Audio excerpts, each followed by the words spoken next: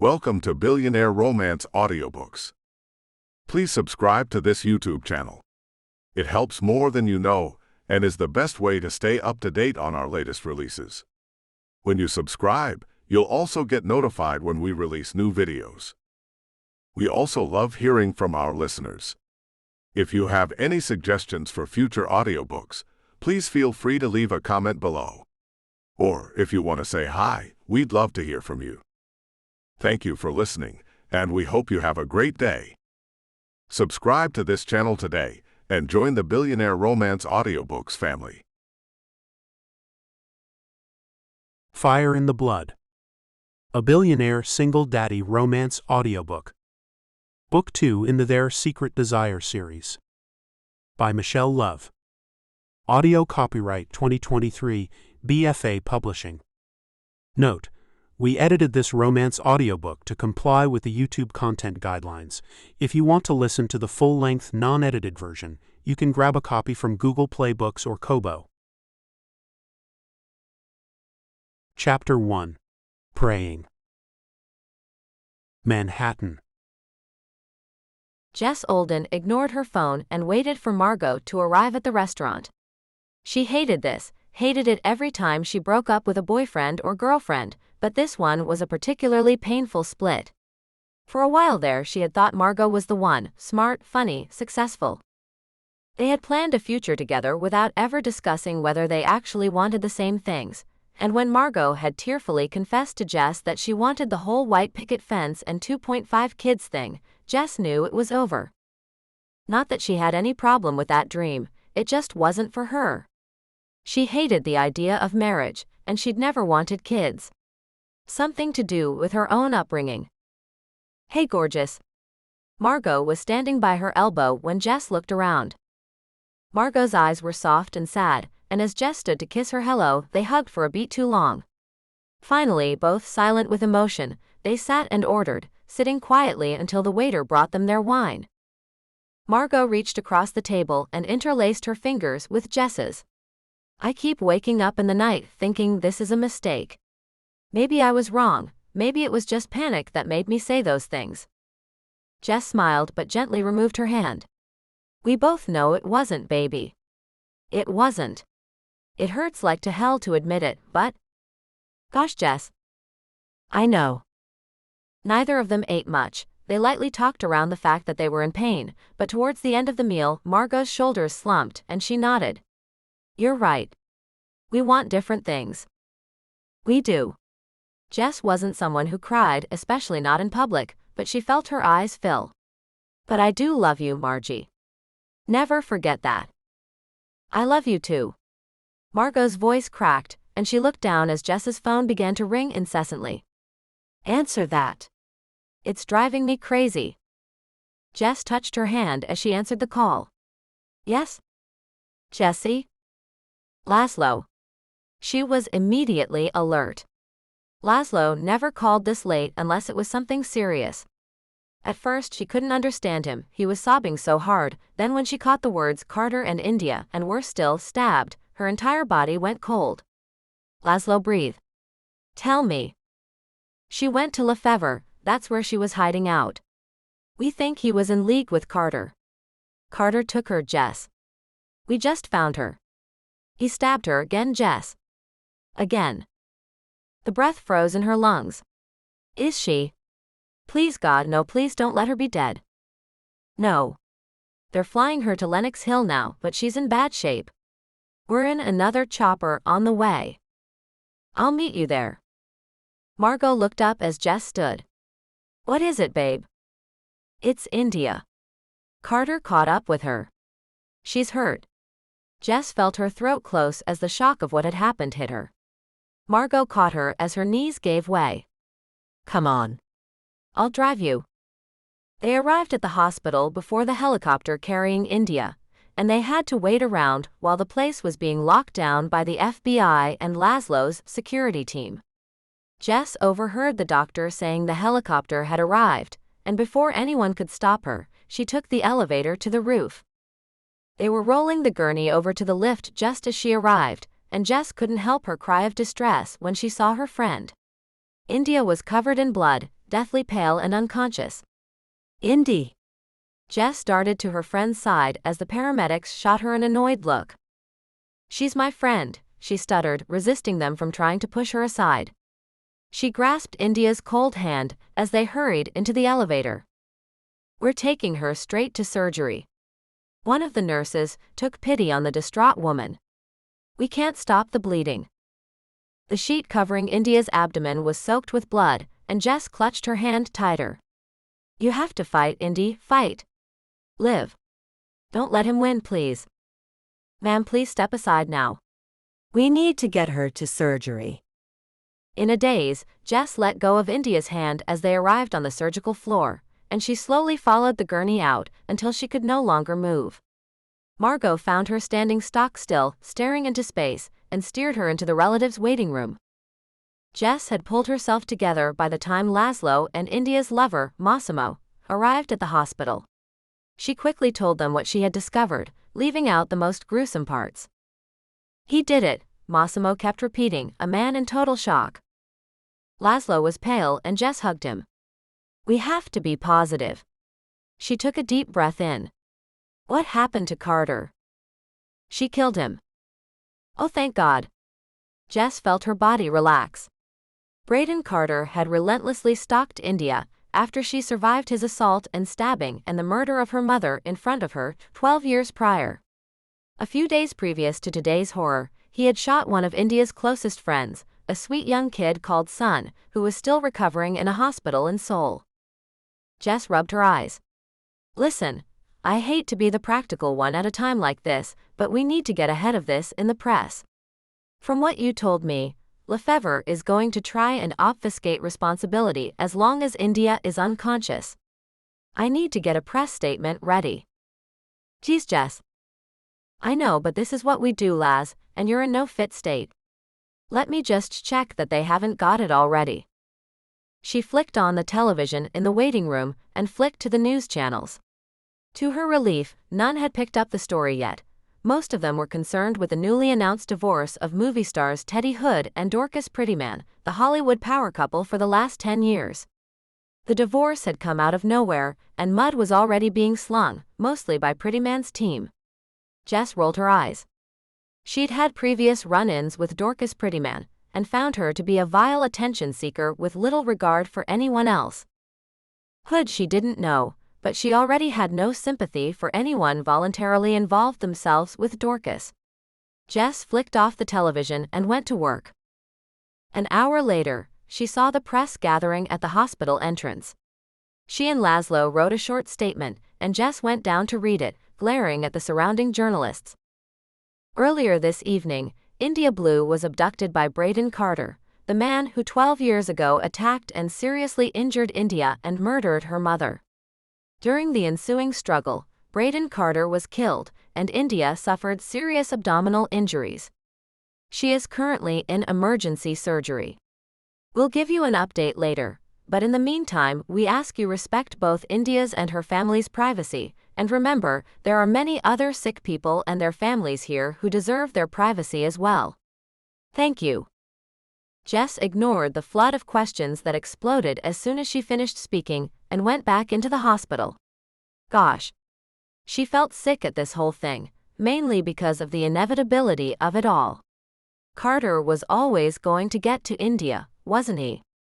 Obsession like that was unstoppable. Jess shivered. After her breakup with Margot, she could do with some serious alone time, away from other people's shit. Not that Margot was ever toxic. She saw her approaching now and hugged her. "Thank you for being here, Margie. I don't know what I would have done." Margot smiled at her. "You would have done just fine, my little tigress." She raised her hand to stroke Jess's face, then let it drop, realizing it was no longer appropriate to do. Jess felt a pang of sadness. Never again would she wake up to Margot's soft, gentle kiss. "I should go now," Margot said, "give you all some privacy, but listen. Keep me up to date, right? And you need anything, I'm here for you." Jess went back upstairs after saying goodbye to Margot, and found Massimo alone in the waiting room. He looked wrecked. "Laszlo has gone to make some phone calls." He got a message from TAE. The news has broken in Seoul. They're making the link between India and Sun's shooting, so this thing's gone international now. Any news from the surgeon? Massimo shook his head. Not yet. The television was flickering on the wall, the sound muted, and Jess watched as the news shifted from the Hood Pretty Man divorce to outside of Lenox Hill. She and Massimo watched her statement to the press, then it cut to a package of India performing and doing interviews. They also managed to rehash the Rome scandal, the nude photographs taken by a snoop paparazzi of India and Massimo making love. So much for respecting India, Jess thought grimly. Massimo gave a choked laugh. Gosh, how beautiful does she look? Why would anyone want to destroy it? Jess put her hand on his shoulder. Sick people will always be sick, Massey. He's gone. He can't hurt her anymore. Massimo nodded. If she lives. Otherwise, he won. She will live, Jess said fiercely, hurt and anger in her voice. There's no way India would give up now. Did you hear what she did to him? She wanted to live, Massey. For you, for Sun, for her mom. For herself. She wanted to live. She's not going to give up now. For the first time, there was a faint smile on Massimo's handsome face. Thank you. I needed to hear that. Look, why don't I go get us some coffee and maybe something to eat? We're no good to India if we collapse from hunger and thirst. Jess patted his shoulder and went out of the room. She walked down the stairs to the cafeteria, hoping it was open this late, but as she came to the bottom of the stairwell, she stopped and bent double, trying to quell her sudden urge to scream, to cry, to indulge in everything her broken heart wanted to do. She sank to the floor, pulling her knees up to her chest and took several deep breaths. Don't lose it now. This isn't about you. She took a deep lungful. India will live. Believe what you told Massimo.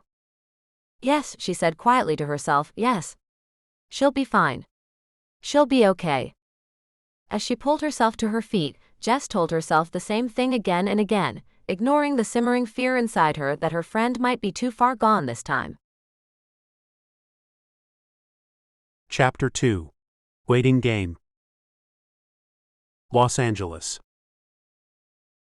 Teddy Hood stood in the empty house on Mulholland Drive and shook his head. Dorcas had finally agreed to selling their home, and now that she had finally moved her stuff out, the house was ready to be handed over to the new owner, an excited young actor who'd made his first million and wanted the now legendary Hood Pretty Man mansion for himself. Good. Let him have it. Teddy Hood was tired. Tired of the fighting, of the divorce, of Hollywood. Of Dorcas's spite. He checked his watch. He would have to leave now to get to his supervised visit time with his daughter, DJ. His mood lightened at the thought of seeing his darling tomboy daughter, only 6 and yet so headstrong. The only downside was supervised visits. He swallowed the anger that the restriction riled in him. Damn you, Dorcas, and your lies. She'd made a big deal of his temper to the press, and then to the custody judge, who had been starstruck by her and had taken against Teddy. Unfairly too, but Dorcas had the upper hand in the divorce and she knew it. She knew way too much about Teddy's past. All of it, the early days of his acting career and what he had been put through. The stuff of nightmares and nothing he wanted out in the world. Nothing. And Dorcas had been gleeful when she told him that she would think nothing of revealing everything if she didn't come out as the winner in their divorce. He was just grateful she finally agreed to it. The face that the caring, humanitarian Dorcas Prettyman showed to the world was in sharp contrast to the destructive narcissist she actually was. It had fooled him for a few years, too. Teddy got into his car and drove across the city, glancing in the mirror to check he didn't look too grungy. He'd been growing his dark brown beard out, not to hipster lengths, but so it covered his handsome face enough that he felt as if he had a mask on. Of course, his brilliant cornflower blue eyes would always give him away, but that wasn't the point. He didn't want to be Teddy Hood, pretty boy movie star anymore. He wanted out of the game entirely. No more Hollywood. Gosh, what an appealing idea.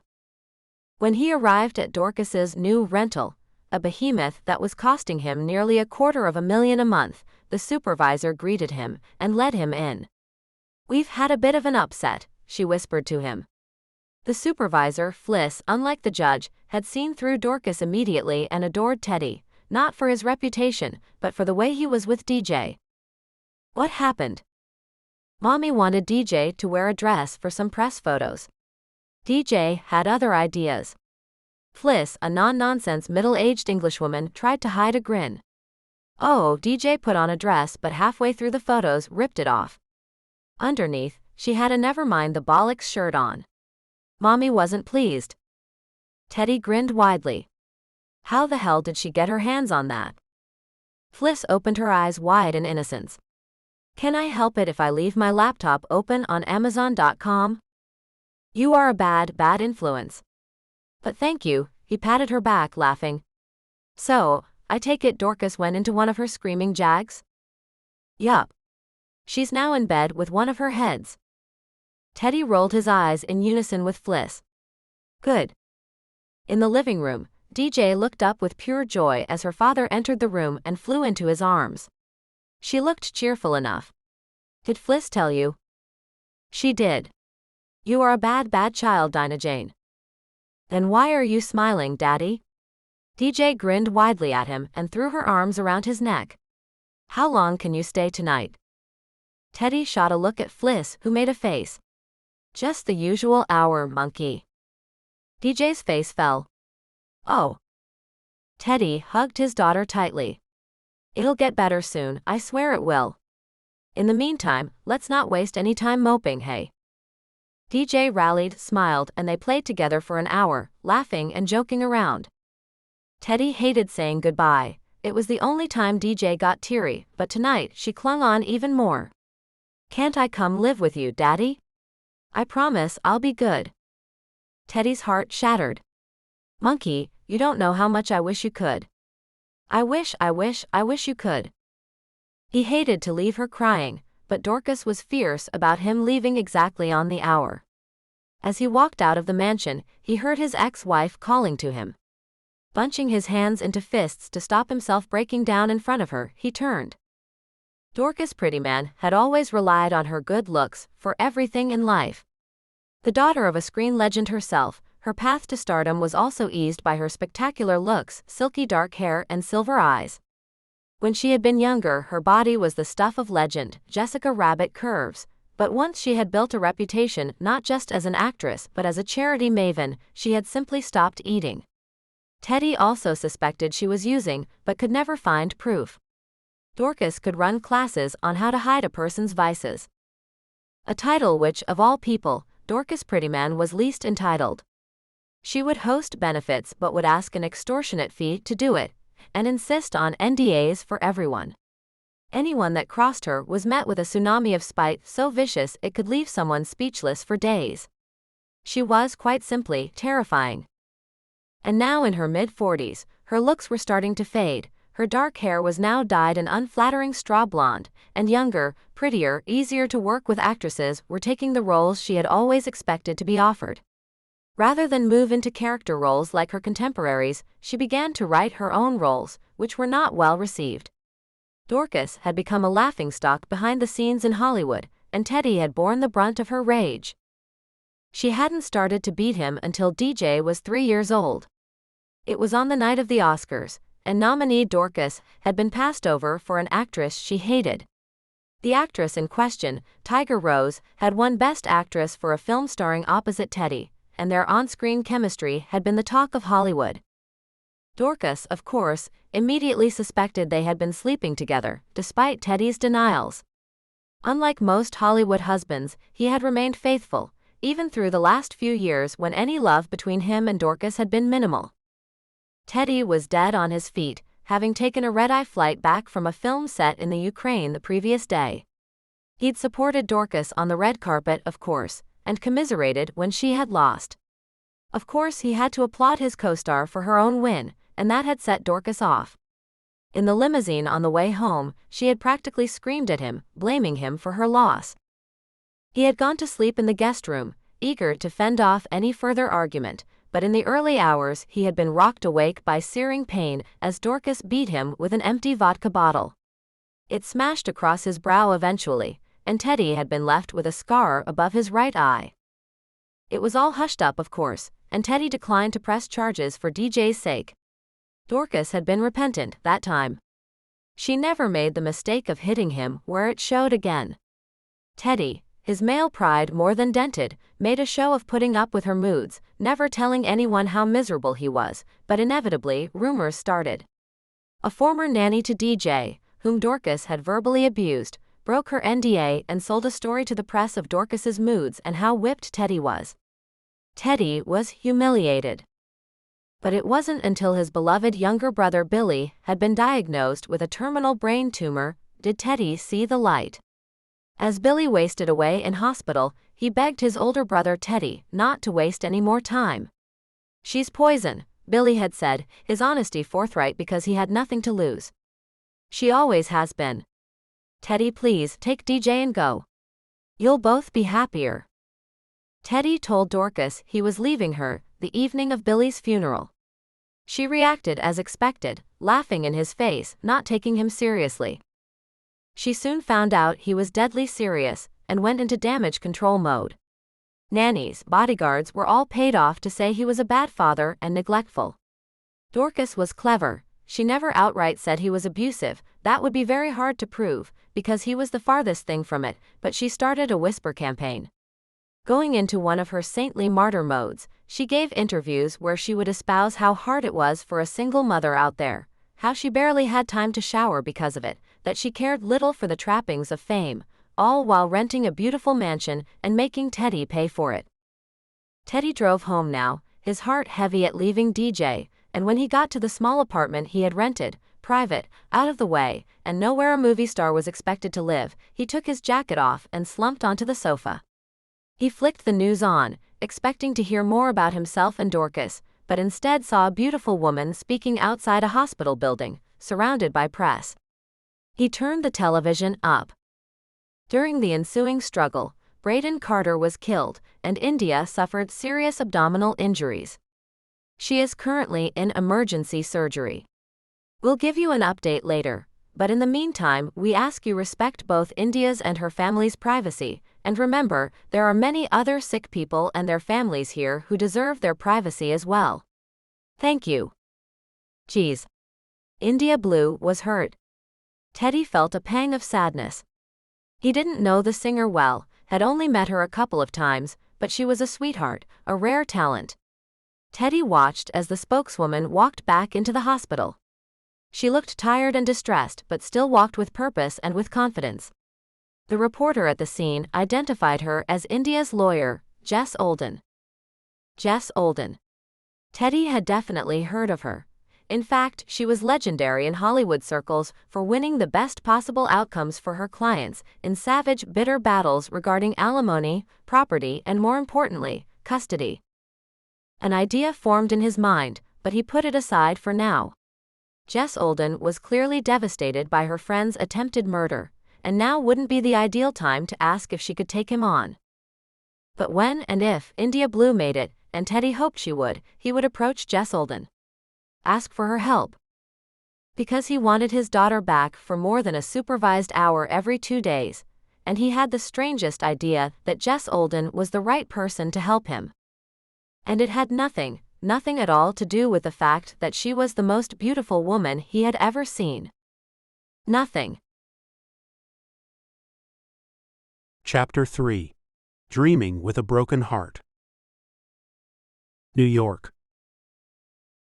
Jess didn't cry until Laszlo told her that India was awake, that her beloved friend was going to make it. Then, glad to be alone in her apartment, she was able to bawl, to sob out her utter relief. She let all her emotions out, finally hiccuping to a halt and cranking on the shower. She let the water run down her body for longer than usual, hoping to ease some of the muscle ache. After drying her hair and dressing, she grimaced as she glanced into the mirror. Her dark hazel eyes were puffy, thick violet circles underneath them, and her usually glowing skin was wan. Nope, not a good look. She decided she would work from home today before going to the hospital.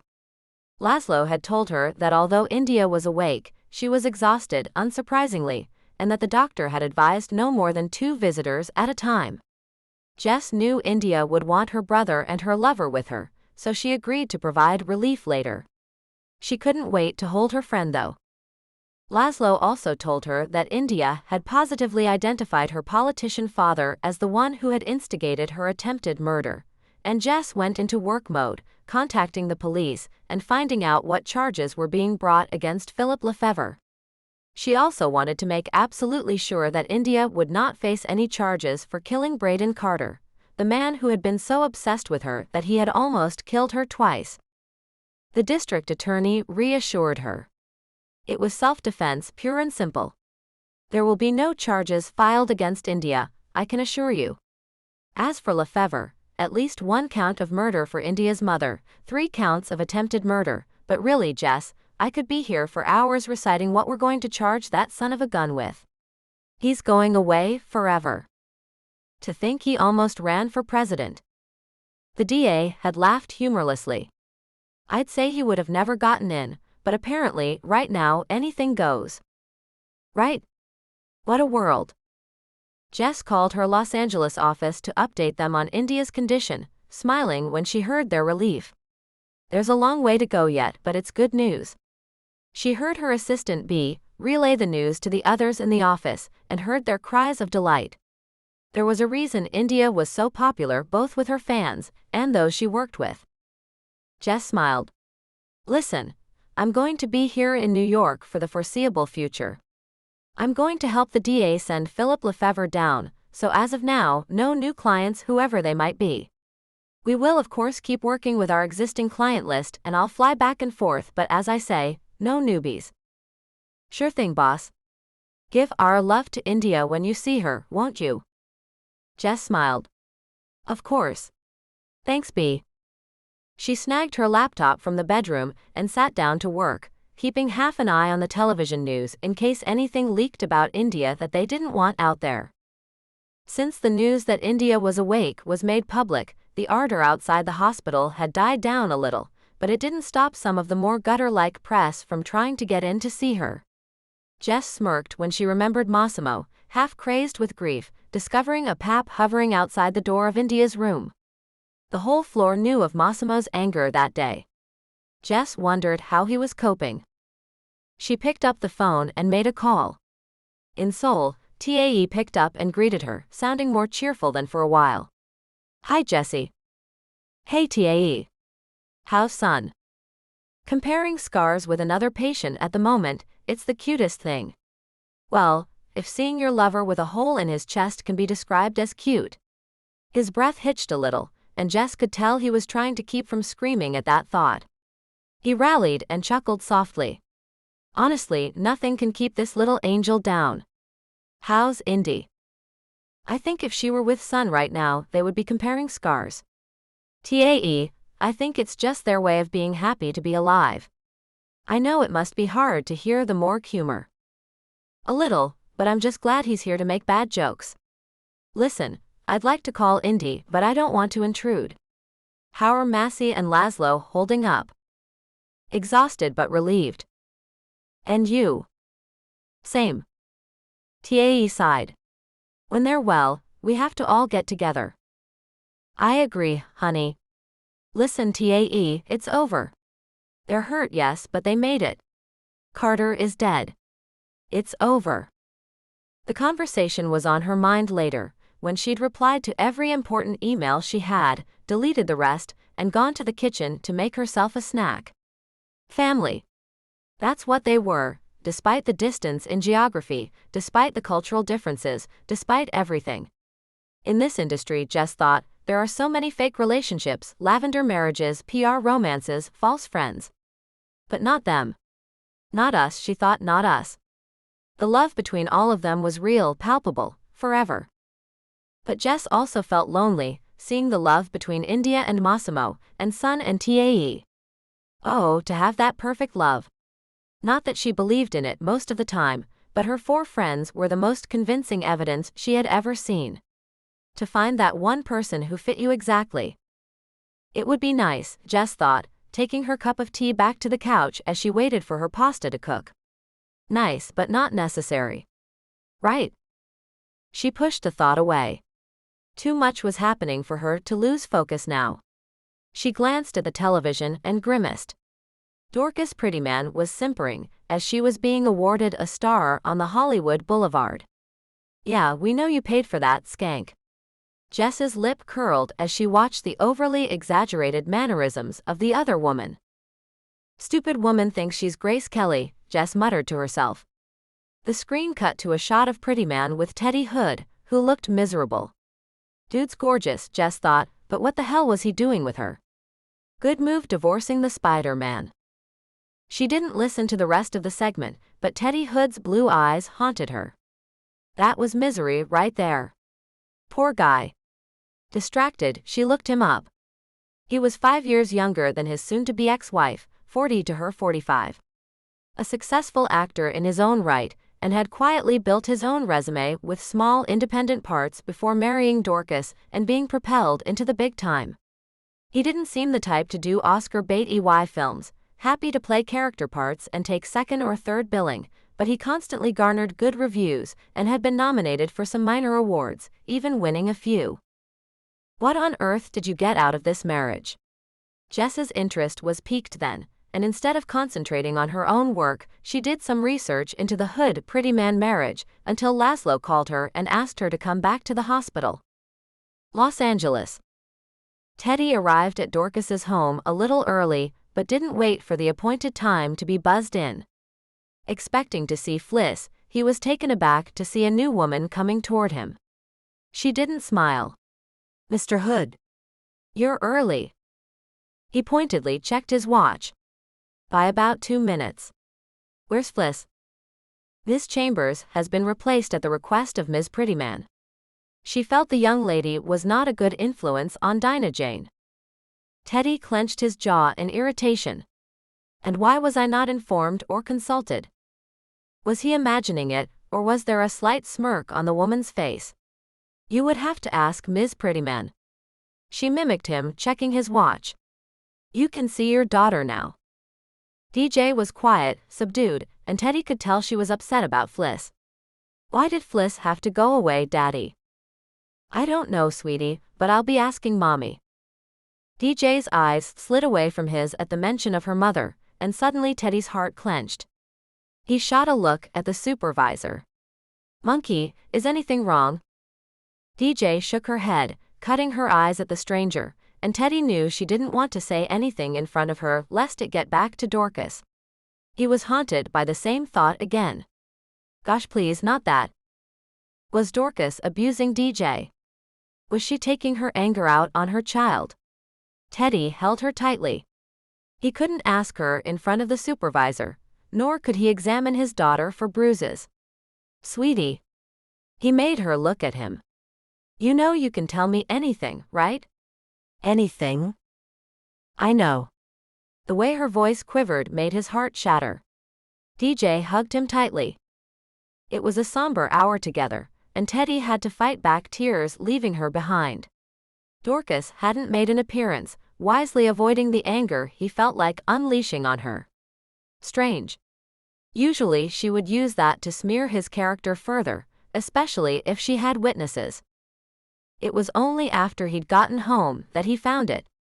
He pulled the screwed-up piece of paper from his pocket and opened it. His already fractured heart gave another crack as he read the childish scrawl. Daddy, please help me. Mommy is angry all the time. Oh gosh. Without thinking, he snagged his cell phone and called his agent, asking for the phone number he needed now. When she'd given it to him, he didn't wait, dialing the cell phone number. When the call was picked up, he didn't bother with hellos. Gosh, please, this is Teddy Hood, you have to help me. Chapter 4. Hello. Los Angeles. 1 year later. Jess stretched out her limbs and glanced out of the window. Christmas Eve, and it was still 80 degrees in Southern California. She laughed to herself and got out of bed, hearing voices in the kitchen of her condo. You fiends had better not be eating all my food, she called out as she tugged her robe around her and padded down the hallway. In her kitchen, 4 very guilty faces grinned back at her and she laughed, rolling her eyes. "We didn't eat much," India said with a smirk. She was perched on Massimo's knees, her arm around his neck. She was still recovering and was thinner than her usual curvy weight, but the color had started to come back into her skin now, and the relief of knowing she was finally safe also played a part. Massimo looked like a man wiped out by love as he cradled her in his arms. Their friends Alex and Coco, best friends but not lovers, Alex was gay, were busy flipping pancakes onto plates. Coco was pregnant, with Alex's baby. They had both wanted kids for so long, but when Coco found out she had very little chance of conceiving, and that the chance was rapidly decreasing as she entered her late 30s, Alex had offered to father a child with her through IVF. After the second try, they'd gotten pregnant, and were both so excited about the baby, they could hardly wait. Jess had dated a few people since Margot, but nothing had stuck. She'd been concentrating so much on putting Philip Lefevre behind bars for what he had done to India that nothing else had mattered. Now that he was in prison for the rest of his life, she felt like a weight had been lifted. Time to get some space to enjoy life. Hence, inviting her friends for Christmas. Tonight, they would all attend a party thrown by one of Jess's clients, Cole Henning, an actor hoping for his first Oscar nomination the following January. Until then, the friends sat around playing games, eating, being with each other, and talking about the future. India and Massimo were planning their wedding for the following May, a double wedding with Sun and TAE, and Jess listened as they excitedly told them the plans for their special day. Coco and Alex talked about their child due in the summer, and how it would work between them. "We're going to live together for as long as it both walks for us," Alex explained, his hand resting on Coco's back. "If either of us feel we need space, we'll work something else out, but this kid is going to be the most loved ever." "I don't doubt it," Jess said, smiling at them both. She looked over at India, catching her and Massimo sharing a long look, a brief kiss. "Don't tell me you're broody, too." India laughed, but Jess noticed the slight catch in her voice. "Not yet. I'm selfish enough that I don't want to share Massey for a while." India smiled a little. And to be honest, She shared another loaded glance with Massey. "We don't know yet if I'll be able to carry a child. The knife, it damaged my uterus. They were able to repair it, and the docs tell me a pregnancy could go ahead, but no one really knows until we try. So we're waiting. Until India has fully healed. Until we're ready to try." Massey stroked his love's face tenderly. "And we're going to explore every option, right? So there's no pressure."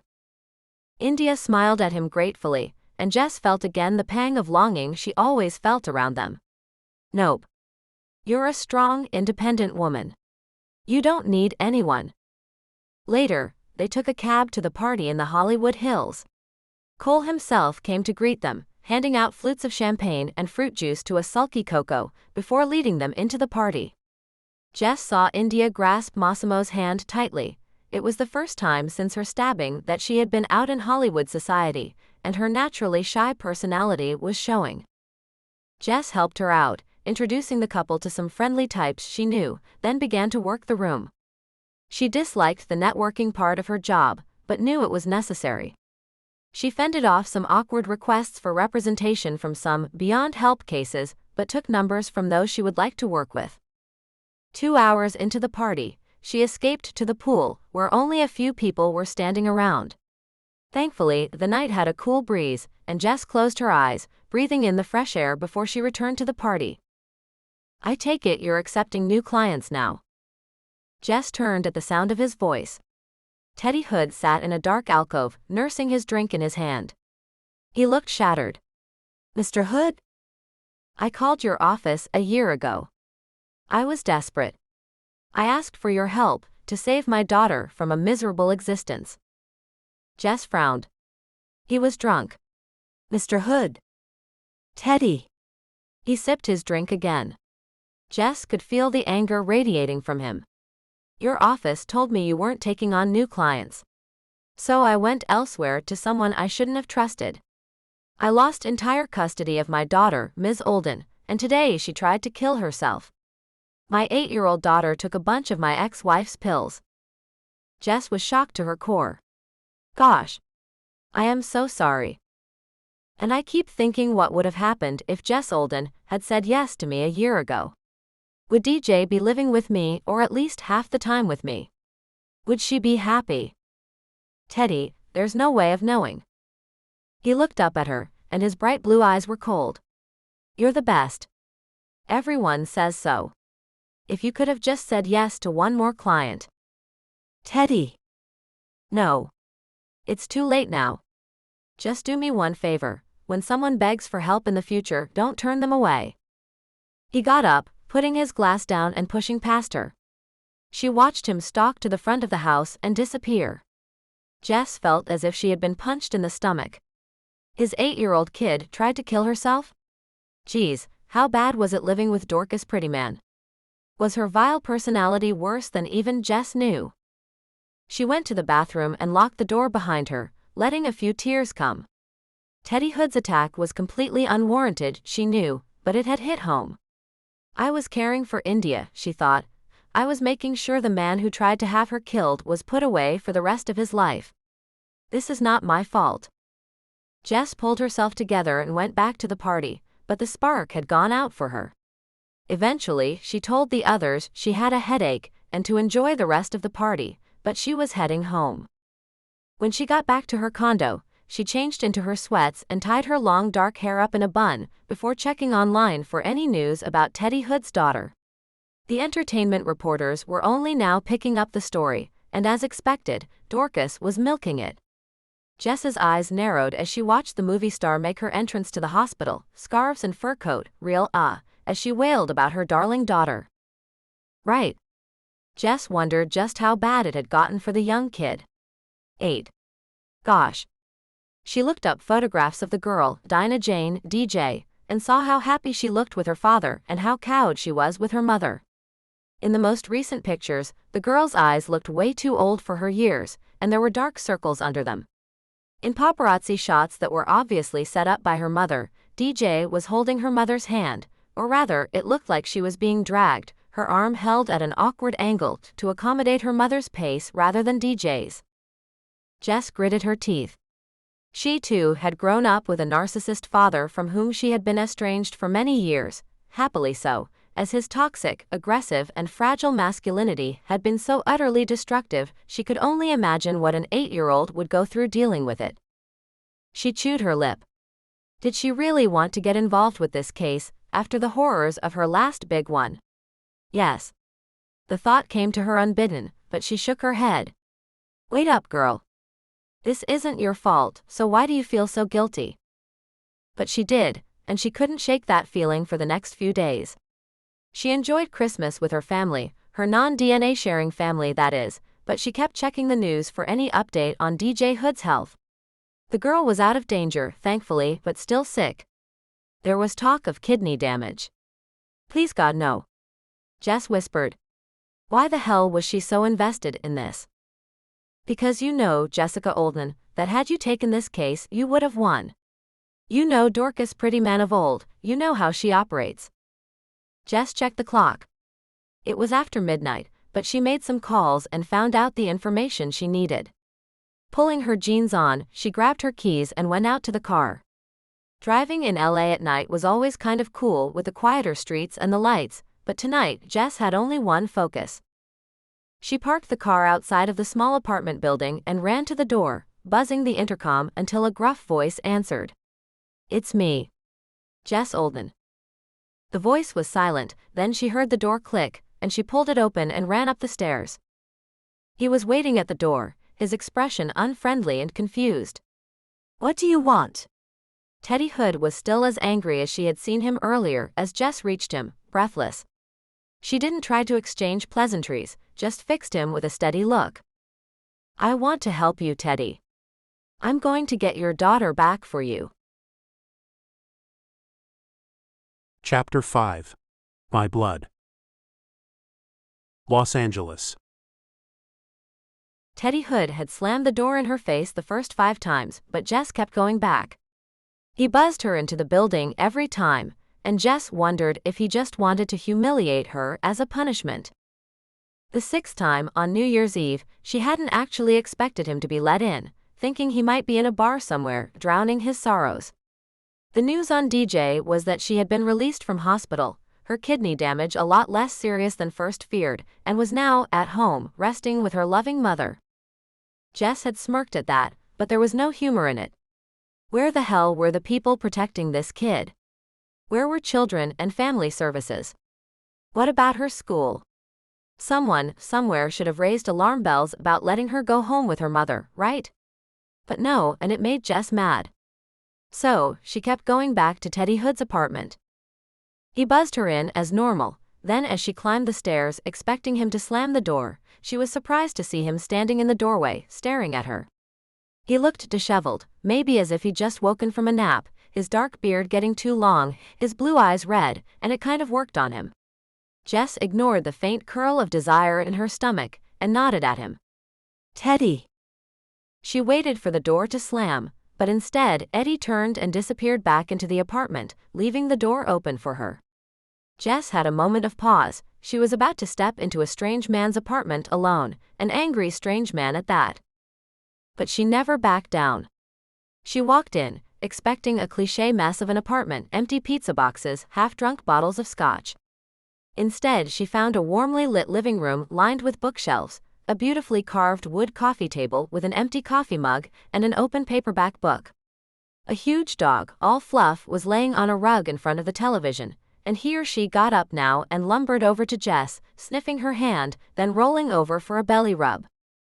Jess bent and fussed the dog. She's beautiful. What breed is she?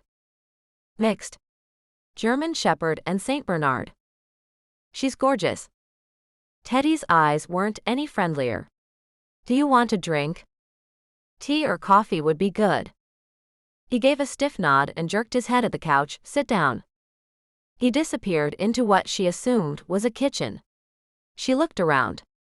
The apartment was nothing like she would expect of a movie star. Small, compact, efficient, but what personal touches there were she liked. A scented candle guttered on the windowsill, a fresh, clean fragrance like clean linen or the open air. The dog was settled back down again, and gave a heavy sigh. It made Jess feel sleepy, and she relaxed a little. Teddy came back and handed her a mug of tea. It's chamomile. Things are getting wild, she said with a mischievous smile, and was gratified by the amused twitch of his mouth. No parties tonight. On New Year's? He sat down next to her, setting his own steaming mug of tea on the table. Nope. I had something better to do. Teddy leaned back and studied her. I'm sorry for what I said at the party. It wasn't your fault. It's okay. I get it. How's DJ? As far as I've been told, she's doing well. I wanted to. He sighed and rubbed his face. I don't get a say in anything anymore. I think she should be seeing a psychologist at the very least, or have some time away from Dorcas's little world of herself. DJ. DJ is a tomboy. She loves books, running, climbing, hiking, dogs. He looked over at his own pet and smiled. She would love Nico. She hasn't met her. Teddy shook his head. I've been denied access for a year, except for birthdays and video chatting. A year. How? She knew the basics of the case having researched it, but she wanted to hear it from him. Dorcas is a very rich woman. Family money as well as her career earnings. Jess nodded. From what I hear, that money is fast drying up. She hasn't had a good role in a couple of years. Hollywood took your side. Fat lot of good it does me. Teddy stopped, sighed, and ran his hand through his dark hair. Sorry. I don't mean to sound self-pitying, it's my kid, you know? I know. Look, for what it's worth, I'm sorry I didn't take your case last year. My focus was on putting the man who tried to kill India away for life. Teddy nodded. I realize that, and I understand. But right now, I don't see how you're going to get DJ back for me. Dorcas has every judge in LA on her side. Nope. Not all of them can be bought. But they are randomly assigned, so I don't see. Teddy, I did my research. You've only been in front of 2 judges so far, both who went to Dorcas's alma mater. Now whether that was coincidence I don't know, but I do know those 2 judges have never ruled differently on anything. Anything. If Dorcas got to one, she got to the other, and if you think case assignments can't be manipulated. First thing we're going to do is ask for a review of the case by another judge. Teddy studied her. Aren't you going to ask me if I am an abusive parent? Teddy. I have history with Dorcas. I know what kind of woman she is. She lies. Yes? There was a small grin starting on his mouth. How do you know I don't lie? Jess fixed him with a steady look. I don't yet. But you know who I do believe, without question? Your own experience. Teddy was openly grinning now, and she had to chuckle, but she shook her head. No, she said gently, I believe DJ. That got him, she could tell. He nodded and got up, turning his face away from her, and Jess saw the gentle shake of his shoulders. She let him have a moment, then got up and went to him, placing her hand on his shoulder. Teddy. I will do everything in my power to get DJ back for you.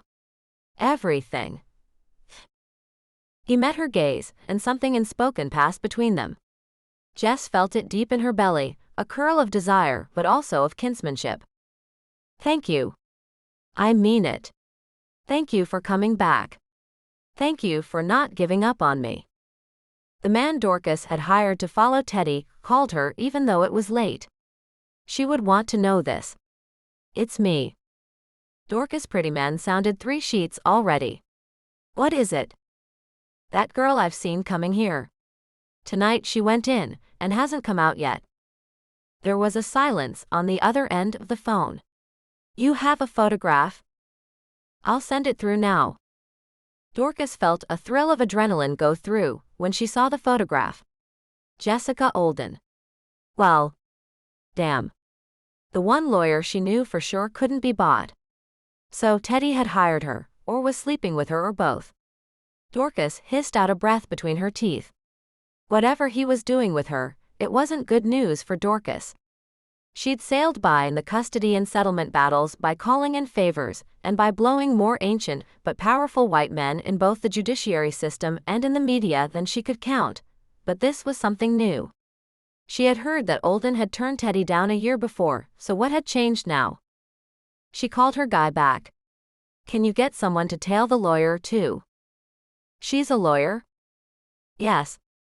A powerful one. So I want any dirt on her. I mean anything. Go through her trash if you have to. I want every inch of her life scrutinized. You got it, boss. Dorcas ended the call and went upstairs. She hovered outside DJ's closed door, but decided against checking on her daughter.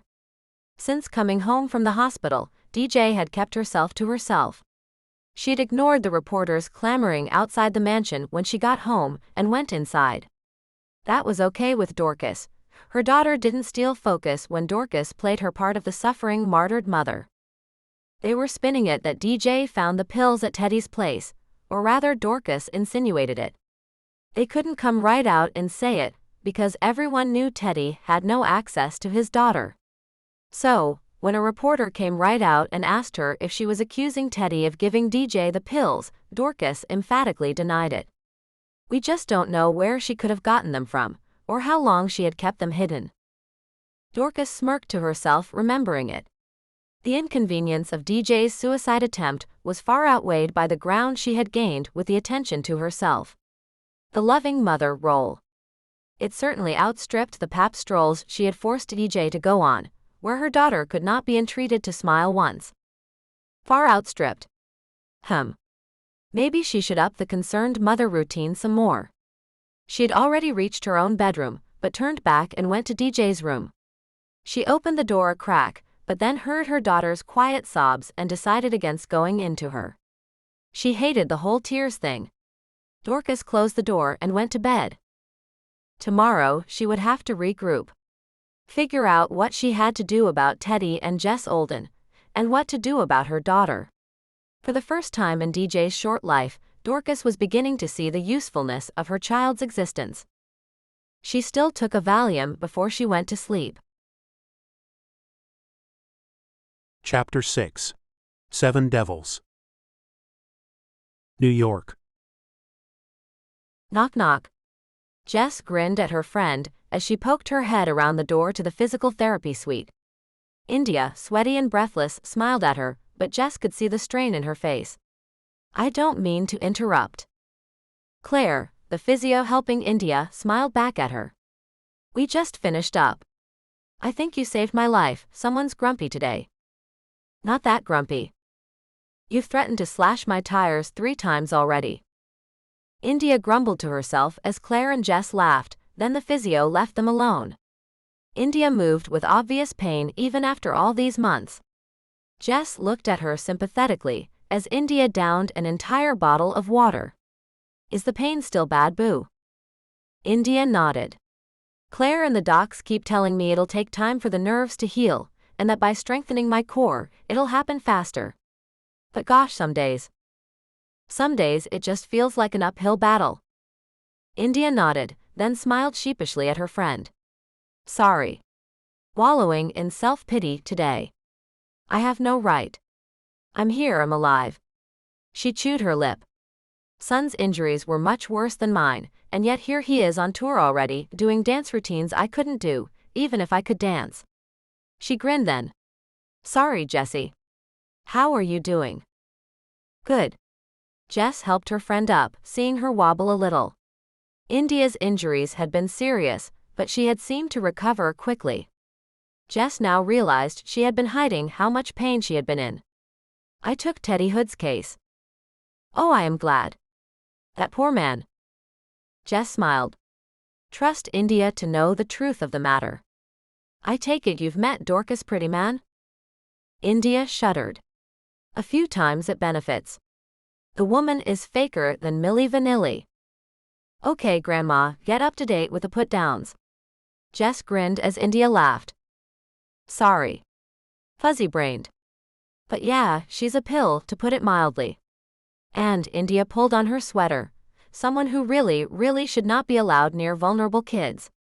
Trying to kill yourself at 8. Gosh. Right? Anyway, it took some persuading, but Teddy's agreed to me helping him. You might have to play dirty, because Dorcas will. I know. And screw her, all that matters is DJ. Jess watched India struggled into her jeans, and for the first time noticed the swell of her belly. Boo, is that what I think it is? India looked away from her friend. If you're asking if I'm pregnant, then no. But I'm having some treatment which makes me a little bloated. That and the scars. I feel so attractive right now. She tried to make a joke of it, but Jess could see something was upsetting her. What is it? India hesitated, then shook her head. Nothing. Really, I'm just having a low mood day. Ignore and distract. Jess hugged her. You're allowed to get angry, you know. Laszlo was saying the other day, he is surprised you haven't had a freakout yet. Not even when you're FA, when Lefevre was put away. You took it so calmly. What good is getting angry going to do? I can't change any of it. I'm just grateful Son and I both made it, and no one else got hurt. Listen, I'm starving. Have you time to go grab lunch? Always for you, boo. Over sandwiches at Katz's, Jess probed her friend a little more, and India, albeit reluctantly, admitted she hadn't been sleeping. I feel guilty. For what? All this crap, everything, everyone's lives so disrupted because of me. People putting off things to serve my purposes. You, Laszlo. Massimo's talking about retiring for good. He's only 40, Jess, and at the point of breaking Hollywood. There's Oscar buzz for his last film, but he doesn't seem at all interested. Jess nodded sympathetically. Darling, Massimo is a grown man and he loves you. I know he found his true passion when he met you. But I'm not a career, I'm his lover. What is he going to do staying home with me, or coming on tour when I do get back to work? You feeling crowded? India shook her head. No, it's not that. I would spend every minute of every hour with him, but that isn't the real world. He worked hard for what he has, for everything. So did you, boo, and one day, two psychopaths decided to take that away from you. You haven't been the center of all our attention for nothing, Indy. You nearly died. That would have destroyed us all. One day, it might be me or Laz or Coco or Massey in that position, and you would do the same for us as we have for you. There's no guilt here. Just family. Jess drove India back to her apartment, noticing her friend seemed a little brighter after their lunch. She would talk to Laszlo, however, because she was troubled by India's confession. It seemed to Jess that her friend was slipping into a depression, not surprising after the hell she had been through. And Jess wondered if killing Braden Carter had changed something in India, if something in her had been lost when she had been forced to do that. India claimed she didn't regret it one bit, but Jess knew her friend. Taking another human life, even if it was in self-defense and to avenge son's shooting and her mother's murder, wasn't something that would sit well with India. Massimo had talked privately with Laszlo about it, but no one had breached the subject with India. Jess sighed. So much damage everywhere. She got back to her office to find her assistant on the phone and waving her down. It's Judge DeMaio from L.A.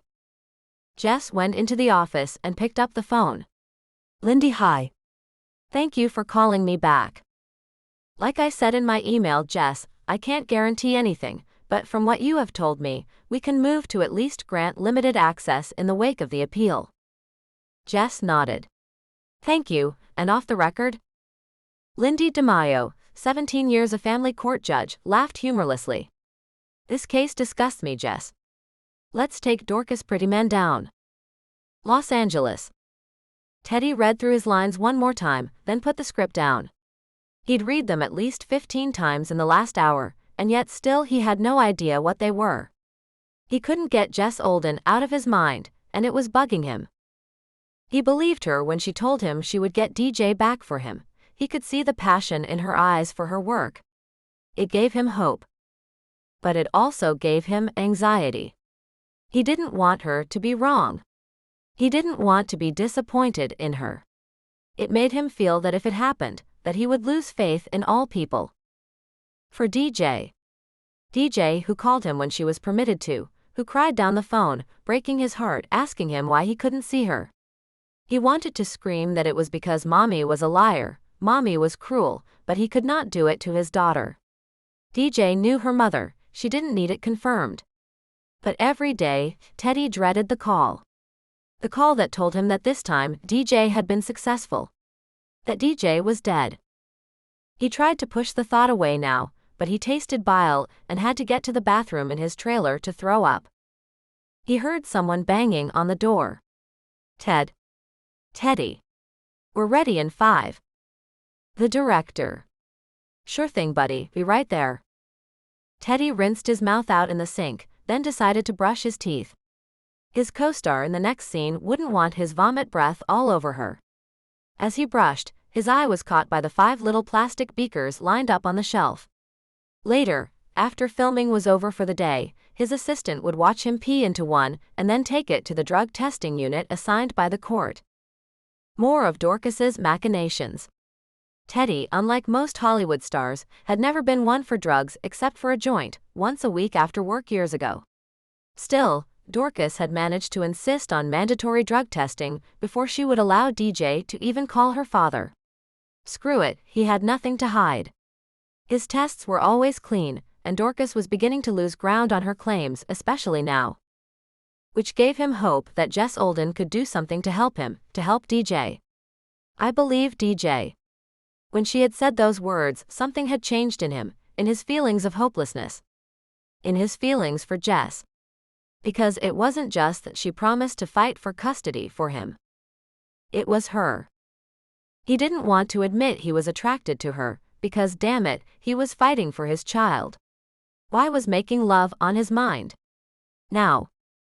But over the past few weeks they had spent a lot of time together. At his apartment, at her office in New York, and Jess had been nothing but professional.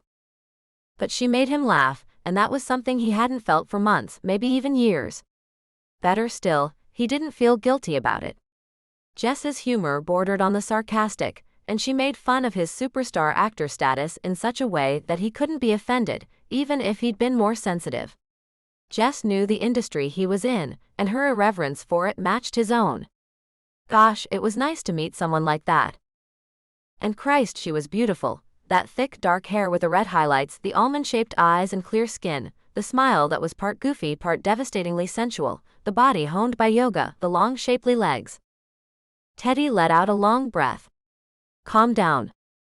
Dorcas swept into her kitchen the next morning, glancing at her daughter sitting quietly at the breakfast table.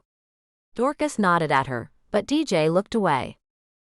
Dorcas turned her attention to Johanna, their cook.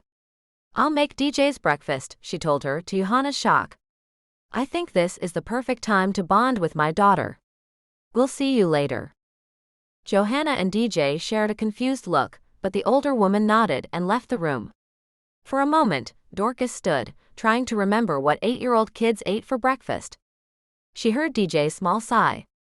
Cereal, Mom. Bottom shelf in the pantry. The pantry is in front of you. Dorcas let that jibe go, giving a tinkling laugh. I know, darling. She grabbed the box and looked for a bowl. DJ got up and went to get one, gently taking the cereal box from her mother. I'll do it. Dorcas gave up, watching what her daughter did. Only a tiny voice in the back of her mind asked, how far from reality had she really come that she didn't know how to serve her own daughter breakfast? Had she ever served her daughter breakfast? Dorcas pushed the thought aside and made herself some coffee. I'll do better tomorrow, now that I know where everything is. DJ was chewing her cereal slowly, and her eyes, too old for her age, looked at her mother cautiously. Why? Dorcas swallowed back a retort and smiled. Because we don't spend enough time together, darling, and that's my fault. I've been so busy helping out other people's children, I neglected you. Let's make friends, okay? What can I do to make you happy, sweetie? DJ finished her mouthful and fixed Dorcas with a steady gaze. Let me see Daddy. Dorcas sighed. Dinah. DJ, you know that's not possible. She watched her daughter's face crease in pain, and somewhere deep inside her, something pulled at her heart. I just want to see my daddy, DJ said, putting down her spoon. Have you finished eating? DJ nodded. Then get down and go get ready for school. Can Johanna take me? Dorcas gave up. Fine. DJ disappeared back to her own bathroom, and Dorcas drained her coffee, picking pieces of cereal out of the remnants of DJ's breakfast and crunching them between her teeth. Maybe she should let DJ see Teddy. At least she would appear magnanimous. The press was already starting to turn on her after DJ's suicide attempt. Someone at the hospital had talked about Dorcas' diva-like behavior there. And it would maybe distract Jess Olden from going after her in the way Dorcas knew she would. She'd never liked the other woman. She was way too sharp, sarcastic, and quick for Dorcas's intellect, or lack thereof.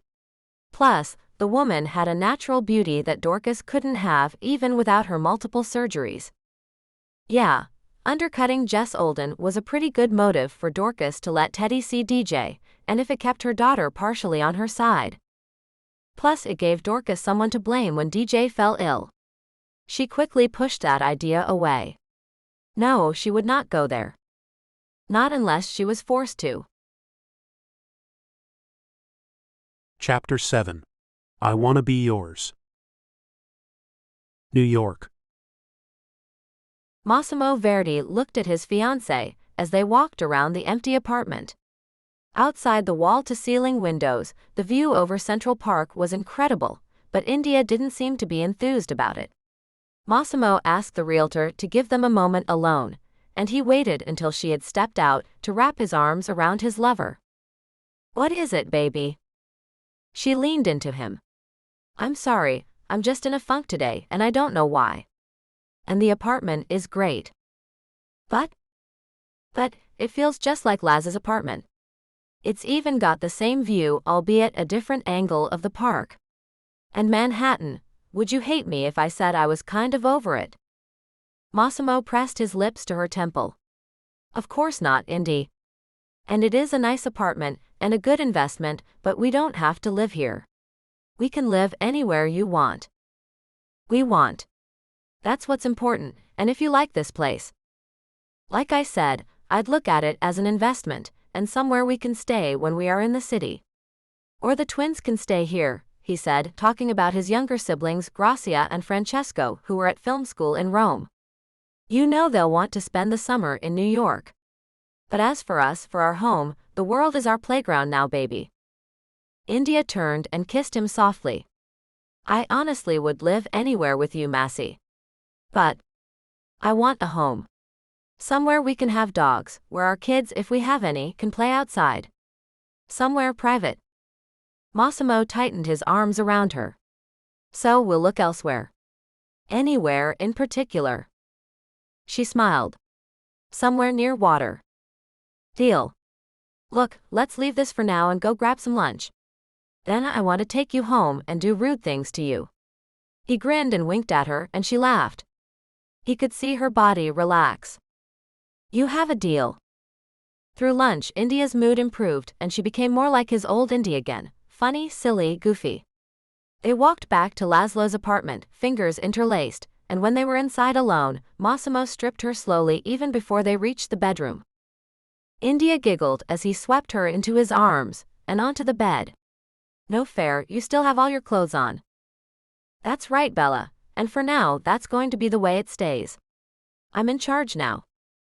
India's eye lit up at his masterful tone. Oh, really? Massimo grinned and covered her body with his. Oh yes, just lay back and let your man take care of you.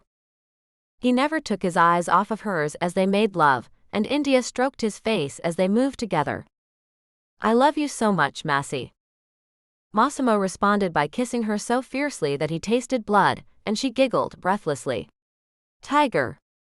He laughed. Only for you.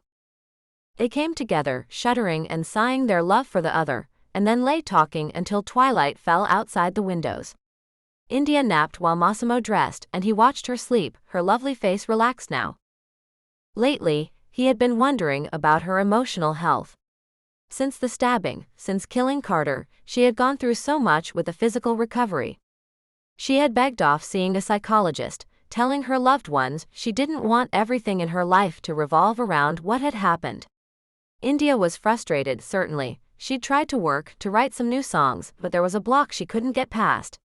Even seeing Sun and Tae, Sun now recovered and healthy after his own shooting, hadn't pulled her entirely out of it. Massimo shrugged into his sweater now and went into the living room. He checked his messages, ignoring most of them, then called his agent. Hey, how's things, Massey? His agent, Jen, was his representative here in the US, and Massey had enjoyed getting to know her. Jen was a sweetheart to talk to, but a hard ass when it came to getting him the best scripts and good money. He was, after all, still trying to conquer the American market after years of being Italy's #1 heartthrob.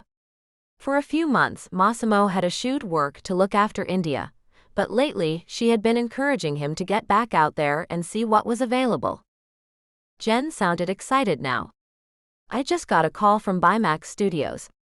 They're casting a thriller I think you would be perfect for. Teddy Hood is already attached, and the writers are Lehman and Holly Jones. Massimo whistled. The Jones were the hottest writers in Hollywood right now, and whenever they were attached to a movie, everyone wanted in. And the studio called me. Jen laughed. Don't sound so amazed. Apparently, the Jones wrote the part with you in mind. You'll play the antagonist to Teddy's protagonist, and Tiger Rose will play the woman caught in the middle between both of you. Sounds interesting, Massimo chuckled, although I'm not sure it's a compliment to have a villainous role written specifically for me. Nah, it's all good. The villain's the part that'll get the Oscar. Ha, now you are dreaming. But sure, send the script over. Already in your email. Listen, I know you've been out of the loop with India recovering, but this could be the very film that pushes you over the edge. It would mean spending some time in LA. Shouldn't be a problem, but I will have to discuss it with India. Of course. Massimo thanked his agent and ended the call. The idea of the new film intrigued him. And it was a weird coincidence that Teddy Hood was slated to co-star, especially now that Jess was working with him. He put in a call to her now. "Hey kiddo." "Hey loser." Massimo and Jess had very quickly fallen into their best friend roles when they had met, forever busting each other's chops and teaming up to tease India. They shared the same irreverent sense of humor and fierce loyalty to those they loved. "Guess what? I may be doing a film with your new client." Teddy. "The very one." Jess chuckled. "So, you want some dirt?" "Just an impression. Will I like him?" Jess laughed again. "I'm sure he'll think you're a very pretty girl, Massey." "Very funny." "No, really, what's your impression?" There was a short silence on the other end of the phone. "He's nice." Massimo snorted. What a wonderful lukewarm way to describe someone. Jess chuckled. "Sorry. I was trying to be, well, unbiased. Truth is, Mass, I like him very much. He's been through hell with this divorce and yet he still keeps on going. That's impressive to me. Although I will judge him forever for marrying the evil skank." "Ah yes, Dorcas Prettyman. Have you met her?" Unfortunately, once. She and my ex Valentina got into it on the panel of the Venice Film Festival a couple of years ago. Delightful woman, and by delightful I mean a gorgon." Jess snorted. "Oh, coffee just shot out of my nose, but it was totally worth it. Yup, that's Dorcas all right." She sighed. "She's playing games at the moment, and I'm still trying to, well, never mind that. You asked about Teddy. You'd like him, Massey." Massimo grinned to himself, noticing how her voice softened when. "You like him?" "Of course, he's my client." "I wasn't asking. You like him, Jessie." "What are you, 12? Jess's voice was full of mock outrage, but she laughed with him. "I admit, he's easy to like." "Go for it, Jessie." Ha. Jessica gave a short cough of self-consciousness, which was when Massimo knew for sure she had a crush on Teddy Hood. Jess wasn't one to feel embarrassed about a potential fling. Maybe Teddy meant more than that. Massimo looked up as India appeared, hair mussed up, rubbing her eyes and looking for all the world like the 12-year-old kid Jess had just accused him of being. Massimo grinned at her. "India's up." "You want to talk to her?" "Yes, please." He handed the phone to his fiancée. "Jessie's got a new boy crush." He heard Jessica protest loudly as he and India laughed. He heard Indy begin to grill her friend about Teddy Hood as he grabbed his laptop and checked his emails. Sure enough, the script for Blackwater Heart was there. With one ear listening to India's obviously fun conversation with her friend, Massimo sat down and began to read. Jess got the call late on the Friday afternoon, and she immediately drove to Teddy's apartment. "Dorcas has decided to allow you visitation again." Teddy's eyes grew big. "That was fast work." "Nothing to do with me, which is why this gives me pause." Jess didn't smile, and he stood aside to let her in, the excitement in his eyes fading. He followed Jess into his living room, offering her tea, which she thanked him for. As she waited, Nico came over to her and stuck her muzzle in Jess's hand. Jess fussed the dog, kissing her silky head. She didn't see Teddy watching her. As he sat down with the full mugs, he nodded for her to go on. "Teddy, from what you've told me, from what I know of Dorcas personally, this is totally out of character. Now, let's not get carried away. She's saying she'll allow supervised visits during the week as before, then a whole weekend, once a month. That's better than before, so why aren't I celebrating?" Jess sipped her tea before continuing. "On the ride over, I was figuring out the reasons for this about face. One, it's what DJ wants, and the suicide attempt was a wake-up call. Dorcas has finally put her child first." Teddy snorted. "As if." "Well, quite. Hear me out. 2, she knows the press is beginning to turn on her, just like Hollywood has done. Damage control." "That is probably the reason," Teddy acknowledged, "but to be honest, that really doesn't bother me as long as I get to see DJ." Yeah, okay, that's fair, but I still urge caution. Because. Jess smiled grimly. Because of reason 3. She's setting you up for something. Teddy stared at her. Like what? That's what I don't know. And listen, I hope I'm wrong. I really do. Teddy got up, pacing the way he had when she had first come here. He was wearing the navy sweater she liked, that looked so good on him again. The dark beard was thicker if not longer, and his hair stuck up as if he had been laying down. Damn, he was cute. Jess saw a script on the coffee table, and wondered if it was the same film that Massimo had told her about. Look, Jessie, whatever her reason, I get to see DJ. That's huge. She smiled at his casual use of her nickname. It meant he trusted her, and she liked that. It is, Teddy, it is huge, and I'm delighted for you. Let's just keep our counsel. What do you suggest? He sat down next to her instead of the easy chair opposite, and Jess felt a small rush of desire as she caught the scent of his cologne, woody and spicy. His muscled thighs and jeans were way too distracting, so close to hers. Concentrate. You're a professional, and this is about his child. I say we act as if we're pleasantly surprised, and go along with the custody agreement. Don't go over by even a minute. Spend the weekends doing the dad thing, but play Dorcas at her own game. Don't call the paps, but go places where they'll automatically be, celebrity hotspots for families, that kind of thing. Obviously do what is best for DJ, but the occasional visit to shop at the Grove or get some ice cream somewhere the other stars take their kids wouldn't hurt once in a while. Just so Dorcas doesn't win the PR battle she thinks she will. Teddy grimaced but nodded. DJ is more of a Sunlight Books kind of kid. Gosh, I was too.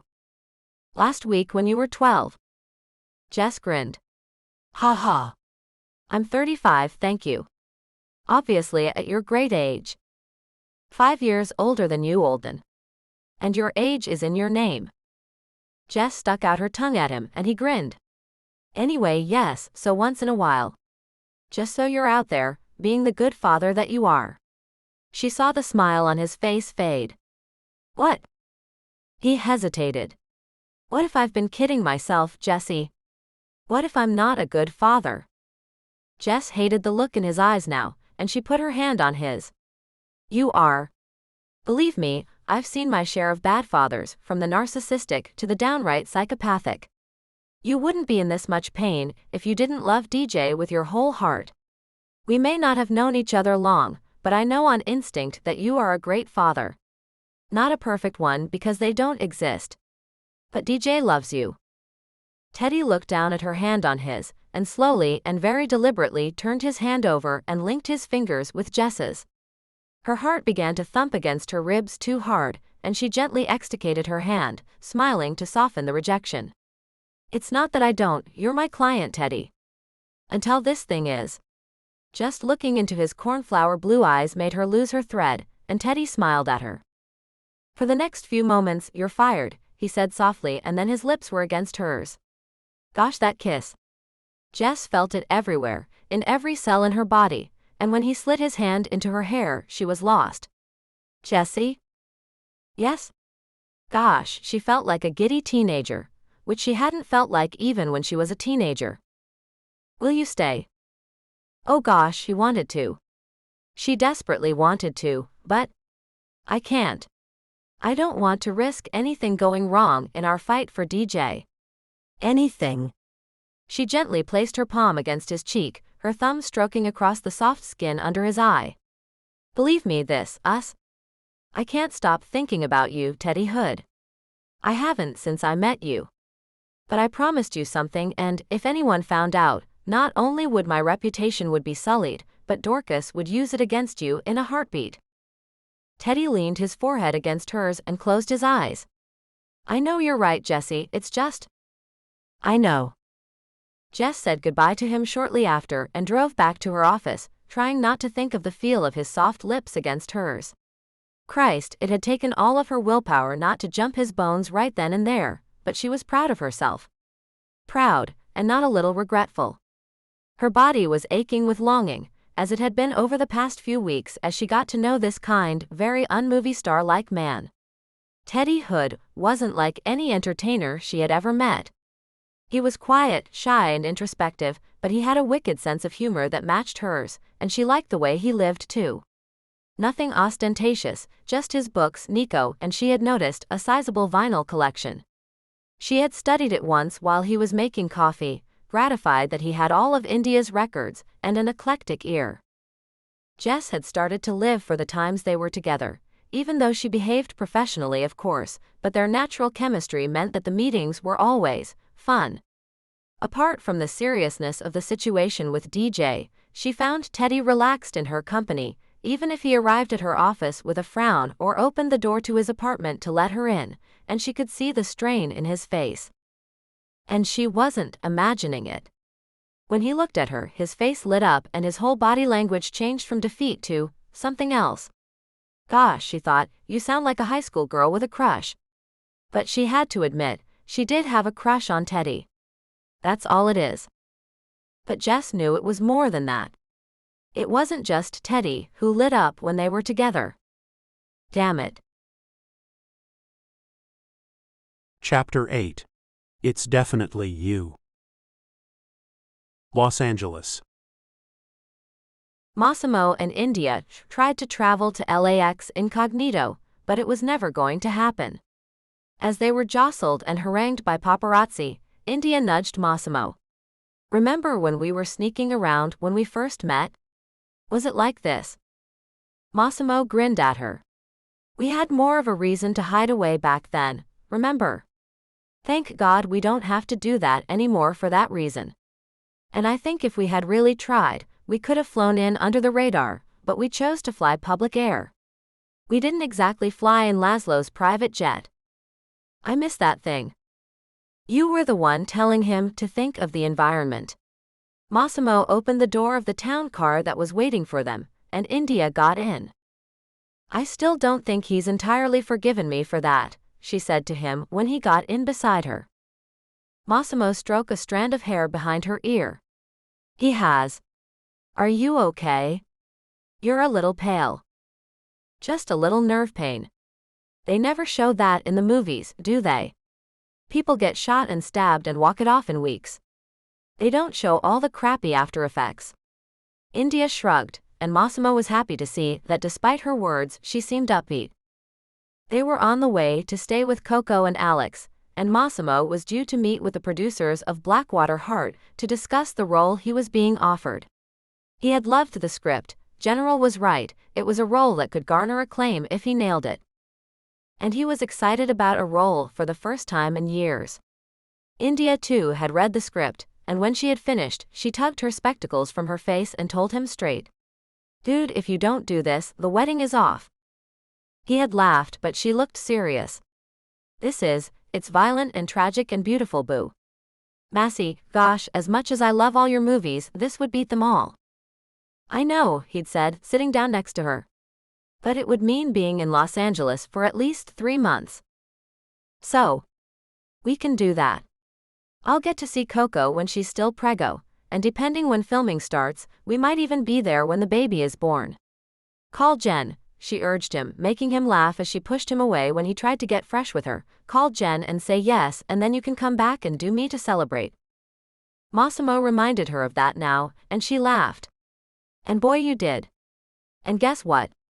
We're gonna do it all over again later. In Coco's place? She'll be traumatized. Man, that seems like a lifetime ago, doesn't it?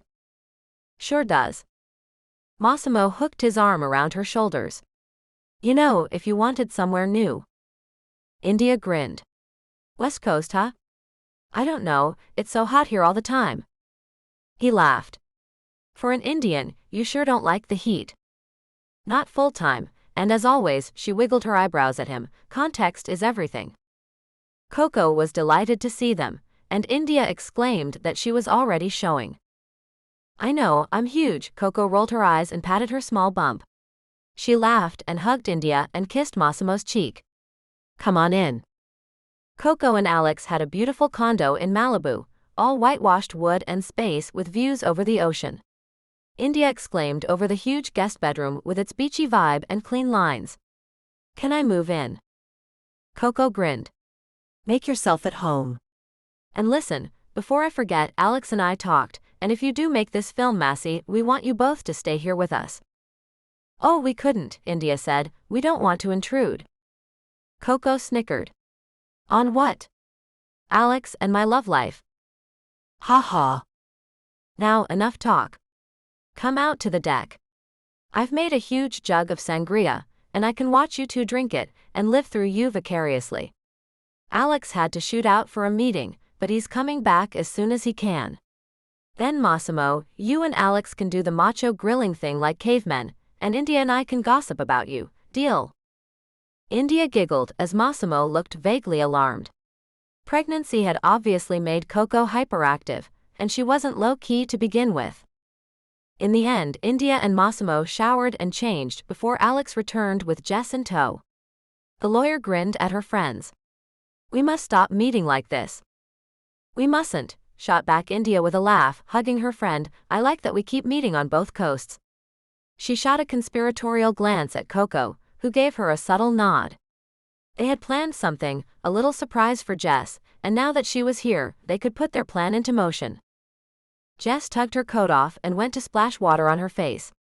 She had spent the morning in court with another client, hashing out a custody agreement for a singer and her ex-girlfriend. It had been fraught, but finally resolved to everyone's satisfaction. Now she could concentrate on Teddy's case. In the week since they had kissed, she hadn't been able to get him out of her head, and it was bugging her, seriously bugging her. Jess didn't crush on people, she didn't have time for that crap. She either asked them out or forgot about them. But Teddy Hood was different. She kept thinking about those blue eyes, that soft mouth on hers. Hey space cakes. Wanna come help me out here? Jess looked up as she went back into the kitchen and saw Coco struggling with 2 huge pitchers of drink. Jess took them from her and carried them out onto the porch. It was March now and already warm, and Jess breathed in the ocean air. It always relaxed her, being near the water, and she smiled as she saw India relaxing too. When they had met in college, they both ditched classes now and again to go hang out on the beach and talk. Indy, how's the rehab going? India grimaced, then laughed. I just remember how much I hate working out. You don't seem to mind it with me, Massimo said with a grin, and she laughed. Context is everything, my love. India glanced behind Jess. Oh, hello. We have a visitor. She didn't sound that surprised though, and when Jess turned, she realized what the origin of the loaded glances between India and Coco had been about. Teddy Hood stood behind her, looking as surprised and happy to see Jess as she was to see him. They stared at each other for a long moment, smiles spreading across their faces before Teddy shook himself, realizing that there were others in the room. Hey, hi everyone. I'm Teddy. Massimo grinned, standing and shaking his hand. We know, Teddy. It's good to meet you at last. Jess swallowed hard, gathering herself as Teddy shook hands with everyone, and then when he turned to her, he just grinned that crooked grin of his. Hey boss. Jess gave a laugh, relieved that there was no awkwardness, and she hugged him. Hey loser. That's my pet name. Massimo chuckled in mock anger, and Jess snickered. Yeah, well, who knew there were 2 of you? It broke the ice, teasing and being teased, and Jess was gratified that Teddy seemed at ease with her friends, her family, as the afternoon went on and slipped into dusk. India and Coco obviously had a plan, and that plan involved them carefully maneuvering around so that Jess and Teddy were always together. But it felt so natural with him here, as if he had always been a part of their little gang. He shared their same irreverent sense of humor, and she thought now, he knew the same pain that they all had experienced. The cruelty of someone else, the panic and grief of nearly losing a loved one because of it. No wonder he fit in so well. Jess didn't even recall when they had started to hold hands. Maybe after the 3rd pitcher of cocktails that Coco had brought out, grinning to herself, secure in the knowledge she'd be the only sober one at the end of the night. Jess had sipped her drink with one hand, and as she rested her other on the arm of her chair, Teddy's hand had slid on top of hers and their fingers had interlaced. It felt so nice, so comforting, in her half-drunk state that she forgot her reservations and left her hand where it was. She met India's eyes and her friend smiled at her, obviously delighted. India nodded at Teddy and smiled. She mouthed something at Jess, but Jess couldn't make out what she had said. Teddy and Massimo were discussing the film they were to make together, Alex asking them about the roles they were playing. Jess listened to them idly, but the drink had gotten to her, and she smiled lazily when Coco tapped her on the knee. "You'll stay tonight. We have plenty of guest rooms." "Plenty," she said with meaning, cutting her eyes at Teddy meaningfully. Jess rolled her eyes but couldn't help grinning. The drink and the company had made her entire body relax, and when, one by one, her friends turned in for the evening, leaving her and Teddy alone as night fell, she didn't raise any objection. Teddy gazed at her, and she met his eyes, the answer to his silent question in them. He leaned closer, and their lips met. Jess sank into the embrace, shedding all of her reservations. Gosh, she wanted this man right here, right now. She didn't care about anything else. "Am I still fired?" She murmured it against his lips, felt them curve up into a smile. "For the next few hours, yes," he whispered back. Jess drew back and met his gaze, studying him. Yes. Yes, this was going to happen. She stood, offering him her hand, and he took it, rising, and they slowly walked hand in hand into the condo to one of the guest rooms. Teddy stroked her cheek as they shut the door behind them. Jess leaned back against it as Teddy pressed his body against hers. Jessica. The way he said her name made her senses reel, and as his lips found her throat, she closed her eyes and gave into the sweet sensations he was sending through her body. Teddy grinned as the motion made his hair stick up every which way, and Jess laughed at the sudden release of tension. She kissed him, pressing herself against him. "Take me to bed, Hood." He lifted her into his arms and carried her to the bed, his eyes never leaving hers. "If you knew how long I've been fantasizing about this moment," he said, shaking his head and laughing. For Jess, who had always been uninhibited when it came to intercourse, it was a revelation to meet someone who could match her, kink for kink. Teddy didn't even blink when she asked him to take her roughly, didn't flinch when she clawed and fought with him. It was so good to be held by him, but she enjoyed the tussles even more, the power struggle, the laughter that followed. She fell asleep cradled in his arms, and when she woke, a few hours later, he was still holding her and it felt right. She watched him sleep for a few moments, then not wanting to freak him out, she slid quietly from his arms and tugged on a robe hanging behind the bathroom door. Teddy stirred, his arms seeking her, and as Jess watched him, a smile spread over his face and he murmured her name so tenderly that it made tears spring into her eyes. That was the moment she knew she was in love with him. Chapter 9. Stressed Out. Los Angeles. Dorcas had been receiving information on Teddy and Jessica Olden for weeks now, but it soon bored her. If they were sleeping together, then they hid it well. After that evening, when Jess had stayed longer than usual, Dorcas' detective had reported that they had either met in Olden's office or at Teddy's film set. Boring, boring, boring. Dorcas had hoped to use her ex-husband's affair with his lawyer to cause trouble for him, but they weren't cooperating at all. Dorcas cheered herself up by wondering if Teddy was having problems getting it up. No, that he'd ever had that problem with her. That was one of the things she missed most about him. Teddy Hood was the best lover she had ever had, bar none. Of course, she was a different person then. A freer person. Someone who didn't care about stardom and money and saving face. When she and Teddy had met, she had been drawn to his fun-loving ways, but also to the way he cared for her and for everyone around him. He'd just been beginning to get noticed, this cute boy from Washington State, his big blue eyes and dark hair making him the pin-up of every bored housewife and every college student she knew. Dorcas was already a star and could have had any man she wanted, but she wanted Teddy, and he didn't stand a chance. And Christ, she had loved him, really loved him, and that had been a new thing for her. Teddy, yes, was easy to love, but she had thought they would be together for life. That his rising star would meet hers, and they would rule as Hollywood's power couple, the it couple for decades. Then Dinah Jane was born, and Teddy's love seemed to transfer from Dorcas to his daughter.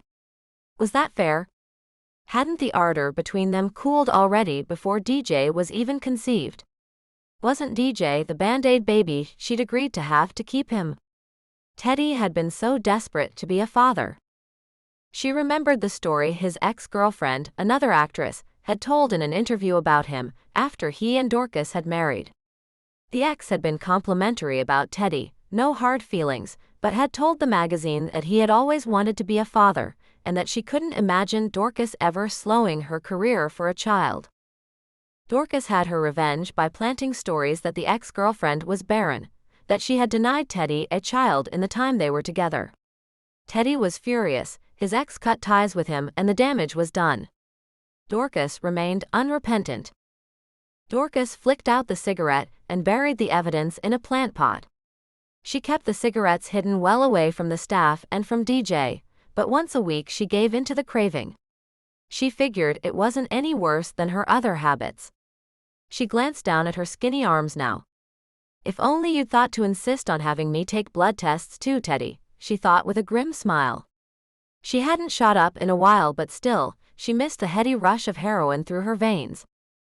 Her dealer was getting annoyed with extending her line of credit, and she couldn't blame him. It wasn't as if she couldn't afford to clear her debt, it was just, why should she? She was Dorcas Prettyman. Dorcas went inside now and padded up the stairs to her bed. DJ's bedroom door was open, and she could see her daughter reading quietly in bed. She went to the door. "Lights out now, DJ." DJ pouted but put her book down. Dorcas felt a strange rush of something and she went into the room, perching on the end of the bed. DJ had been much less distant from her since she had let her visit with Teddy again, something Dorcas knew she could use to her advantage when the time came. She smoothed her daughter's head. "Good night, darling." "Good night, Mommy." DJ closed her eyes and turned over, away from Dorcas. Dorcas stayed there for a beat, then got up and went to her own bedroom. The bed looked empty, too empty, and she wondered if she should booty call one of her young admirers to come over. She needed to be held. Two birds with one stone. She called her dealer, a pretty young hustler called Rick, and invited him over. "I have your money and then some. I'll pay you to spend the night. Have the cash ready and we'll talk." He broke the connection. Slightly annoyed, Dorcas called down to the gate and told them to let Rick in when he arrived, then went to the bathroom to bathe. Smirking, Dorcas slipped into the rose-scented water and awaited her date for the night. Jess was grinning to herself as she rode the elevator up to her office. Less than an hour ago, she was laying in Teddy Hood's arms after a night of lovemaking, laughter, and talking. It had been 2 weeks since their first night together at Coca's house, and they hadn't spent a night apart since. She was grateful for her friends giving her the push she needed to be with Teddy. The morning after that first time, no one had made fun or even raised an eyebrow, and she loved them for that. They'd enjoyed breakfast out on the deck with their friends, and Jess had perched on Teddy's knee as he fed her fruit. They'd even shared a cab together back to her place where they'd made love again, and then sat down to discuss his case as if they hadn't just been doing it all night. Jess was glad he could separate them from work. As she entered her office, however, her smile started to fade when she saw Bea, her assistant, waiting for her with a grim look on her face. "What's up?" Bea ushered her into her office and shut the door. "We've got trouble. At least, I think it's trouble. It depends how seriously you take YouTuber drama." Jess blinked. "What on earth?" Bea half smiled. "Let me introduce you to the world of spilling the tea. Basically gossip, truth seekers, and the ilk. Some genuine content creators, but also some real jerks. You've lost me entirely, but okay. So what's the problem?" Bea sat down. "One of the jerks is a vlogger called Taran Googe has decided that he's going to expose," and she used the air quotes, "the truth behind Hollywood divorces. More specifically, the lawyers involved, and guess who his latest exposé is about?" Jess sighed. "Me?" "Yup. And what crap is he spouting?" Bea looked uncomfortable. "He's starting on your involvement with the Pretty Man and Hood divorce. You're lucky, he's doing a 2-parter on you." Jess shrugged. "So? Who pays attention to these things anyway?" "Jess, he's released a teaser of the segment and he talked to your father." That was a cold shot to the heart. What? What the heck? B nodded. Now, we don't know if by talking, he means he called him and got to say hello before your father hung up, or he actually got an interview. What would be your thoughts on that? I guess we'll see when the segment goes live. Jess sat back, looking out of the window. She hadn't talked to her father for nearly 15 years. What could he possibly say about her that would be in any way relevant to the person she was now? They barely knew each other then, let alone now. You really don't want to shut it down? I think it'll look worse if we make a fuss. This too shall pass and all that. B looked unhappy. Jess, I hate to say this, but YouTubers are influencers now. They make a fuss about something, it gets noticed. Look at Shane Dawson's documentaries. Who? B grinned. Grandma. Jess shrugged, smiling. I honestly don't care, B. I haven't got anything to hide. B chewed her lip. Jess, what if they bring up the Houston thing? With Simon? That's old news. B got up. Okay. Okay, but I'll let you know when this thing goes up on the net. Please. Then we can watch it together. Get the popcorn ready. Jess twisted in her chair and flicked on her laptop, smiling her thanks at B. When she was alone, she checked her emails and then sat back, thinking about last night with Teddy. He had been upbeat, talking about his day with DJ. The two of them had gone out to Venice Beach and spent the day eating way too much sugar and playing around. She's such a good kid, you know. Sometimes I worry that she's growing up too fast, but she seems okay. Jess smiled at him. I'm glad. I'd love to meet her at some point, but I understand that might be difficult. Teddy shook his head. I don't think it would be. You're my girlfriend, it would be weird for her not to meet you. Plus, he added with a roll of his eyes, it would do her good to see both her parents with other people. She needs to get used to it. Jess smiled but said nothing. Girlfriend. Something about that word had always made her want to run and hide, it sounded so teenager-ish. But Teddy saying it sounded different. She wanted to be his girlfriend, more than a lover, a friend as well, and it made her happier than she liked to admit to hear him say it. She pulled herself up. Grow up, woman. But Teddy made her senses reel every time she was near him, and it was a new sensation for her. When he kissed her, their lips felt as if they had been made to fit together. And in bed, their bodies were so in sync, it was crazy. Teddy knew exactly how to hold her, to not treat her like some fragile thing. And she couldn't get enough of him, and they would make love long into the night, even when she had to be in court early the next morning. Her friends, especially the conspirators India and Coco, were delighted for her, and Massimo and Teddy were fast becoming friends, which made the upcoming film they were making together all the more exciting. It felt like more than 2 lifetimes since that first night and now, and when she saw his name pop up on her phone later that morning, her chest warmed at the sound of his voice. Hey gorgeous. Hey yourself. Filming stopped. In between takes. They're setting up. Listen, Dorcas just called. Apparently DJ is sick, so she can't visit with me today. He sounded a little pissed, and Jess wondered if he'd argued with Dorcas. Well, if she's sick, listen, we're still going ahead with the move for joint custody, so if Dorcas is playing around, she won't be able to do it for long. And DJ may actually be sick. It's not like Dorcas would lie about that, surely? I mean, I'm not a parent, but it would seem to me. You're right, Teddy interjected. I'm just being paranoid. You okay? He gave a sheepish laugh. Like I said, paranoia. But what after Dorcas has pulled before, nothing she could do would surprise me. He let out a breath, clearly relaxing. Listen, can I persuade you to play hooky tonight? You can, want to come to my place? I can cook. Teddy chuckled. Of course you can, you're Superwoman. Ha, believe me I'm not, but keep thinking that way, I like it. Come by whenever you want, I'll be home after 6. I can't wait. Coco shifted uncomfortably in her seat and studied her friend. India was bent over her laptop, typing furiously, her brow furrowed, and Coco noticed that she kept wincing and holding her side. "Boo, you okay?" India looked up, blinking as if surprised that Coco was in the room. She always got absorbed when she was writing. "Just some nerve pain." "Do you want some painkillers?" Trying not to succumb. "I got way too dependent on the Vicodin after the stabbing. It kind of scared me how much I relied on them. So no thanks. I'll ride it out."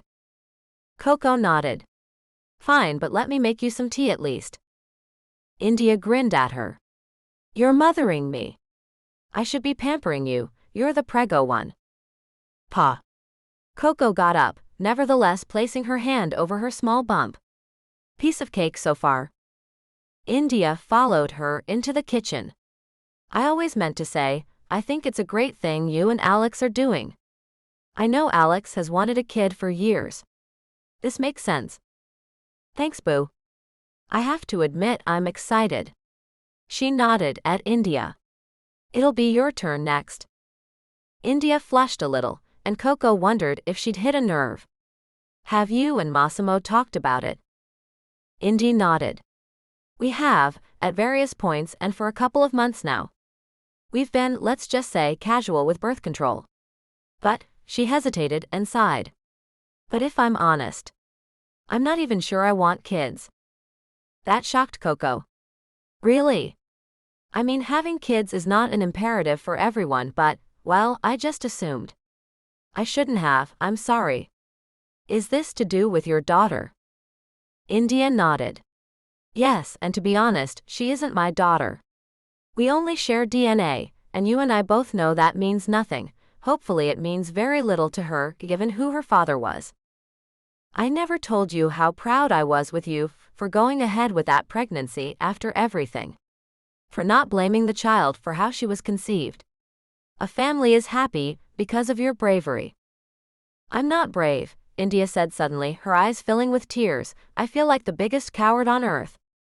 Coco wrapped her arms around her distressed friend. "What is it, Indy? You haven't been yourself this whole visit." "I ran away," India sobbed, "from Massimo, from Son when he needed me. And I caused so much pain. I can't bear it. Everyone has been so kind, but I want someone to get angry with me, to shout and scream at me that I was irresponsible, stupid, stupid woman." She was crying hard now, and Coco held onto her tightly. "Oh, sweetheart. Don't be nice to me, it makes it worse." Coco pursed her lips. "Fine. Look at me." India, her cheeks tear-streaked and bright pink, did as she was told. "Just stop it. Stop feeling guilty, stop feeling sorry for yourself. Yes, you could have handled things differently, but it is what it is. Carter is dead. You got a knife stuck in your gut again. You almost died. Son almost died. But both of you survived. Nothing is easy, nothing is straightforward. The circumstances were exceptional, none of us were thinking straight. So stop with the guilt. It's done." Her eyes softened, and she stroked a strand of India's hair back from her damp face. "And sweetheart, you need to talk to someone. A professional. I've thought it for a while, and I know it's been on Massey's mind." India wiped her eyes on the sleeve of her sweater. "He's talked about it.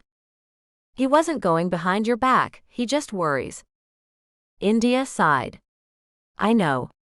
But honestly, I feel kind of pathetic, and I'm scared he'll get tired of it. That man loves you with all his heart, Indy." India half smiled. "I know that too." She grabbed a tissue from the box on the counter and blew her nose loudly. "I'm a mess." "Kinda." India laughed. "Look, I'm sick of being stuck inside. Let's go shopping for your bambino." Chapter 10. Make Me Feel. Jess was closing her laptop just before 6 p.m. when B knocked on her door. "Jess. It's online."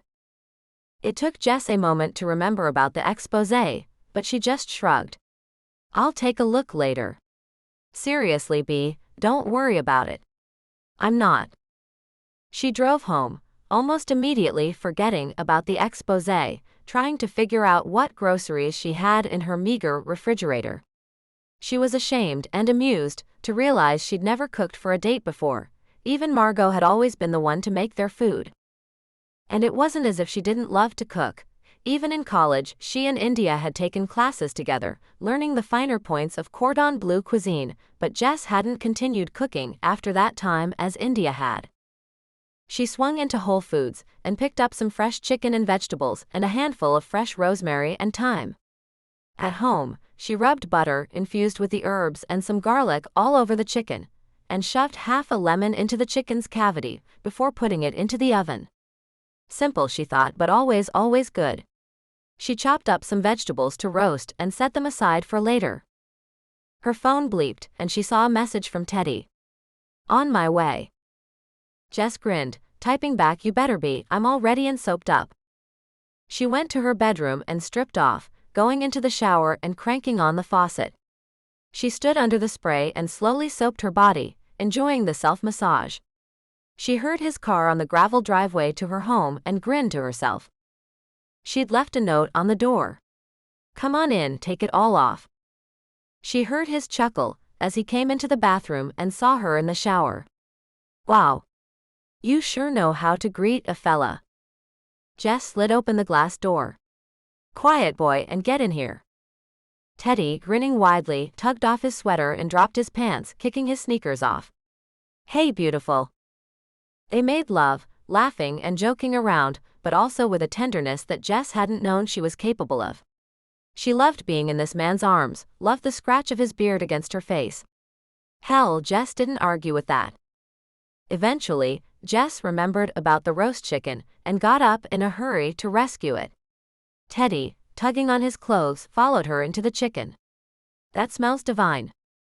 Over dinner and a really good bottle of wine, they chatted, and Jess was glad to see that Teddy had let the whole cancelled plans with DJ thing go. Teddy called his daughter after dinner to say goodnight and reported that DJ was feeling better. "She's going back to school tomorrow, so we're going out afterward." He looked so happy that Jess couldn't help but smile. She gathered up their plates and headed to the kitchen. Looking out of the window, she frowned. A news van was parked on the sidewalk outside her house, and as she watched, 2 more turned up. What the heck? What is it? Network news is on my lawn. Teddy came to stand beside her, but she pushed him a little away. "Don't let them see you. It'll be like chum in the water." "What the hell is this about? Want me to get rid of them?" Jess shook her head. "No, I don't want them to know you're here." She realized she might have sounded rude and smiled ruefully at him. "Not that I'm ashamed of us. I'm going to go out and see what this is about." Jess tugged open her front door to see one of the journalists and his camera crew descending on her. She carefully closed the door behind her. "Hey fellas, what gives?" "Hey Jess, you got any comment?" "On what?"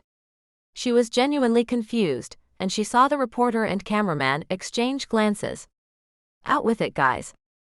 I'm a big girl, I can handle it." "You must know about Taran Guj. He's a YouTuber, right?" Ah. Realization dawned and she smiled. "Yes, I heard something about him doing an expose on me. Good luck finding anything, Mr. Guj." The reporter colored a little. "Jess, he's dragged up the whole Simon Lamont thing." "What Simon Lamont thing?" "Simon is the lawyer who gave me my first break in law, yes, but I haven't seen or spoken to him in years. I know he was named in an exploitation suit last year, and although I don't know the facts of the case, he was found guilty by a jury of his peers. So how does that affect me?" "Guj is alleging you got where you did by exchanging favors of work." Jess rolled her eyes. "And for that, they send you out here? Guys, you know how many times a man has taken credit for my work? Or for my success? Daily, fellas, daily. It happens to all women, and more often than not. My law degree says otherwise. So, a pissant little twerp like Taran Guj can say what he wants. None of it is true." Again that look between the two men, and Jess started to get annoyed. "What?" "Jess, Guj talked to your father. He more or less confirmed what Googe said. Ouch. Ouch. Well, seeing as I haven't seen or talked to my father in 17 years, and that's way before I even met Simon Lamont, he wouldn't know anything about me, my work, or my life. So, no story here, I'm sorry. Good night, fellas. She went back inside, irked, irritated, and when Teddy saw her face, he went to her immediately. What is it? Nothing big, just an annoying pseudo-journalist calling me a skank on the internet. Teddy frowned and steered her into a chair. Tell me. So she did, and by the time she had finished, Teddy was incensed on her behalf. Jess put her hand on his leg. Teddy, there's no point in being pissed off. This stuff is bullcrap, it'll blow over. But they soon discovered it would be more than just a passing annoyance. To Teddy's annoyance, Dorcas was on it straight away, retweeting the links to the video and posting cryptic, passive-aggressive jibes about her ex-husband's choice of lawyer. But she made no attempt to stop Teddy seeing DJ, yet. Jess found some of Teddy's paranoia catching, wondering if she should recuse herself from the case, but Teddy wouldn't hear of it. You're the reason she ran scared, and let me see DJ. You are my last hope, Obi-Wan. Jess snickered. You are such a dork, Teddy Hood. She perched on his lap. What would the paying public think of their #1 movie stud being such a geek? I think they know. Oh.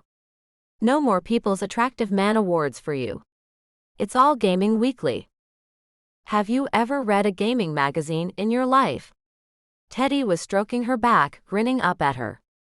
No, because I'm not a dork, and I have seen a lady naked. Teddy snorted. Snob. You know it. Jess sighed. Maybe we should watch it, so we know what we're dealing with. If the press keep coming by, they'll catch you one of these days. Teddy shrugged. Maybe we should. Although I don't care who knows about us, I really don't. I want the whole world to know that I got so lucky this time around. That got to Jess, and she smiled at him. That's such a sweet thing to say. I'm just saying it to get into your pants. Teddy wiggled his eyebrows at her mischievously. I should hope so. But she kissed him fiercely. Let's watch this nonsense, then forget about it. Deal. Taryn Googe was a deeply unattractive man, both physically and personally, Teddy decided a half-hour later, as they watched his documentary. If you can call it that. This is a hack job, Teddy shook his head. It pained him to see Jess so denigrated, after everything she had gone through to get where she was in her life. She sat silently watching the show, her face impassive, but Teddy knew her enough by now to know that when she got quiet, it meant she was either angry or upset. Probably both. He slid his hand onto the back of her neck and massaged it gently. Remember, it's bullcrap. I am. But her eyes changed as an older man came onto the screen, and Teddy realized this was her estranged father. No, it doesn't surprise me that Jessica got mixed up with someone like Simon Lamont. She was always ruthless in all of her dealings, her father told Taryn with obvious relish. She's one of those women who don't know when to shut up and sit down. Pushy. A real ballbuster. And this dude is your father? India's dad tried to have her murdered. Twice. I got it easy with this jerks. She said it calmly, but he felt the tension rolling off her. He picked up the remote and flicked the television off. I want to see the rest, Jess said, but Teddy shook his head. Later. Right now, we're going to talk. Jess sighed. Look, okay, yes, it hurts. But it's hearsay, and even if people believe it, so what? I'm still the best divorce lawyer in this town, and people know it. Teddy smiled at her. You don't have to tell me that, baby. Jess's eyes softened. I know. I needed to say it aloud, though. He stroked her cheek. You can rant and rave at me all you want. This loser, he nodded at the now quiet television, I swear he's like one of those kids in the schoolyard, pinching and poking at a girl because he likes her. Jess rolled her eyes. Not everyone wants to sleep with me, Teddy. Wanna bet? Ha ha. Look, let's forget it for now. Like I said, this idiot can bawl and whine, but it'll go nowhere if I don't react. He wants a reaction, you're right about that, but he has nothing. Jess leaned over and kissed him. Take me to bed, Hood. They made love long into the night, but when Teddy had fallen asleep, Jess found the same sleep evading her. She got up and went to the kitchen, grabbing some milk from the fridge. She knew what was bothering her. Her dad. She'd always been scared of him growing up. His fragile masculinity was threatened by his two daughters, Jess and her younger sister Katie, both of whom excelled in school and in college. Their mother, Therese, had been a professor, something that had always rankled Ian Olden, the thought that his wife was not only a noted beauty, but intelligent. He'd been able to destroy her confidence enough, but his daughters had seen what he did, and wouldn't allow the same thing to happen to them. Jess, in particular, had rebelled. She didn't take a penny of his money to put herself through school, and after Katie had died. Gosh, it still hurt so much. Katie was always sunshine and rainbows, and no one saw her suicide coming. No one. Not even me, Jess thought, miserable even now. How? Why? After Katie's funeral, she'd returned to college, and the next day at the student bar, she'd met a girl who looked as devastated as she felt. India and Jess were inseparable from that day, their shared pain giving way to a deep abiding friendship. Gosh, she was getting maudlin, and when she got down, she found it increasingly hard to see the good side of things. Nope, not gonna be that girl. Especially not now with Teddy. As soon as she thought of the man in her bed, her spirits lifted. That was who mattered now. Not her dad. Not some pissant dweeb on the internet. She checked out of the window, and saw the news crews had departed. She still couldn't believe they'd sent a team out for this. But then again, Simon Lamont's trial was coming up, and they probably needed B-roll for something. Gosh. She had never told anyone about her experience with Lamont. It wasn't something she even wanted to think about. Needless to say, she believed the women who had accused her former boss. Yo, Your Honor, coming back to bed soon? She turned and grinned at a very disheveled Teddy standing in the doorway, smiling at her in a way that made her stomach warm and desire curl through her. Let me see. I could, or you could take me here on the cold kitchen tile. There was a beat of silence, then Jess shrieked with laughter as Teddy chased her around the breakfast bar before tackling her to the floor, kissing her, and gathering her in his arms. I'm crazy about you, Jessica Olden. Right back at you, Theodore. Kiss me again and again and again. Chapter 11. Breathe. Dorcas listened to what her private detective told her calmly, then thanked him, handed him his check, and excused him. Then she went upstairs to her room, closed the door and screamed, ranting and raving, throwing things, breaking glass. Downstairs in the kitchen, her daughter cast a look at Johanna, who placed a hand on DJ's back. It's okay, sweetie. DJ sighed. I know. I think Mommy just found out that Daddy's got a new girlfriend. He has? DJ nodded. He told me about her last week. I think he loves her because when he was talking about her, his face went all soft. Johanna chuckled. Soft. Like this. DJ made her expression dreamy, and Johanna laughed. He had hard eyes for her, DJ explained. Well, good. Right. DJ nodded enthusiastically. Right. Shouldn't you be getting ready for school? Neither had seen Dorcas, recovered from her quick temper tantrum, standing in the doorway watching them. Johanna colored and turned away, and DJ slid from her chair. I'll get my books. I'll take DJ to school today, Johanna, Dorcas said steadily, her anger simmering below the surface, but all too evident to Johanna, who had known the family for years.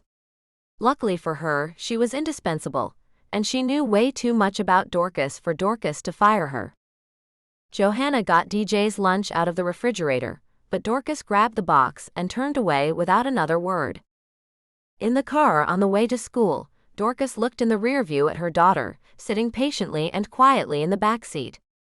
So, you know Daddy has a new girlfriend? Yes, Mommy.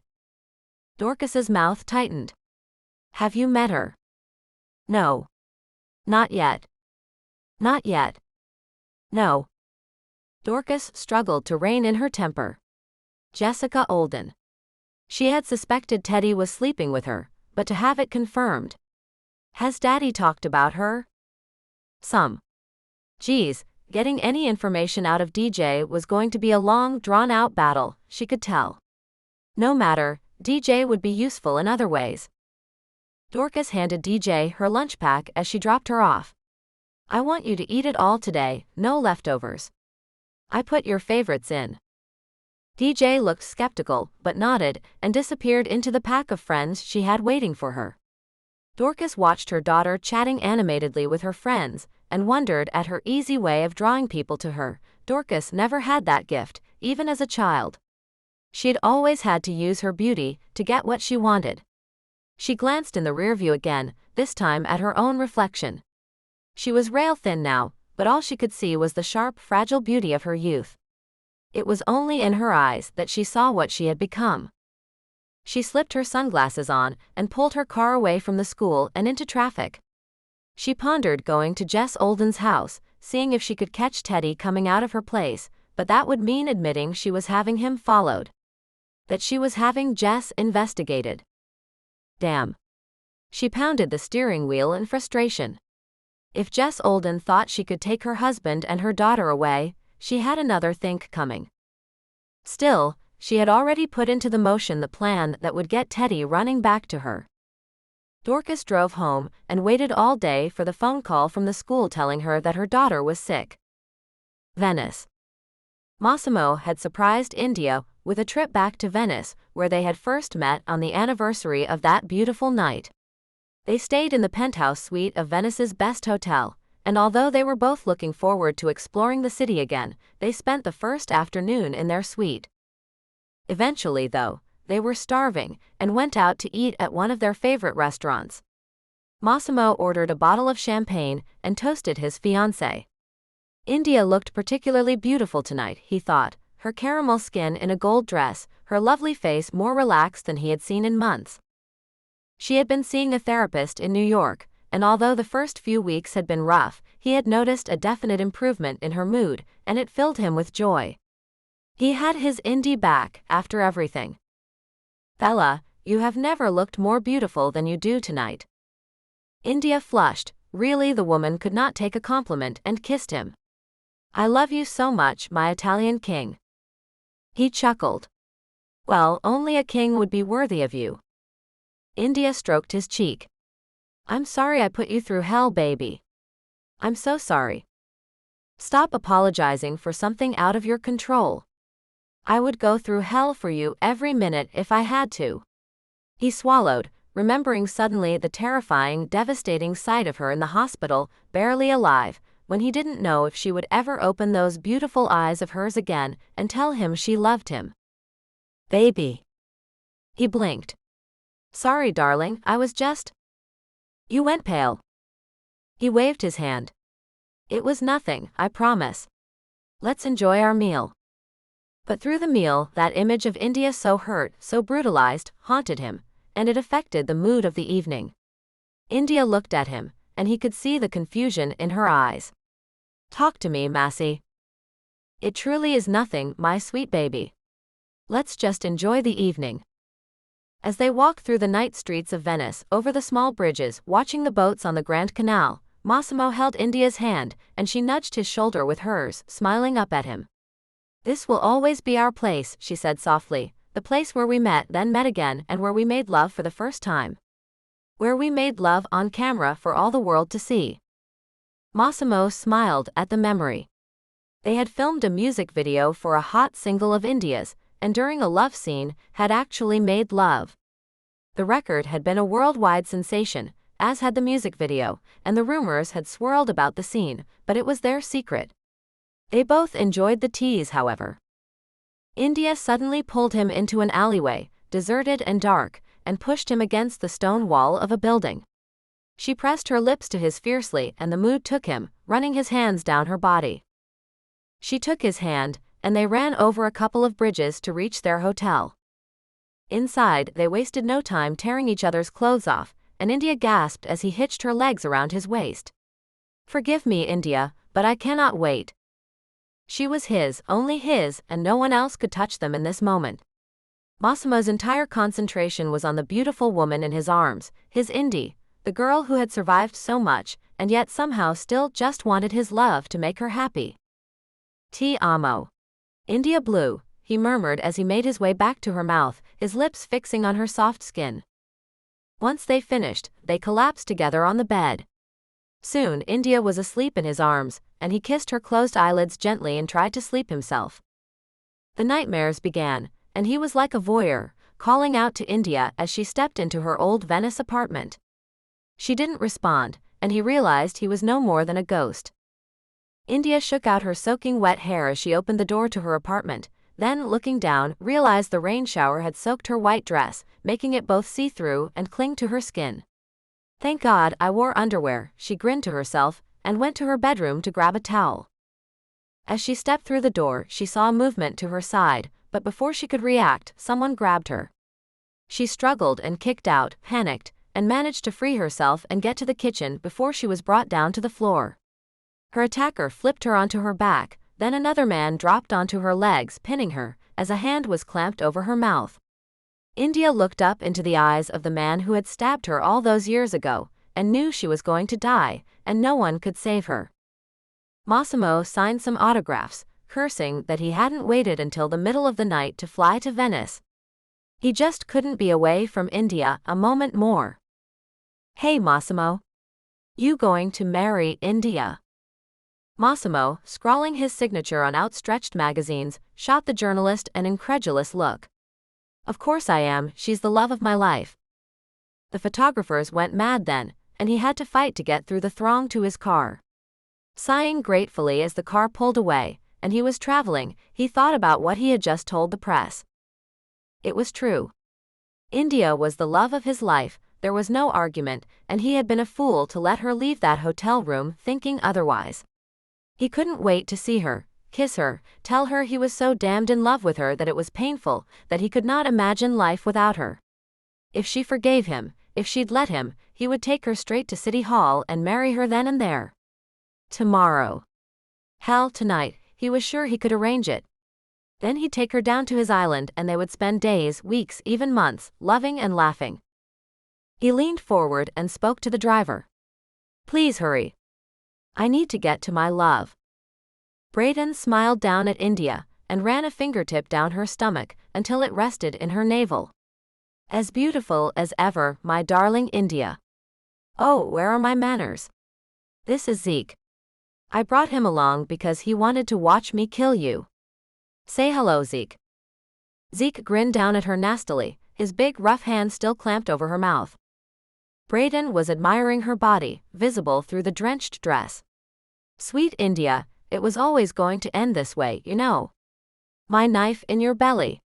He brought out a stiletto knife from his pocket, and India watched in disbelief as he raised it above his head.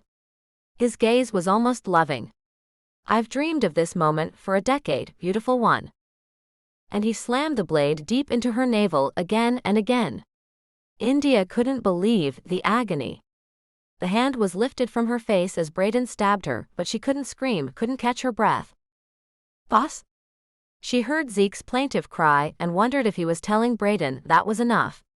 Braden stopped then and grinned. Where are my manners? Of course. He handed the knife to Zeke.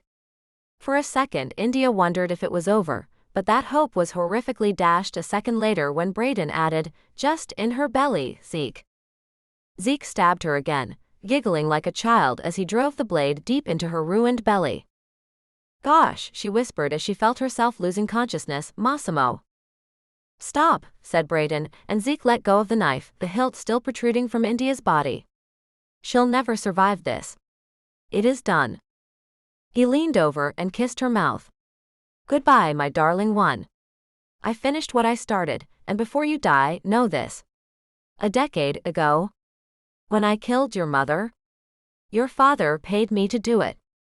He wanted you both dead, and he didn't care how I did it.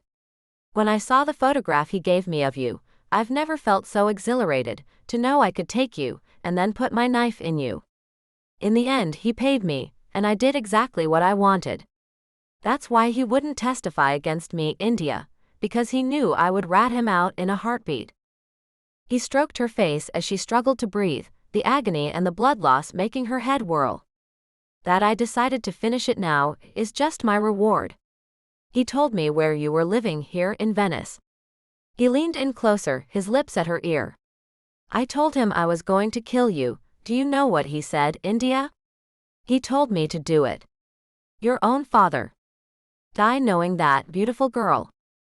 He got up and nodded to Zeke, who let go of India.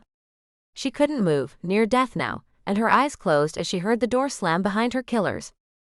Massimo got out of the water taxi, and a sense of rightness came over him. He looked up at the open shutters of her little apartment, the place where they had fallen in love, and his heart swelled. He took the stairs 2 at a time and knocked on her door. No answer. Bella. Sweet baby. It's me, Massimo. Please let me in. I know you're in there, your windows are open.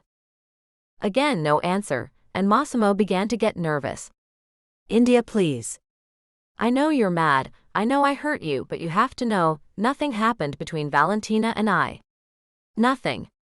It would never happen, because I love you and you alone. You are the reason I breathe in and out.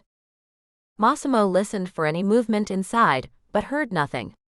He sighed and took a step back from the door, closing his eyes, his head dropping. He rubbed his eyes then, and when he opened them, he saw it. Blood. Pooling out from under the door. Adrenaline and horror flooded his system. India. No, please, someone help, please. He threw himself against the door over and over until it gave in, and as he almost fell inside the room, he saw her. The shock was icy cold. India lay, soaked in blood, the hilt of a knife protruding from her belly. Her white dress was scarlet with her blood, her eyes closed. She looked so pale.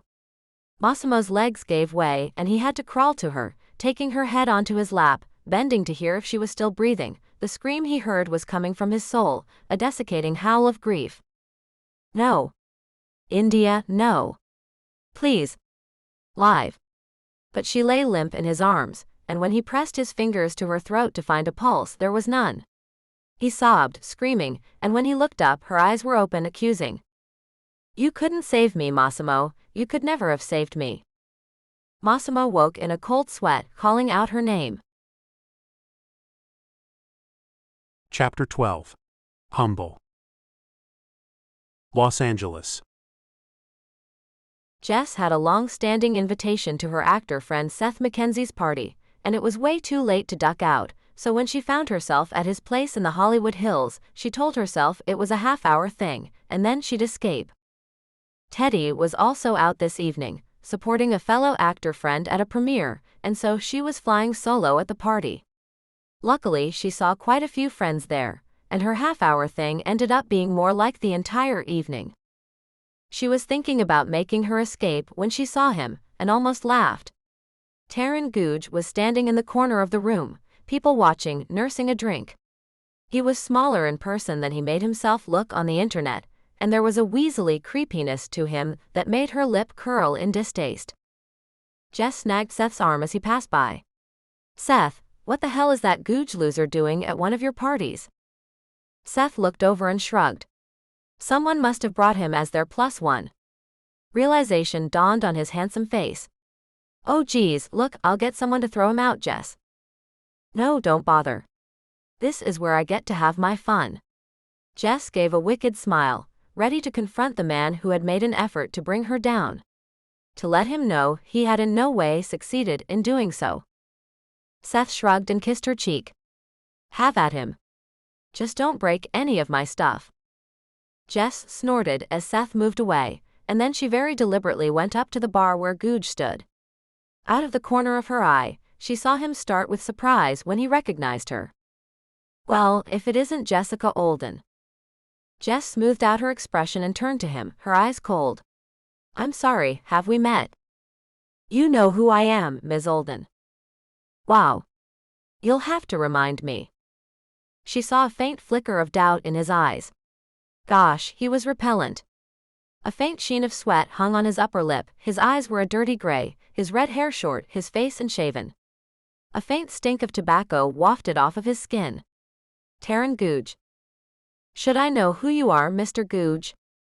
He grinned nastily. You should.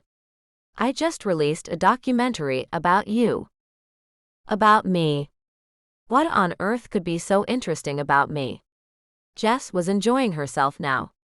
What a little squirt this dude was. Jess, come on now. Your past with Simon Lamont, your dealings with Teddy Hood. My dealings? Mr. Hood is my client, Mr. Googe, and Simon Lamont was my old employer. So. He smirked, and Jess resisted the temptation to smack him right in the middle of his smug face.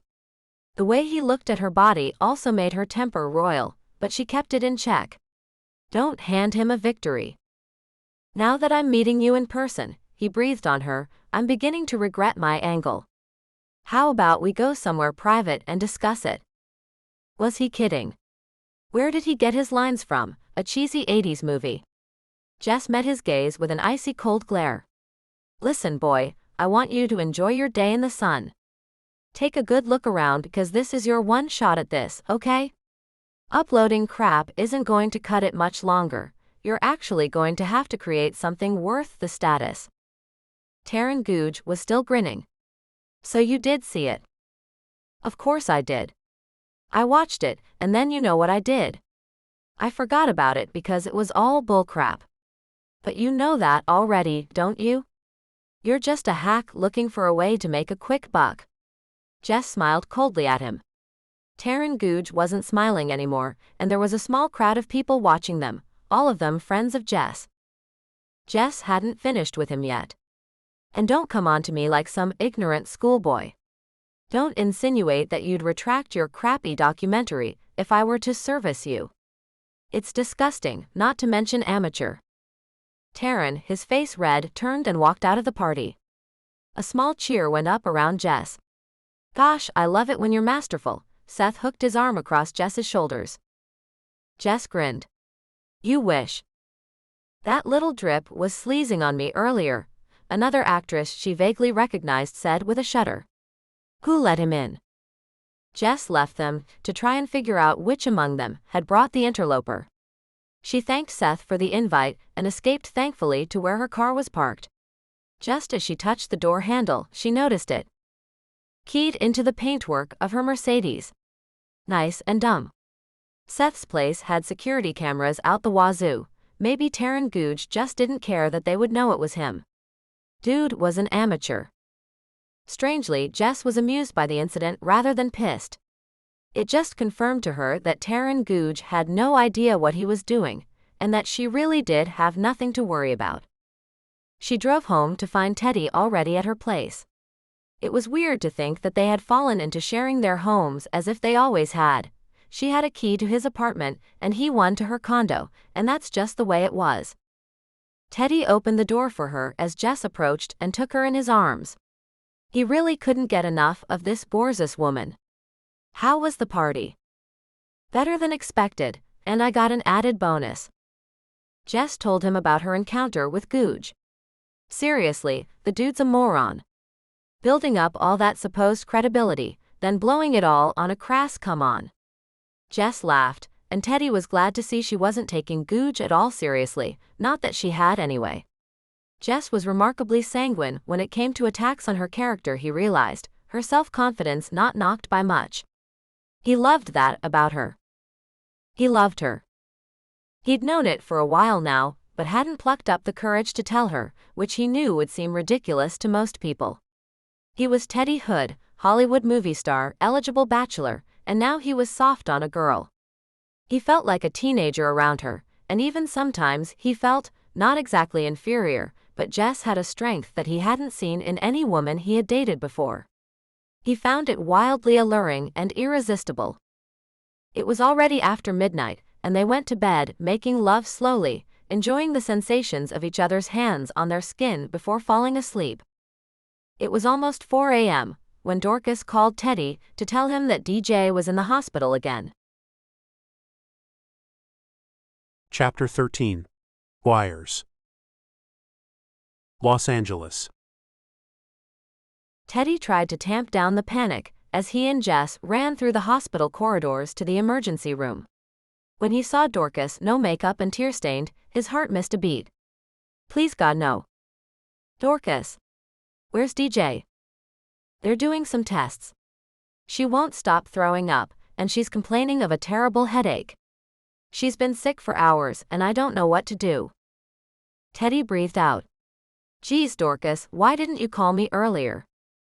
If I called you every time DJ threw up lately, you'd accuse me of stalking you. Dorcas cut her eyes at Jess, and she gave a humorless smirk. You bring your divorce lawyer to the hospital. How classy and yet staggeringly inappropriate. Teddy didn't answer her, and Jess looked uncomfortable. Why don't I go get us all some coffee? Yes, why don't you? Dorcas' tone was dismissive, and Teddy felt a wave of annoyance. But now was not the time for a fight. Jess squeezed his shoulder, then disappeared. Teddy looked at Dorcas. Tell me everything. What do you mean DJ's been throwing up a lot lately? Why don't I know about this? DJ didn't tell you. Interesting. Teddy let his annoyance show at the jibe. Now is not the time for point scoring, Dorcas. What the heck is wrong with you?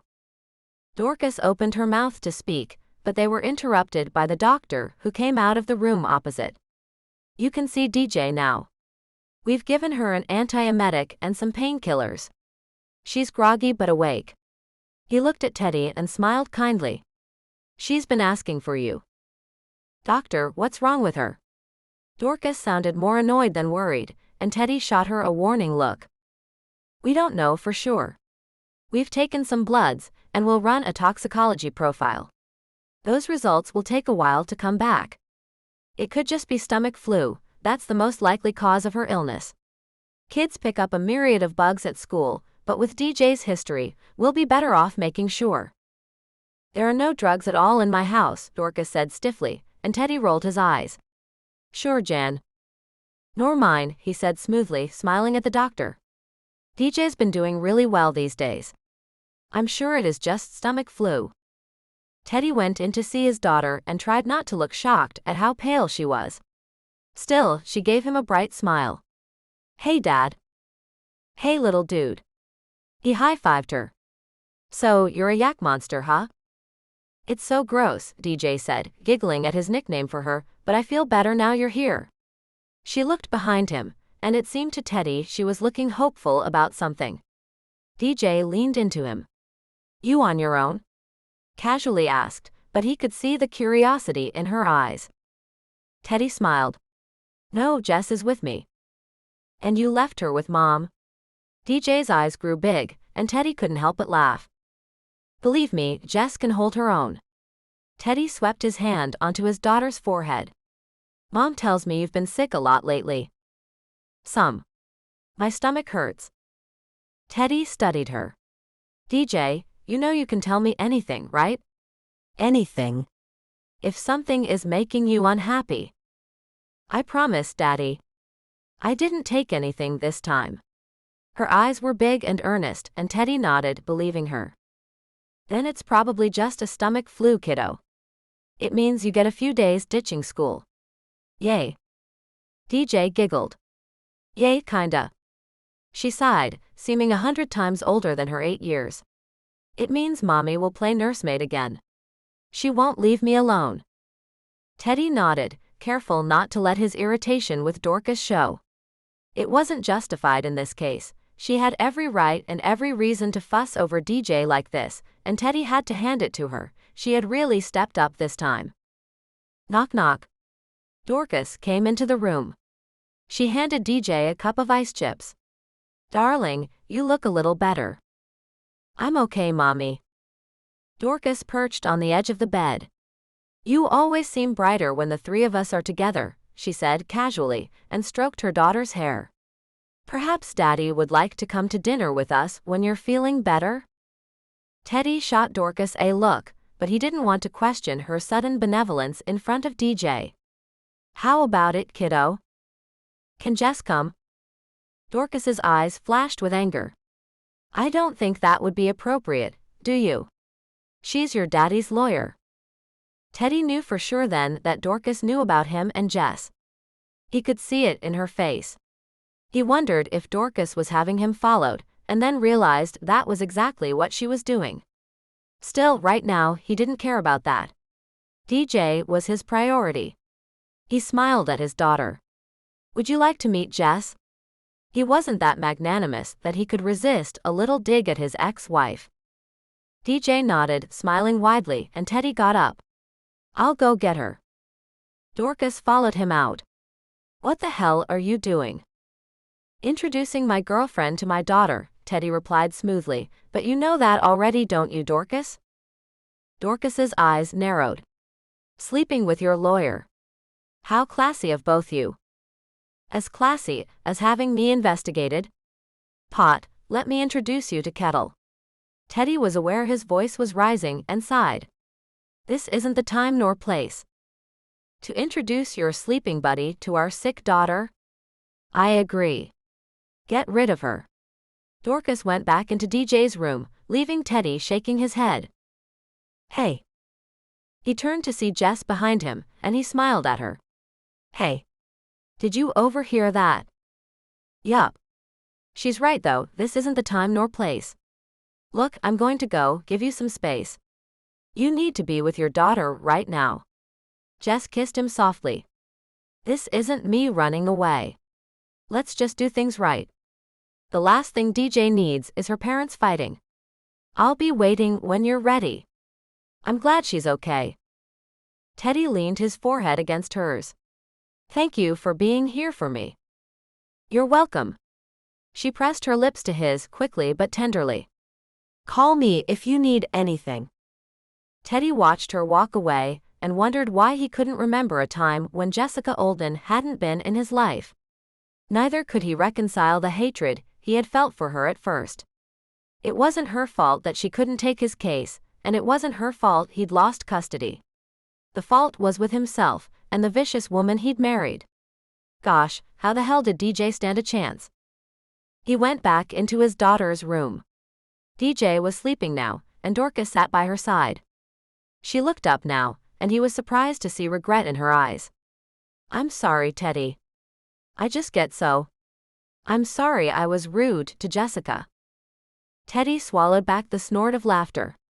Dorcas. Sorry. Right. But he had to give it to her. If this was an act, then she was playing the role perfectly. It's fine. He sat on DJ's other side and swept a hand again onto his sleeping daughter's forehead. Dorcas was holding DJ's hand. She's so much more at peace when we three are together. Teddy didn't respond, not wanting to get into a scene. Instead, he sat back and studied Dorcas. I'd like DJ for more than a few hours. I want a weekend or two a month.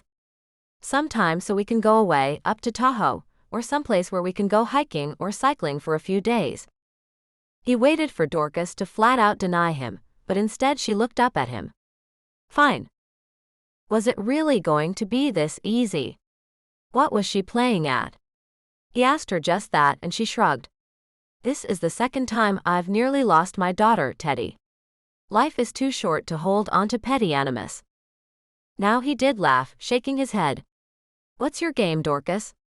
Because this whole New Earth mother thing isn't you. I know you, remember? Dorcas's eyes were soft on his. Maybe not as well as you thought. I'm sorry I kept her from you, Teddy. It was beneath me. Teddy nodded but said nothing. Dorcas would have to prove she meant what she said, he knew her too well. Teddy called Jess later that morning to tell her he was staying at the hospital. Dorcas suggested it. She did. Huh. Jess couldn't help the cynical tone in her voice, and she heard Teddy's low chuckle. Well, yeah. But gift horse and all that, I get to spend the entire day with my kid for once. I'm glad, baby. Call me if you need anything. Thank you, beautiful. I'll see you later. Jess ended the call, smiling. Gosh, she didn't know how parents did it. She would be a nervous wreck the whole time if she had a kid. And DJ sounded like such a great girl, and Jess admitted to herself that she would love to get to know her. Geez, old and broody much? The thought reminded her that she hadn't checked in with Coco lately, and as she made herself some coffee, she picked up the phone.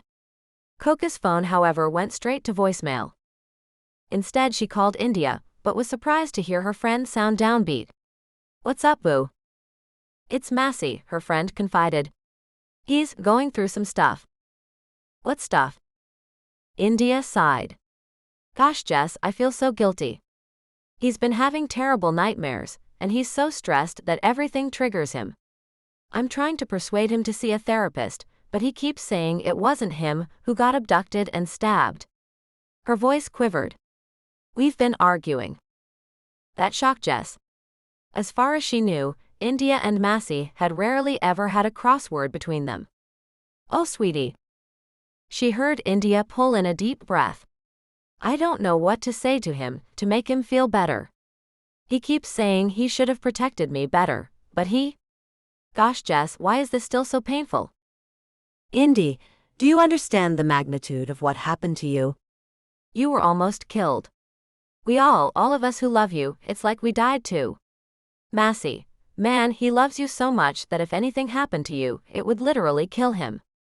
Of course, there's going to be kickback. I'm surprised it hasn't happened sooner." Jess slowed down, aware her voice was rising. "Sorry. You're angry at me too." India didn't say it as if she were self-pitying herself, more as a statement. Jess steeled herself. "Yes. A little. Not as much as I was when I saw you covered in blood and dying. But yes. I'm mad you put yourself in danger, and I know that's unfair." "No, it's not." India actually sounded more cheerful. "I want someone to get mad at me and yell. I was so damn stupid. Please, Jess, of all of my friends, you're the least likely to bullcrap. Yell at me, call me names, get mad. Please? You want me to?" Jess took a deep breath. India blew. "Do you know how crippling stupid you were? How selfish. Son had just been shot and you ran away. You ran away from all of us and put yourself into the hands of both a man who rejected you and a man you knew full well wanted to kill you." "I know. More. It was so downright dumb that I'm surprised there's a brain left in your head because gosh, India, what were you thinking?" "More." India, stupid doesn't even cover it. "Moronic. Idiotic, gah." Jess let out a yell of long-suppressed frustration, and she heard a strange noise at the end of the line. India, are you crying? But Indy was laughing. "Gosh, I needed to hear that, Jessie. So much. Everyone's been tiptoeing around, but I was an idiot. Suicidal and so damn selfish. How could I have left Son in that condition? Massey. Geez, what a dinkus." Jess started to laugh then too. "But gosh, I love you. I'm so happy you made it, babe. Don't be nice or I will cry." "All right, doofus." Cow. "Fish." India laughed. "Couldn't bring yourself to say skank, could you?" "Nah. Not you. Never you. Feel better?" "I do, thank you. Now, I just need to get through to Massey. He'll be leaving for LA in 2 weeks to start the film with Teddy, and I've got so much work to do here, I can't come with him. I'm worried." Indy, look, "He'll have me, Coco, Alex, and he and Teddy really hit it off. I can talk to Teddy about keeping an eye on him." would you? "But don't make it like he's babysitting, Massey will see through that in a second." Jess smiled. "Don't worry. Teddy's smoother than that. You really like him, don't you?" Jess was silent for a moment, and India seemed to sense her reticence. "Jess. I do. I like him a lot, Indy, and this is a new feeling for me. It's a little scary." India was quiet herself then. "You love him." Jess swallowed, but she couldn't lie to her best friend. "I do. I'm crazy go nuts for him, Indy, and it scares the shit out of me." India gave a soft chuckle. "I know that feeling, Jessie. I felt the same way about Massey from the first night I met him. It is scary, but I think if something is worth it, it should be a little frightening, right? Teddy's lovely.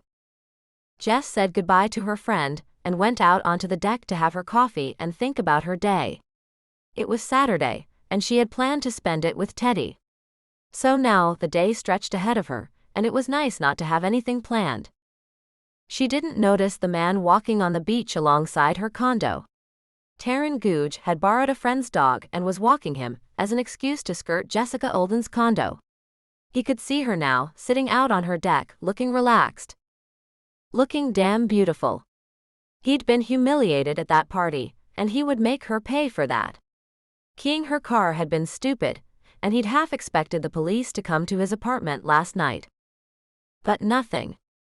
It irked him somewhat. To Jessica Olden, he was just a petty annoyance. But not for much longer.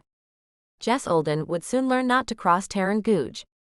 He was going to destroy her life, one way or another. Enjoy your peace, you skank. The shit's about to hit the fan. Teddy kissed DJ's forehead. I'll come back later, sweetie. Any requests? Twizzlers? She looked hopefully at him and then Dorcas, who rolled her eyes but nodded. Consider it done.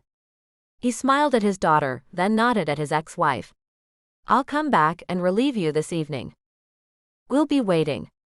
Dorcas smiled at him, and just for a second, he saw the woman he had fallen in love with all those years ago, before the stardom, before the divahood, before the drugs. When she had loved him.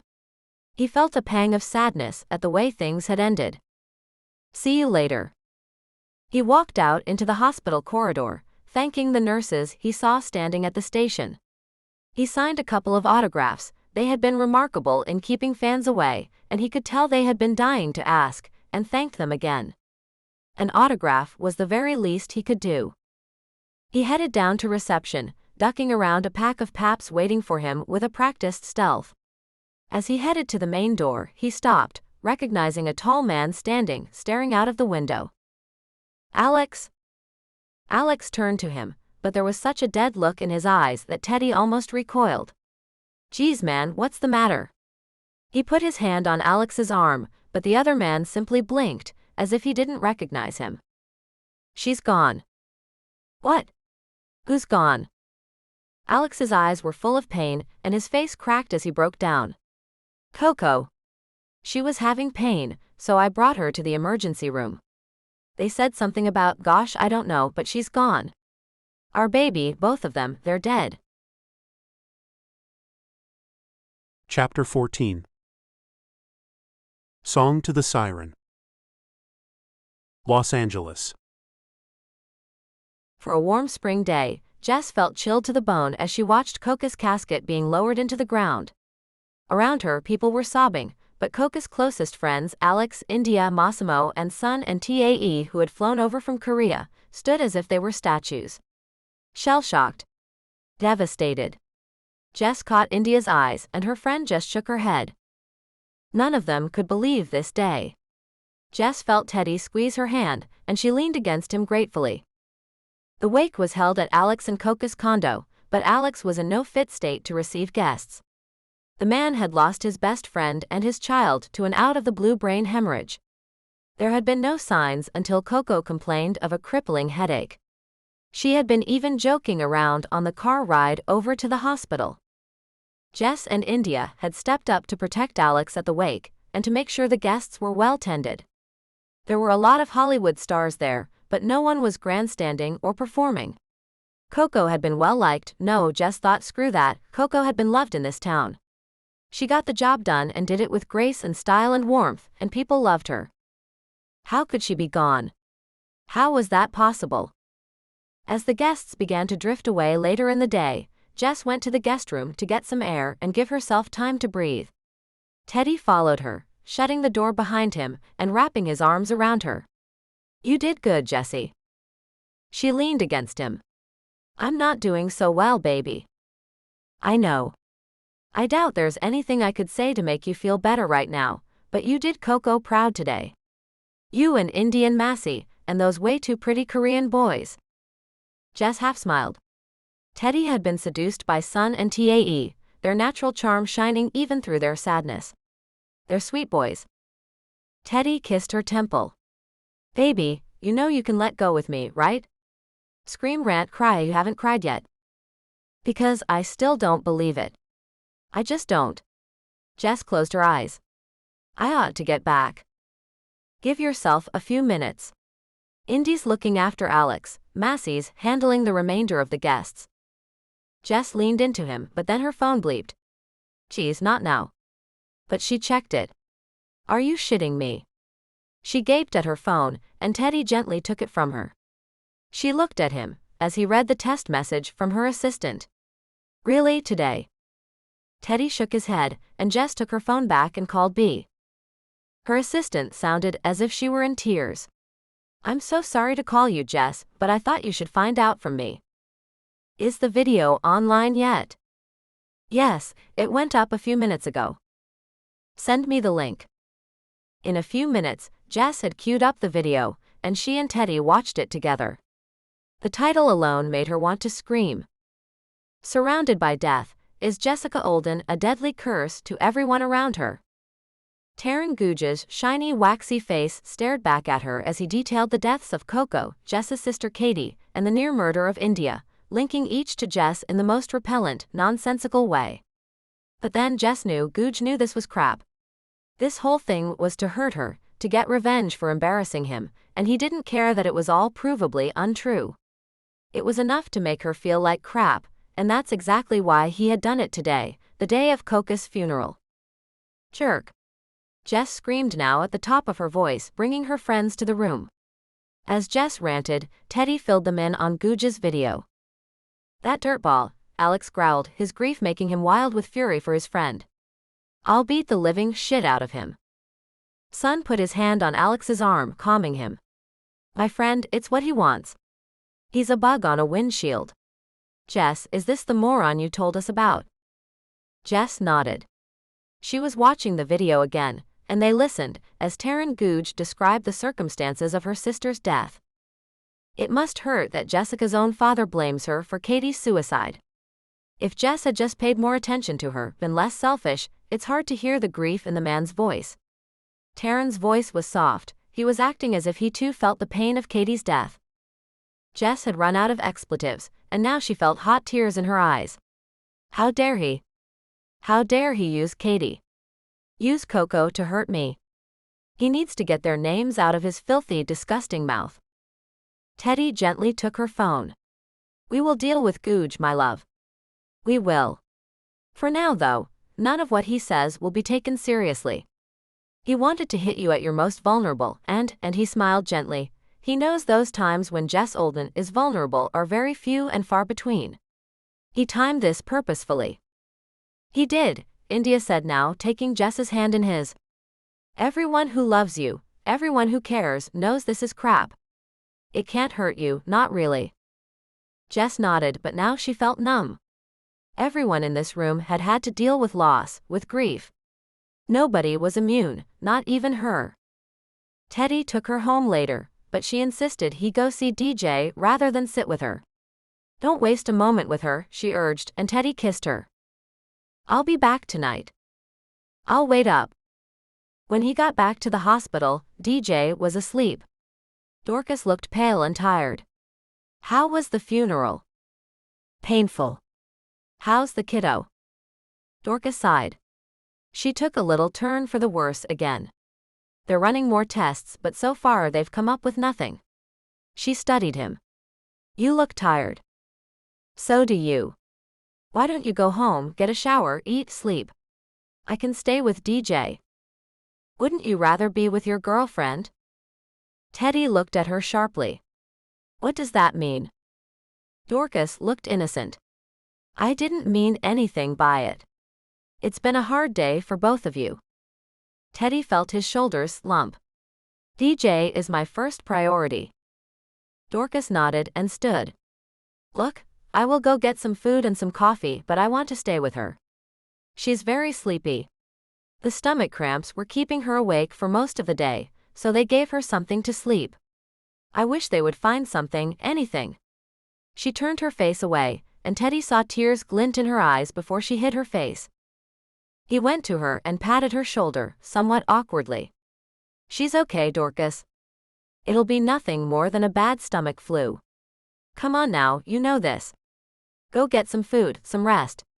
If you want to come back, fine, but she's my daughter too. I can take care of her. Dorcas nodded, then to his surprise, she kissed his cheek.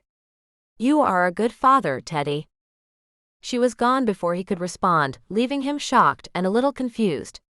Was she really that concerned about DJ, that her whole personality had changed? Was she finally taking parenting seriously? He hoped so. India closed the door of the guest room and went to climb on the bed. Alex is asleep, finally. I think that half bottle of scotch helped. Son and TAE are still up, jet-lagged. She sighed and looked over at Massimo. Hey. Hey. He held out his arms and she went into them. You okay? No, but I will be. You. She searched his eyes, saw the pain deep within them. It's unbelievable, right? He nodded but stayed silent. India kissed him, talk to me. Nothing to say. It just sucks is all. India stroked his cheek. Your Americanisms are improving. Massimo pressed his lips to hers. How about I improve my other skills? India smiled softly. Good idea. Make us forget this terrible day. She chuckled softly. Sorry, that wasn't the most romantic thing I've ever said. Massimo kissed her again and gently rolled her onto her back. I think anything goes on a day like this. If you don't want to make love, I understand, you know. No, I do, she whispered back to him. I really do. I need to, you know. I need to feel close to you today of all days. She grinned wryly. But then again, I always do. Massimo smiled, and for the first time in a while, she saw the fun in his eyes that she so loved. I love you, India Blue. I know we're not married yet, but I already feel like your husband. They began to make love, stroking and caressing each other, every touch a balm to their grief, their frayed nerves. They knew each other's bodies so well now, but every cell in India's body was ignited by Massimo, still, after all this time. I love you, she murmured and kissed him again. Afterward, they fell asleep, but she woke in the early morning to find the bed empty. India padded around the apartment looking for Massimo, but couldn't find him anywhere. She went out onto the deck, scanning the beach for him, and saw a solitary figure walking along the shore. It wasn't even dawn yet, but the moon was bright, and so she climbed down the steps onto the beach and headed towards her lover. As she got close, she could hear him talking to himself, angry, cursing in Italian, and the sudden shock of his rage frightened her. Massy. Massimo froze and took a moment before he turned to her. Go back to the house, Indy. What's wrong? Go back to the house. Please. There was a tone in his voice she had never heard before and it confused her. He sounded aggressive. What? Her Massy. Massimo. Go back to the house. India stumbled away from him, stunned, shattered by the way he screamed the words at her, and she turned and ran. By the time she reached the deck, she was trembling so much that she could barely walk, and she climbed the steps on all fours and collapsed to the ground, shaking. She panted for air, looking back to where she could see him, crouching, his head in his hands. India felt an arm snake around her shoulders. Son. I heard, are you okay, Indy? She shook her head and let him pick her up and walk her inside. TAE, his hair sticking up in all directions, was inside, his eyes large and confused. What was that? I think Massimo is upset. Son said discreetly, but Indy saw the look that passed between her friends. Did I miss something? Her voice shook, but she wanted to know what they knew, what she didn't know about her lover. Son sighed. Indy, we've been concerned since we got here. Massimo seems different, stressed. Ready to snap, TAE said with a little more force. Like anything could set him off. He sat down next to India and took her hand. Have you noticed anything? India nodded, feeling numb. Yes. A few times, but when I try to address it, he just... I don't get it. We made love tonight, and everything seemed okay under the circumstances. She looked out of the window. He's never ever shouted at me like that. Never. As she spoke, a shadow passed across the light in the room and Massimo pushed open the glass door. He stepped into the room, not looking at any of them in the eye. Fellas, can we have a moment? Tae nodded, but Sun looked at India, his eyes questioning. She nodded at him, and he squeezed her hand, then he and Tae went back to their own room. Massimo came and sat down opposite her, but didn't attempt to touch her. I'm sorry. India nodded but didn't speak. He would not meet her eye. Massimo rubbed his face. I think I might need to see someone. He met her gaze then. I might need some space. Every cell in her body shrieked with pain. Space? From me. Massimo nodded, and India's heart shattered into a billion pieces. But she took a deep breath in. If that's what you need. Massimo stood up. I'll call a cab. Gosh, the pain, the shock of it. Right now. He nodded, looking away from her. Yes? India stood frozen as he went to their room. In a few moments, he was back with his bag.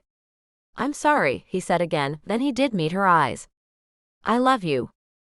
But it's not enough, is it? Massimo hesitated, then nodded. No, it's not. Not right now. India felt like a white-hot spike had been driven through her chest. She would take Braden Carter's knife over and over again, rather than this. She watched as her love, the love of her life, walked out of the beach house, heard him get into the cab and drive away, and felt like she couldn't move, couldn't breathe. Eventually, she felt Sun's arms around her, and he took her back to his and Tae's room, where they both held her for the rest of the night. Chapter 15. What kind of man? Los Angeles. Jess buried herself in her work, wanting to forget the pain of Coca's death, the sadness over India and Massimo's breakup.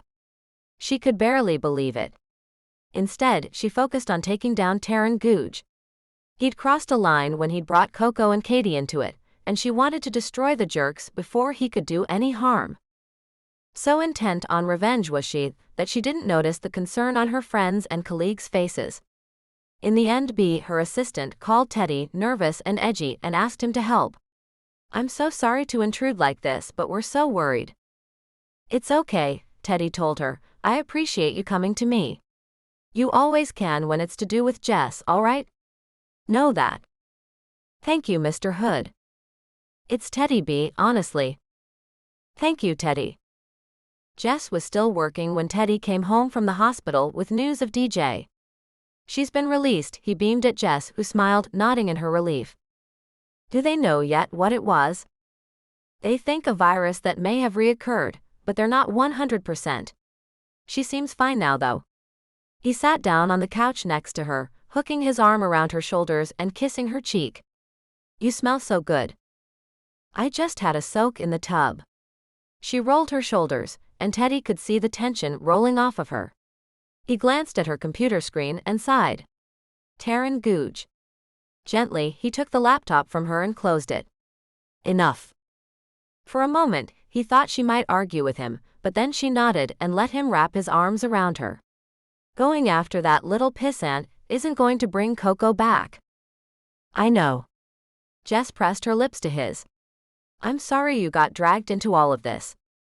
Hey, I dragged you into my shit right from the start. That's different, you paid me to deal with your shit. But she smiled softly at him. But I would have done it for free, gladly. Good, because damn you is expensive, girl. He grinned at her and she laughed, a sound he had missed over the last couple of weeks. I'll take my fee in intercourse, she nodded, her eyes wide and innocent, and he laughed. Now you're talking. He kissed her again, and felt her press her body to his. They both groaned when her phone buzzed. Leave it. I can't. Technically, it could be a client. He sighed but let her pick up the phone. He got up, signaling to her that he was going to get a drink, and asking her if she wanted one. Jess nodded and answered her call. Teddy went into the kitchen, and snagged a couple of beers from the fridge. As he closed it, he saw a photograph stuck to the door with a magnet. It was Jess, India, and Coco, laughing together, happy, joyous. It had to be a few years old. They all looked younger and more carefree, except India, who still had a haunted look in her eyes, unsurprising with what she had been going through at the time, being stalked by an obsessive man. Teddy chewed his lip. Was Jess being too obsessive about revenge on Googe? He didn't want to think so, but he knew she was focusing her grief on the man. Teddy was uneasy about it. Maybe he should pay Googe a visit himself, ask him to back off. He heard Jess's voice raise and went back into the living room. She was just ending the call, but she looked annoyed. What is it? Jess looked up at him. It's Dorcas. His heart sank. What now? Jess hesitated. Teddy, she called Child Protective Services. She's asking for an investigation into why DJ got sick right after she visited with you. She's saying she thinks you have something to do with DJ getting sick. After the upset came the anger. You want space here, take it, Massimo. How does half a world away suit you? India asked Sun and Tae if she could fly back to Seoul with them, and they agreed, eventually. Both of them had told her they thought it would be best to stay for Massimo, but she was angry at him, hurt beyond all measure, and they could not persuade her to stay. Alex, still consumed by grief, had made plans to go back stay with his parents for a while. Jess had Teddy, and so as India boarded the plane to Korea, she had no regrets. She was so angry with Massimo, and she knew it was unreasonable, given what she had put him through, but why not work it out together? She had called his mother in Italy, but Giovanna had told her that her eldest child hadn't come home. If he does, you'll be the first to know, Piccolo, his mother had promised India, her voice warm, and India knew she would keep her word.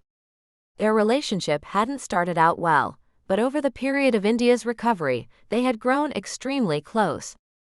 So India didn't know where Massimo had gone, but when he was spotted by paparazzi in Rome, her imagination ran wild. She called his ex-girlfriend, Valentina, who assured her he was not with her. I have moved on, dear one, and so has Massimo. If, and it's a big if I see him, I will let you know. But India didn't trust the woman, and when she called Massimo's younger siblings Grazia and Francesco, film students in the Italian capital, they told they had not seen him either. We just don't know, Indy, Grazia said, sounded tearful. He's never done this before. I drove him to it. India leaned her head against the plane window and felt like crying. They were over the Pacific Ocean now, with night falling. Next to her, Sun and Tae were asleep, adorable, leaning on each other, their fingers laced together even as they slept. Sun's slightly chubby cheeks were resting on Tae's shoulder. It eased her heart to see them so happy together, but it made her heart pound with loneliness too. She kept reliving the night of her abduction, or rather, the night she had run from Seoul, from Massimo, from the critically injured Sun. That had been the moment she had lost Massimo. She'd nearly lost her life, and now she had lost her love. And she was running away, again. India closed her eyes. What a mess. She rummaged in her bag and took out a bottle of Ambien, throwing one back with some soda. If she couldn't work things out, she'd rather just sleep. It took everything Jess had in her to persuade Teddy not to go straight to Dorcas's home, and demanded to know what the hell she was up to. What have you just told me about Googe, Teddy? Don't engage. Don't fight. Knowing Dorcas, this is just another ploy. You haven't done anything wrong, so there's no need to worry about this. It's just a power play. A power play that says I've been abusing my daughter. Teddy was apoplectic. Jess shook her head, her hands on his shoulders. No. No one believes it. No one. Dorcas will play it like she's just covering her bases.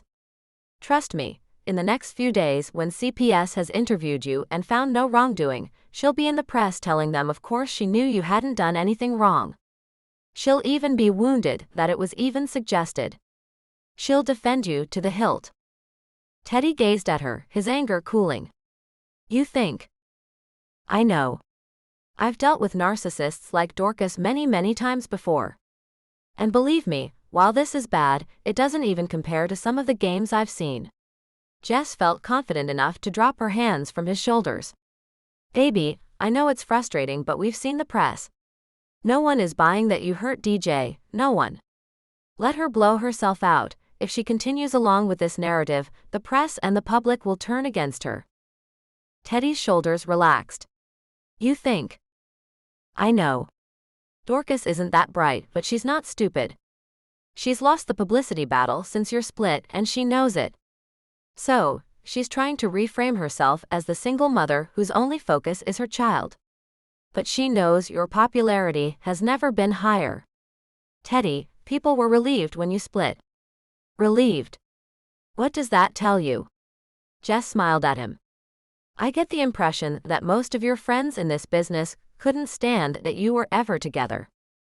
Yeah, Teddy nodded, giving a soft chuckle. I'm getting that impression too.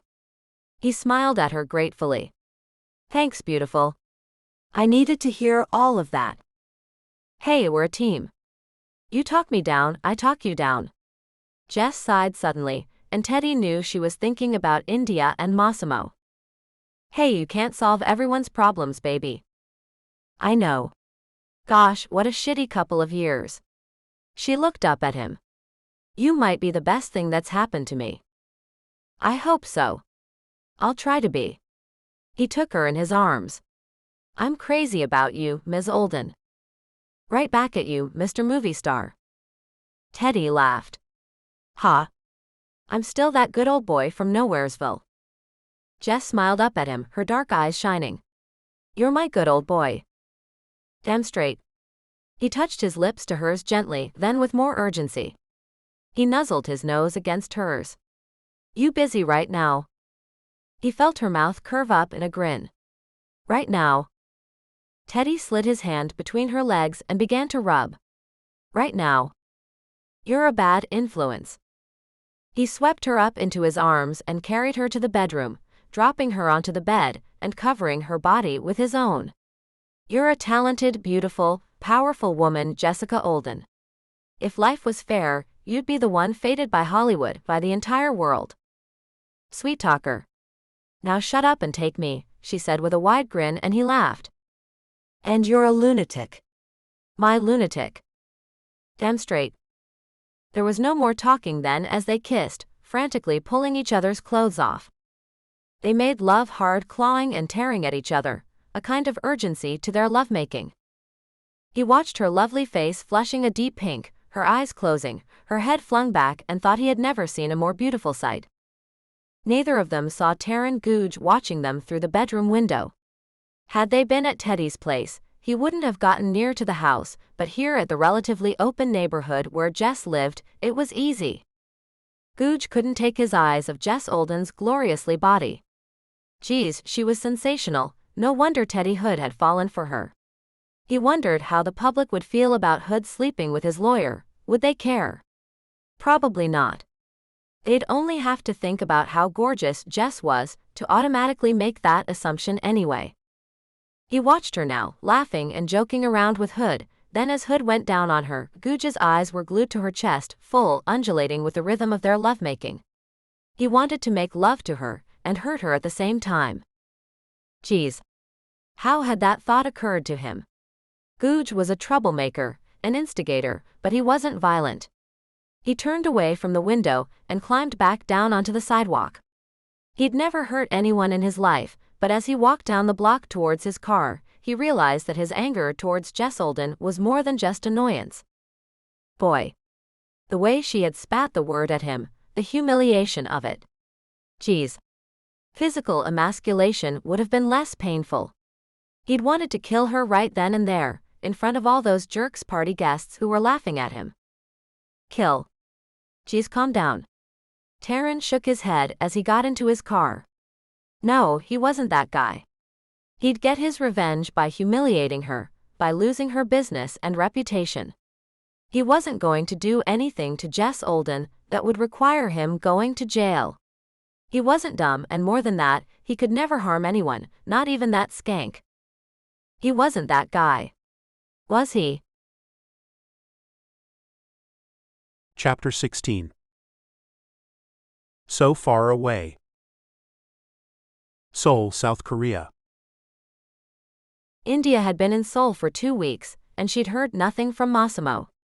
She called him every night on his cell phone but never left a message. She could tell Sun and Tae were worried about her, but she couldn't help but be miserable.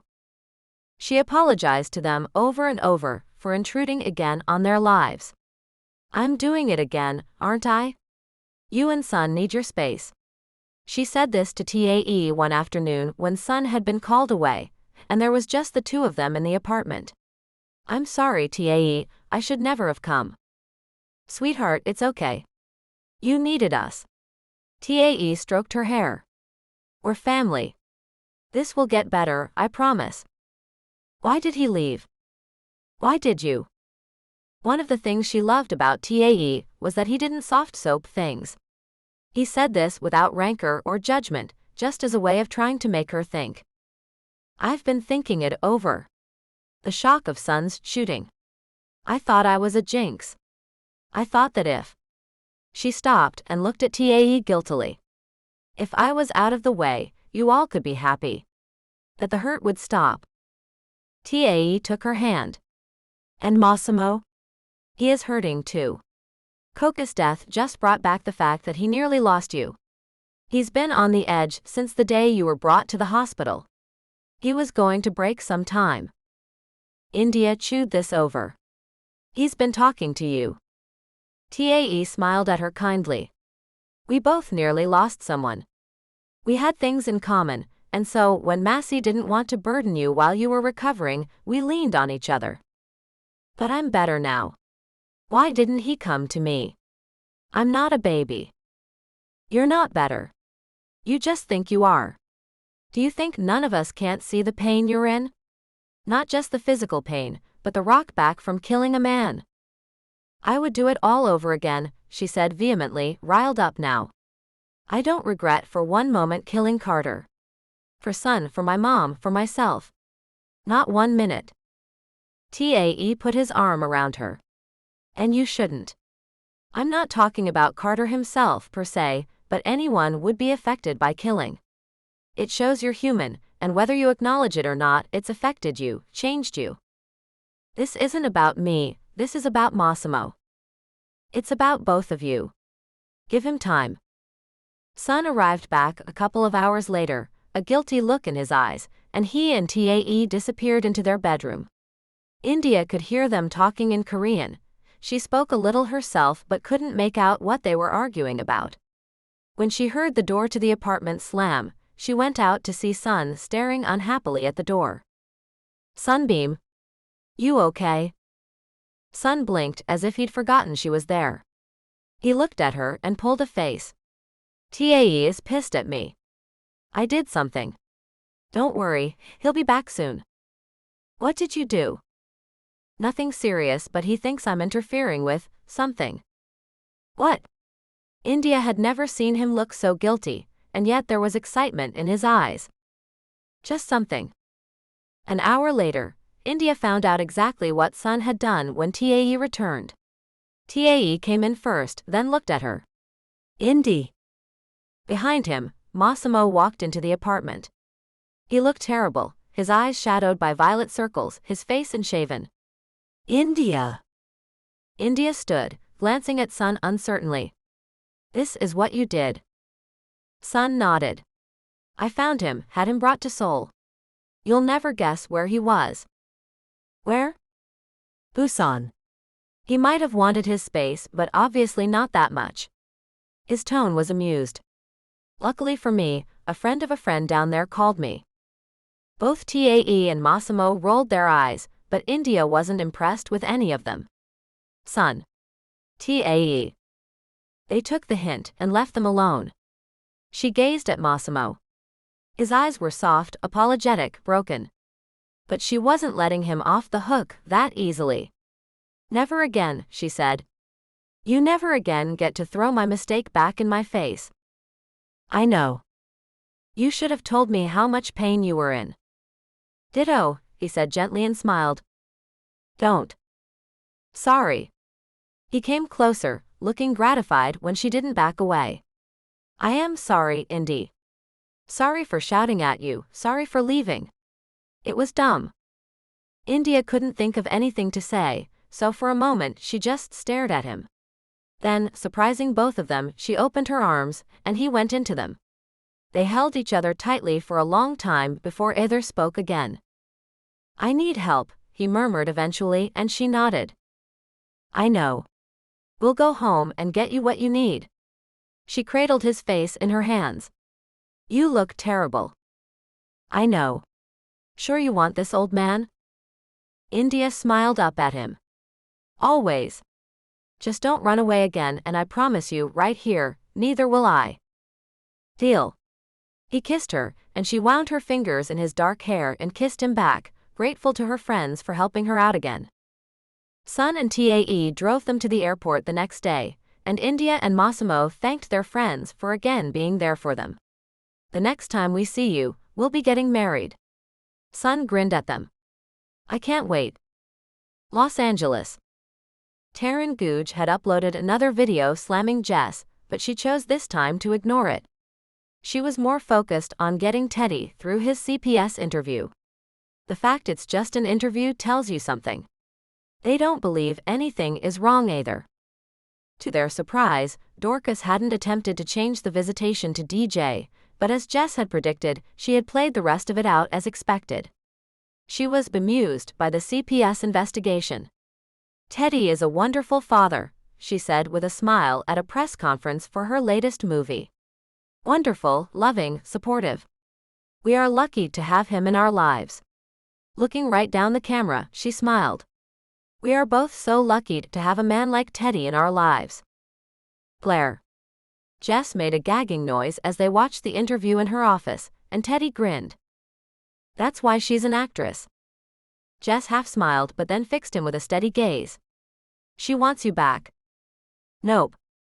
Yes, she does, and you know it too. That's what the whole. She trailed off as something occurred to her, and Teddy raised his eyebrows. What? Jess swallowed hard. No, nothing. But she does want you back. She gave him a watery smile, disturbed by her thoughts, but she didn't want to say them out loud, at least not for now. The thought, the idea of a mother, no. Don't even think it. Who wouldn't want you? She grinned at Teddy now, determined to distract him, and it worked. Well, I know, he posed for her, I'm a dreamboat. Later, when Teddy had fallen asleep, Jess slipped from the bed and went to her office, closing the door behind her. She fired up her laptop and browsed the internet, trying to find out more about her theory. Her horrifying theory. She desperately didn't want it to be true, but would Dorcas Prettyman harm her daughter to get Teddy back? Her gut instinct told her yes, and it made her feel sick to her stomach. Jess lost track of time as she scrolled through various web pages, learning the name of the condition by heart, Munchausen's by proxy. Jess closed her eyes. She knew from experience how insidious a parent's abuse could be, how a person's apparent charm and softness could hide a myriad of evil acts. Her father, for instance. His amiability shielded him from the judgment of others, if they had only known what he did to his daughters. The aggressive behavior, the shouting, the emotional abuse. The abuse. Jess had been the lucky one. He hadn't started that until Jess had left the house. Katie had been his target, and Jess had never known until after Katie had died. Jess had received a letter from her sister a day after Katie's death, and it had destroyed her. Katie had detailed everything he had done to her. Jess took the letter to the police, but her father's influence was wide, and the letter and any investigation disappeared. Jess never went home again. She changed majors from art to law and never looked back. So now her spidey senses were heightened and they were tingling now. Dorcas Prettyman was capable of the worst, she knew it, and she was going to expose her. Jess went back to bed then, and in the morning, not giving anything away, she told Teddy that she would like to meet DJ. Chapter 17. Wherever I Go. Los Angeles. The CPS interview went as well as it could. The investigators were even a little apologetic for calling Teddy in, and after he and Jess left, he felt his whole body relax. He took Jess's hand. "Thanks for getting me through that, baby." Jess grinned at him. "I didn't do anything, honey bunch." They knew it was bullcrap before they even called the meeting, but legally, they have to investigate. "I see Dorcas still has some legal people on her side." Teddy laughed. He couldn't be pissed on a day like this. Later, he would pick DJ up, then he would take her to meet Jess at a local park. Jess was nervous, he could tell, but he had been delighted when she had told him she wanted to meet DJ. Her sweet face was creased with worry as she told him that, as if he'd object, but the truth was, he had been yearning for his two favorite people to meet. "Listen, I have to meet my agent for lunch. Want to join?" Jess smiled. "No, I won't, thanks. I've a ton of work at the office, and I've been neglecting it. But I can't wait for later. When are you picking DJ up?" 3. "We'll be at the park by 3:30. Then I'll see you there." Jess waved Teddy off as he drove away from the CPS office, then took a cab back to her own office. As she stepped out, she noticed her team all gathered on the sidewalk. Frowning, she went over to them. "What's going on?" "There was an envelope delivered, addressed to you." He opened it, and all that there was inside was white powder. Jess's heart sank. "No way. Where is she?" "Still inside. They've shut the offices down. They think it's a fake substance, but they have to be sure. We were at lunch, which is why we're not being quarantined. B called us and told us to stay away." Jess sighed, looking up at the building. "Well, look. If the police have cleared you to go home, do that. Don't worry, you'll still be paid, but we obviously won't be able to work until we're cleared." She spoke to the detective who came to see them, and he agreed with her. When her staff had left, she asked after B. She hadn't wanted to in front of her staff in case the news was bad. The detective reassured her. "She's fine. We have to work on the assumption that the substance is aggressive, but at the moment, there is no indication that it is insidious. Your colleague is fine, being assessed by doctors from Hazmat. Obviously we can't let you inside, but if you like, you can call her." Jess thanked him and did just that. "Hey B, it's me. Can you talk?" "I can, boss, don't worry, I'm fine." It was just a little shocking, but they don't seem to be overly alarmed. They think it's just shock or talc or something, but until the tests come back. "I'm so sorry, B. Was there any identifying marks on the envelope?" "No, it was hand-delivered. Thing is, no one saw by whom." "What about the security cameras?" "They're looking into that now." Jess sighed. "Well, the police will want to know. I'm just trying to think of someone I've pissed off that much." B snorted. "I don't think we have to look too far. I've already told the police about Googe." "Well, we have to be careful, B. We have to be absolutely sure." "I know, but at the very least, they'll have to interview the a-hole. If that doesn't scare him into leaving you the hell alone, I don't know what will." And it is him. Jess chuckled at B's disgruntled tone. "Oh, Bumblebee, I do love you. Remind me to give you a huge pay hike after this." "Ha, I've recorded you saying that, and this counts as informing you, so don't even think of taking me to court." Jess laughed. "You are a nut job. Remind me to fire you." "Ah, too late. I turned off the recorder." Jess waited around for any news, but eventually, the detective in charge told her to go home.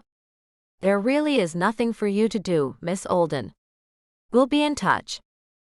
Her phone rang as she was walking back to her car, and she suddenly realized she was already running late for Teddy and DJ. Teddy sounded worried. "Are you okay?" She told him what had happened. "Geez, Jessie, is this Googe? Can't think of anyone else who would stoop so low. Look, don't worry, the responders seem to think it's a hoax and B assures me she is fine. Listen, I'm in the car now and on my way to you." "You sure?" "Of course, I've been looking forward to seeing DJ all day." His voice was tender as he replied, and she could tell he was touched. "We'll be waiting." Jess had brought some clothes to change into after work, so she ducked into a gas station and changed quickly on the way to the park. She went into the store and bought some snacks and some sodas, and then returned to her car. There was a faint prickling on the back of her neck suddenly, and the sense of being watched. She glanced around but couldn't see anyone suspicious. Paranoia won't help matters, but as she pulled the car back onto the highway, she couldn't help glancing in her rearview mirror for any cars that might be following her. She'd almost talked herself into a panic by the time she reached the park, but as soon as she saw Teddy and DJ playing with a ball, her body relaxed. "No one is following you, woman."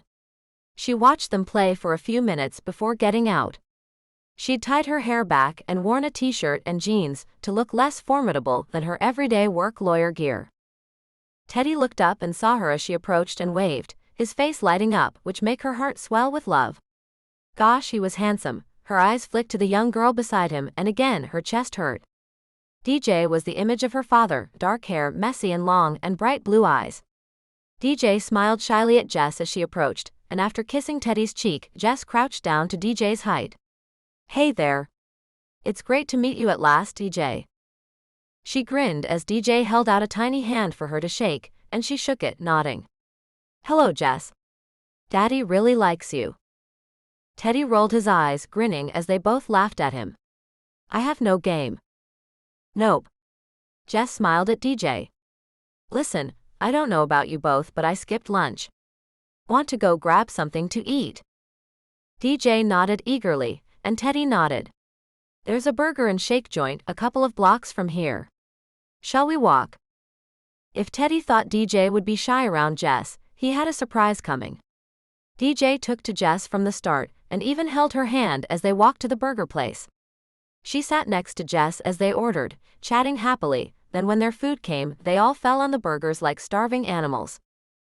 Teddy barely had to run interference at all, so easily did Jess and DJ chat with each other. Only when Jess had to take a call did she step away from them for a moment, and Teddy smiled at his daughter. "Well?" DJ's eyes were shining. "I like her a lot, Dad. She's fun and so pretty." Teddy grinned. "I had noticed." "And she's?" DJ faltered, looking for the right word. "I feel easy around her." "I don't know if that is the right word." "Well, what do you mean by it?" DJ stole a French fry from his plate. I mean, I'm not scared around her." "You shouldn't be scared around anyone, boo." Teddy frowned. "Who are you scared around?" "Someone at school." DJ shook her head, then her little face went red. "No one, Daddy, I promise. I just mean I like Jessie a lot." Teddy smoothed his daughter's hair, not convinced by her admission. "You sure? Because if anyone upsets you." "No. It's okay, Daddy. Here's Jessie." Jess had come back to the table, and he could see relief in her eyes. "That was B. She's been released. The powder was just alum, so we can go back to work tomorrow. Sorry I interrupted our meal." Teddy took her hand as she sat back down next to DJ. "It's no problem." "What's alum?" DJ was pulling her burger apart and removing the tomato. She looked up at them, clearly expecting an answer. "It's a kind of chemical, darling. Like poison." Teddy and Jess exchanged an alarmed look. "No, sweetheart, it's used in cooking and medicine and things." "Is it in my medicine?" "Your medicine." DJ nodded. "Mommy gives me vitamins in the morning." Teddy relaxed. "I don't know, darling, but vitamins are different from medicine, kind of. Medicine is when you're sick, remember?" "I know. Can we have ice cream after?" Teddy was relieved the interrogation was over. "Of course, Bubba." He smiled at Jess, who seemed preoccupied, chewing her lip, her eyes distant. "Jess." She looked up. "DJ was just telling me that she likes you." Jess smiled at the young girl. "I'm so glad, DJ. I like you very much too. I'd like to spend more time with you, if that's okay." "Oh yes. Would you both like to come to my house? It's on the beach." It's not grand, I'm afraid, but at least the ocean is right there. DJ grinned. Do you have a dog? I don't. Why? Do you like dogs? DJ nodded enthusiastically, and Teddy laughed. Don't go down that rabbit hole, Jess, I beg you. She'll have you at the dog pound before you can say Fido. Daddy. DJ's face was the picture of betrayal. Jess laughed, drawn to the young girl, and she wasn't someone who bonded easily with kids. But DJ had a worldly air about her. She was intelligent, curious, and warm. Just like her father. Jess watched them joking around with each other, and she had the strangest pull in her chest. She'd never had a happy family and never thought she would, but with Teddy and now DJ, there was a hope that maybe it could happen. Don't trust it. Her natural pessimism was screaming at her that this couldn't last, that she was dreaming, but still, for the rest of the afternoon, she allowed herself to fantasize. Chapter 18. Never be the same. Teddy drove DJ back to Dorcas's place, promising to be home soon to Jess. Wow. It was true though, her condo had become their base. More than a few of Teddy's clothes had migrated to her closet over the past few months, as had his bathing and hygiene products to her bathroom. Remarkably, having never lived with a man, Jess found she didn't mind his stuff being in her space. It fit. His books alongside hers on the coffee table, a couple of his vinyl records next to her stack near the stereo. But then again, it was just like Teddy. He fit into her world so well. She was still smiling about it when she turned into her driveway and turned off the ignition. She knew something was wrong instantly. Even though this was a safe neighborhood, there were a few burglaries. It was a rich part of town, after all, and so everyone had security out the wazoo. She was used to her security camera sensor kicking into action every time she pulled up in the car, but tonight it didn't move, nor did the light flicker on. For a moment, she sat in the car, trying to see if she noticed anything out of place. The door to her condo was shut, but every light around her place had cut out. She glanced down the street to see if it was neighborhood outage, but further down she could see other places lit up as dusk fell. From her bag, she took out her pepper spray and got out of the car. She hadn't studied Krav Maga for so many years to not be able to protect herself. Jess walked towards her door, alert from any attack from behind. Yeah, sometimes paranoia was a good thing, but she reached the door without incident. She grasped the door handle and recoiled. It was wet with a sticky substance, and now she could smell a rust and salt smell. Blood. Shit. She opened her door, trying not to touch too much, and stepped into her home, flicking on the interior light with her elbow. Her shoe squelched down onto something soft, and she grimaced when she saw what it was. 2 or 3 dead rats had been shoved through her mail slot.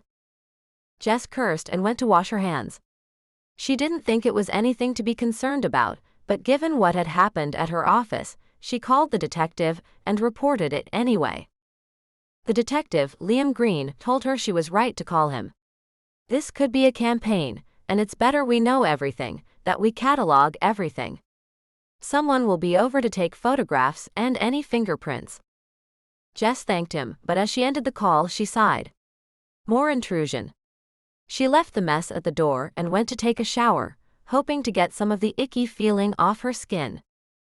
Teddy had just said goodbye to DJ, spoken briefly with a seemingly friendly Dorcas, and was walking back to the car when he heard someone call his name. He turned to see Johanna behind him. She was glancing nervously behind him, as if afraid Dorcas would see her and scream at her. Teddy felt sorry for the woman. How the hell did she put up with her? He got his answer as Johanna began to speak. Mr. Hood, I'm sorry to bother you, and please know that I'm telling you this not out of what it is, Johanna. He didn't interrupt her to be rude, but he could see she was on the edge of tears. It's Johanna. Why are you out here? DJ is getting ready for bed. Go help her, please. Dorcas's tone was sharp but cool. Johanna turned on her heel, not looking at Teddy again, and Teddy sighed in frustration. He looked at Dorcas.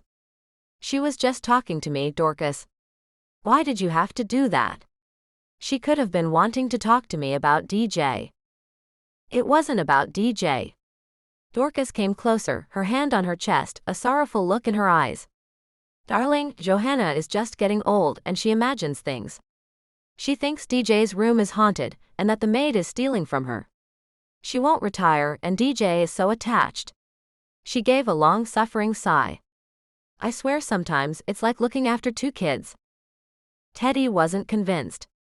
So she was coming to me because she wants a raise. I'd give it to her, but as you know, I'm a single mother. Teddy didn't even bother to hide his annoyance. No doubt Johanna would like more than minimum wage for basically doing your job for you. He hadn't meant to snap, but Dorcas's ploy was the same as ever. You know, you could be kinder. I'm doing my best. I know I haven't been the greatest mother, but I've changed. If you were around more, you would see that, but whatever. Dorcas turned away, but not before she let Teddy see the tears in her eyes. Teddy sighed. Look, Dory, there's nothing to say we can't spend time together as a family, but you and I are over. You know this, come on now. I don't say it to hurt you. Don't you? His eyes softened. No. I really don't. Dorcas half smiled. It's been a long time since you called me Dory. You always used to back in the day. Back in the day, we were friends as well as lovers. You were Dory then. I'm not saying I haven't changed too. Dorcas sighed. You haven't, not really. Except you got tired of my crap, and if I'm being fair, I can't blame you for that. You're still the sweet guy that I first fell in love with. Teddy was silent, stopping himself from asking why she had put him through the last year of hell if she thought so. Eventually, he turned to go. I'm late. I'll see you tomorrow, Dorcas. DJ can stay the night with you tomorrow, if you want. Teddy blinked. Really? I'm not a monster, Teddy. You've been more than patient. She can spend the night. Thank you. I appreciate that. Dorcas gave a chuckle. And yet you still don't trust me. See you tomorrow. I won't go back on my word. She kissed her forefinger, then touched it to his cheek. Good night, Teddy. Good night. Teddy still didn't know what to think as he drove to Jess's beach house, but all other thoughts fled his mind when he saw the police cruisers outside her place. His heart thumping heavily against his ribs, he pulled the car over and jumped out. He was stopped at Jess's doorway, and although the officer recognized him, he still asked for ID before he would let him in. Is Jess okay? Teddy tried not to let the panic in him show in his voice as he dug his ID out for the officer. Miss Olden is fine, sir. That's great. Thanks, Mr. Hood. You're cleared. The officer nodded at him, handing back Teddy's ID and stepping aside to let him in. Teddy saw the blood on the floor of Jess's hallway and balked. It's not mine. He looked up to see Jess leaning against the kitchen door smiling at him, a half-empty glass of rosé in her hand. It's courtesy of some dead rats and an anonymous jerk with a bad sense of humor. Teddy went to her. It's the second time today. I know that. It's annoying and frustrating, but nothing dangerous. 3 guesses who's responsible. Taryn Googe. Bingo. Although, as a lawyer, I shouldn't say that. There's no proof, but this reeks of him. Still, let's go get you a drink. These guys are almost done, then I can clean up and we can relax. He followed her into the kitchen, and she snagged him a beer from the fridge. You seem remarkably okay with all this. No one got hurt. It's just some petty shit by someone whose masculinity is easily bruised. Bro douchebag, ahoy. She stroked his face. But who cares about that? I adore DJ. What a great kid. Teddy smiled. She loved you too, but then she always did take after her father. Dorcas is letting me keep her overnight tomorrow. Wow. Jess's eyes were huge. That's unexpected. Right? That was my first reaction. Huh. What? Jess shook her head. No, nothing, just, my spidey senses are wondering why she's suddenly being so flexible. Teddy laughed. She's just trying to rehab her public image, and I hope, just maybe, she's putting DJ first. Jess looked skeptical, and Teddy touched her cheek, grinning. Yeah, I know. Jess shrugged and was silent for a while, then she gave him a steady look. I know nothing about parenthood, but can I ask?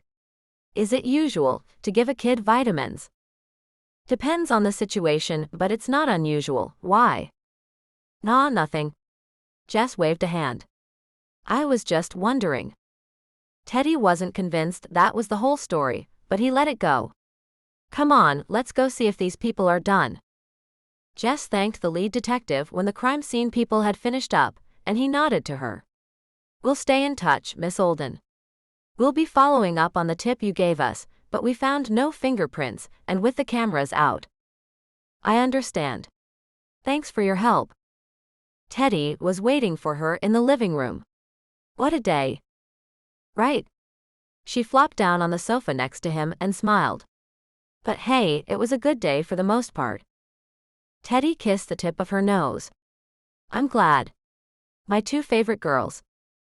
Jess grinned. Is the other one me or Dorcas? She laughed as he tickled her. You might as well know, Teddy said nonchalantly, that I'm madly in love with you, Jessica Olden. Jess stopped laughing, but her eyes were soft. Love isn't a word I throw around lightly. Me either, he said, not looking away from her. But I love you. Jess's mouth curved up in a smile. I love you too, Teddy Hood. His lips were against hers then, and there seemed to be no more reason to talk, just touch and kiss and caress. They never made to her bed, tugging each other's clothes off and making love on the carpet right there in her living room. As they finished, she couldn't help the words that came out of her in a whisper, and it was something she had never, ever said to anyone. Promise me you'll never leave me. Teddy kissed her tenderly. I promise, my lovely Jessie. I promise. Chapter 19. Take Me Home. Los Angeles. Taryn Googe had expected the visit from the police about what had happened at the offices and at Jessica's home, but he handled it, being cooperative, not denying he had a beef with her, but ultimately denying any knowledge of the incidents. And he'd been careful. He hadn't looked up anything on the net to do with mail hoaxes, hadn't left any kind of trail. He wasn't as stupid as everyone thought he was. Eventually, the police had to leave him alone. After all, there was no proof, and leaving dead rats in somebody's home was hardly high priority. Okay, so the powder in the envelope thing could have been considered a felony. Taryn grinned as he shut the door on the police officers. They had nothing. And to be honest, he'd had his fun. He was getting a little tired of the whole Jess Olden thing. If he'd upset her day for even a little bit, then okay, they were even. He went back to his bottle of scotch, and the heroin he'd luckily not cooked up before the police came. A little bliss trip would be the perfect end to the perfect day. Good thing they hadn't searched his apartment. He snorted up a couple of lines and sat back, letting the drug course through his system. A half-hour later, he was so blissed out, he barely heard the doorbell again. He stumbled to the door before it occurred to him it might be the police again, and he was in no fit state for them. Who is it? A friend, Mr. Googe. A woman's voice. Clipped. Well-spoken. He opened the door. A beautiful woman, brittle but still attractive, stood outside. Her straw-blonde hair was piled up in a bun, and she wore gloves on her hands. She certainly looked out of place in this part of town. And she looked vaguely familiar. May I come in? Taryn blinked and stood aside, almost dumbfounded. Her name came to him as he followed her inside. Dorcas, pretty man. She smiled at him, but it didn't reach her eyes. I'd prefer it if you called me Daphne. While we conduct our business. We have business? Through the fog of his drug-addled brain, he was starting to make the connection. Of course.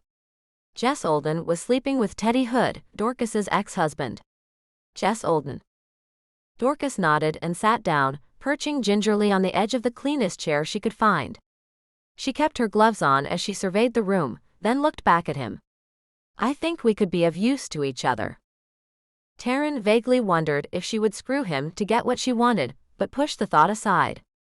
Think straight, dude. This skank was loaded, and whatever she wanted with Jess Olden, it wasn't going to be friendly. Which was interesting. He was aware he was gaping at the movie star sitting in his apartment. Mr. Googe. Yes? Dorcas smiled coldly. Would you be interested in working together? Of course. Good. Now perhaps you'd like to offer me a drink. New York State. India's reaction to the house surprised Massimo, but he kept his counsel, not wanting to get too excited. They'd begun to search again for their forever home, as India called it, and after a few missteps, they had found this one, out of the city, on the banks of the Hudson. Massimo had felt it as soon as they drove along the long gravel drive to the house, and he'd glanced at India to see the excitement in her eyes too. Because they had been disappointed in the past, they both stayed silent as the realtor showed them around, but he felt India's fingers pressing hard against his as they visited each room of the house. As far as private mansions went, it wasn't over the top nor ostentatious, but it was large enough that they could grow into it. There was room for a recording studio in one of the outbuildings, enough guest bedrooms for all of their friends, way more bathrooms than they would ever need. The gardens were the tipping point. Large, but with trees surrounding the property, and a view down to the river, Massimo could imagine their kids running around, dogs, parties with their friends in the summer. Man, was all he said, and India laughed. She turned to the realtor. We have terrible poker faces, both of us, but would you mind giving us a moment? The realtor laughed and nodded. Of course. Massimo smiled down at India. Yes, was all he said, and she nodded. It's the place, isn't it? 100%. Massimo looked around the grounds again and wrapped his arms around his love. It's our home, isn't it? India nodded, and he saw tears in her eyes. Hey, hey. India chuckled. Happy tears, I swear. I never thought we'd find somewhere. Gosh, this garden. I know. They stood in silence for a few minutes, drinking in the scene. Baby. Yes, beautiful. I think I'd like to get married here in the garden. It's so perfect. We could put twinkle lights in the streets, hang paper lanterns. That pergola, we could drape flowers over it and get married under it. Do you think Sun and Tae would like it? Sun and Tae were getting married alongside their friends in America, because South Korea didn't recognize gay marriage yet, and they were trying to decide on a venue. I think they would. If not, I don't mind, but gosh, this place. India's face was glowing, and Massimo had thought she had never looked more beautiful than in this moment. I love you, India Blue. She turned in his arms and stroked his face. And I you, Massey. I keep meaning to tell you that I'm so proud of the way you've been working on yourself, you know. The psychologist really seems to be working out for you. Massimo chuckled softly. I won't deny it was hard at first. I'm a provincial guy, Indy. My dad would never have seen a psychologist, so yeah, it was difficult. Dumb male ego, but now, yeah, I think I should have done this a long time ago. I lost my dad, then almost lost you in such short order. It was dumb to think that wouldn't have some kind of kickback. India smiled at him. It helped me, and I'm sorry. I should have suggested a long time ago. I'm a big boy, Indy. Now, let's go buy our dream home. Back at his Manhattan apartment, Massimo and India showered together, making love in the hot running water, and then Massimo dressed and went to call his agent and publicist, Jake. The film with Teddy Hood was greenlit, and they'd be filming the next couple of months. India waited until she heard Massimo talking to Jake, and then went back into the bathroom, opening the cabinet under the sink and pulling out a brown paper bag. Inside, she fished out the pregnancy test.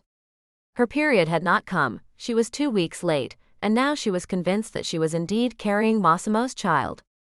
She felt different, had been feeling different for weeks now, but with Massimo doing so well with his mood and his depression, she had wanted to be absolutely sure before she said anything. The first few tests she had taken had turned up negative, but she wasn't discouraged. She knew it took time to find out if she was. Today, though, she was confident. Today, what with them finding the house, it just seemed inevitable. She took the test out of the packet and sat down on the toilet to take it. India jiggled her legs up and down as she waited for the test to complete. If she was pregnant, that would mean she would still be so when they got married, but it didn't matter. That would make it all the more perfect. She counted down the 3 minutes and picked up the stick. Negative. No, come on now. She snagged another one from the bag and retook it. You better work, I'm running out of pee. She set the new test down and returned to the old. Was there a faint line? She couldn't tell if she was imagining it. She didn't hear Massimo return to the bathroom until he spoke, and she nearly jumped out of her skin when she heard his voice. Piccolo. She turned guiltily and grinned. Don't get excited, but I really think this time. Massimo's eyes were unreadable. Darling. She picked up the first stick. Excuse the fact I peed on this, but there's a faint line, right? Massimo held the stick and studied it. Honestly, I don't see it, baby. Okay, she was a little frustrated. Why wasn't he more excited? I'm retaking it in case it's a dud, but Massey, I'm almost 2 weeks late. You didn't tell me. We've had false alarms before, honey. Her phone began to ring incessantly, but she ignored it. But my body feels different. Weirdly swollen, and my breasts have been hurting. You didn't say. Not enough to be anything but annoying, but my body is changing. And I'm sure I've put on weight. Massimo grinned then. Fatty. But seriously, if anything, you were thinner than you should be, not surprisingly after what happened. You always had the most gorgeous breakneck curves when I met you, it's just returning to that after everything. You're nowhere in the region of fat. He seemed to realize that wasn't what she wanted to hear, and took her in his arms. But it could mean we have a little one on the way, too. Don't think I'm being negative. You want kids, right? I do. I want 100 little indies running around. Gosh, answer your phone, please. It's driving me insane. It was Laszlo, India's older brother and manager. Hey, boo. Listen, are you in the city? I am, what's up? Laszlo told her one of the late-night guys had called, telling Laszlo he had a guest cancel and he was wondering if India would fill the slot. Tonight? India had been out of the loop for so long when it came to public appearances that she felt a little panicky at the thought. You can say no, but you'd be doing me a favor. I owe Jimmy one. India tried not to sigh, then felt guilty. Laszlo worked his butt off for her, and he'd been making sure her fans were informed at every level of her recovery, shielding her from the worst intrusive journalists. She owed him. Tell him yes. I can be at the studio in an hour. She said goodbye to Laszlo and told Massimo what was up. He nodded. I can come with you. She grinned at him, knowing he was going into protective mode. Honey, only come if you're prepared to come on set with me, because if you show up in the green room, there's no way they won't drag you on screen. Massimo shrugged. Let them. We don't have to hide anymore, right? India smiled. You're right. Let me call Laz back, and we can tell them it'll be a joint appearance for the first time. Better we don't have time to think about it. She drew in a deep breath then, and picked up the second stick. Disappointment flooded her system. Oh. Negative. She looked at Massimo, who cradled her face in his arms. We have forever, baby girl. There's no rush. Let's not get sad about things we can't change. You're right. Gosh, she loved this man with her whole heart.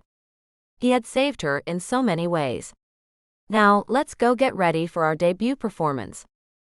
Los Angeles. Jess had spent the afternoon with Teddy and DJ again, this time at her beach house, and she'd made up a bedroom for DJ, finding herself loving choosing the little touches.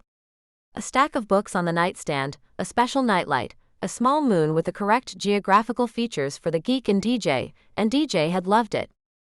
If you come again, Jess said, blushing furiously at the girl's delight, We could decorate the whole room how you want it. Could we make a den? Of course. We could do that tomorrow. I'm sure I have enough things for it already. DJ smiled shyly at her. Thank you, Jessie. Will you lay in it with me and read? I would love that.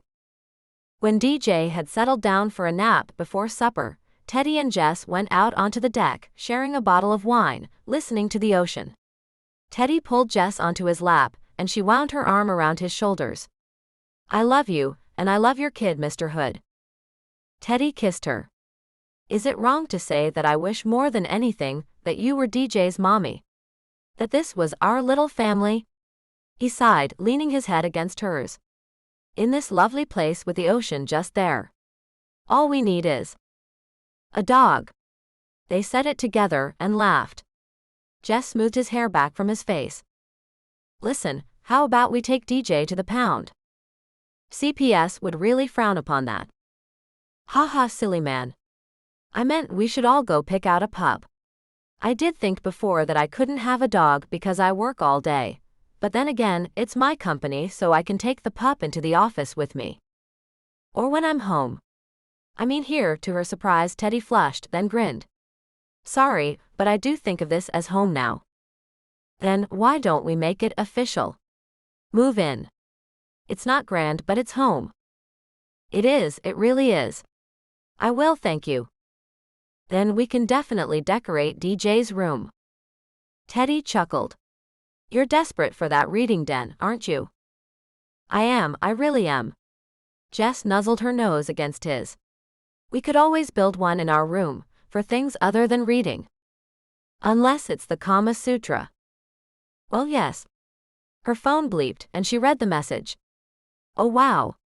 Looks like Massey and Indy are making their public debut as a couple on The Late Show tonight. Want to watch? Sure. After dinner. Jess had ordered pizza for them, and she and Teddy sat with DJ as they ate, chatting and laughing. She had ordered DJ's favorite pizza, double pepperoni with pineapple, which made Teddy make a disgusted face, and she and Teddy shared a cheese pizza with chili peppers liberally scattered across it. Finally, DJ was drooping, and they put her to bed together. DJ wanted Jess to come read to her. Jess felt her heart pound with love for the little girl, and for the easy way she had welcomed Jess into her life. She was so loving, so bright and warm, that Jess wondered if her no kids rule had been so misplaced all these years. It also made her question her own childhood. Clearly, she did not have the normal childhood that most kids had, but it made her resent her father even more. To think we could have had this, she thought, looking at the bond between Teddy and DJ. It made her sad. But later, when she and Teddy had settled down to watch India and Massimo on The Late Show, she felt guilty. At least her father had never tried to kill her, unlike India's psychopathic politician dad. Jess had spent a year putting Philip Lefevre behind bars for life for it. She had wondered over the years whether she should try and make her father pay for what he had done to Katie, but the truth was, she was done with him. She wanted nothing to do with the man anymore, and the fact Taryn Googe had dragged him back to her attention was an annoyance, sure, but at least it had gone no further. She didn't want her dad back in her life. Ever. India and Massey were doing well in their first joint interview, both warm and funny, but Jess knew India of old. She could tell she was nervous. They're a sweet couple. Teddy's voice broke into her thoughts and she blinked, then smiled at him. They really are. You're going to have a blast working with Massimo. I don't know Tiger Rose well, but she seems like a great girl too. I'm looking forward to it.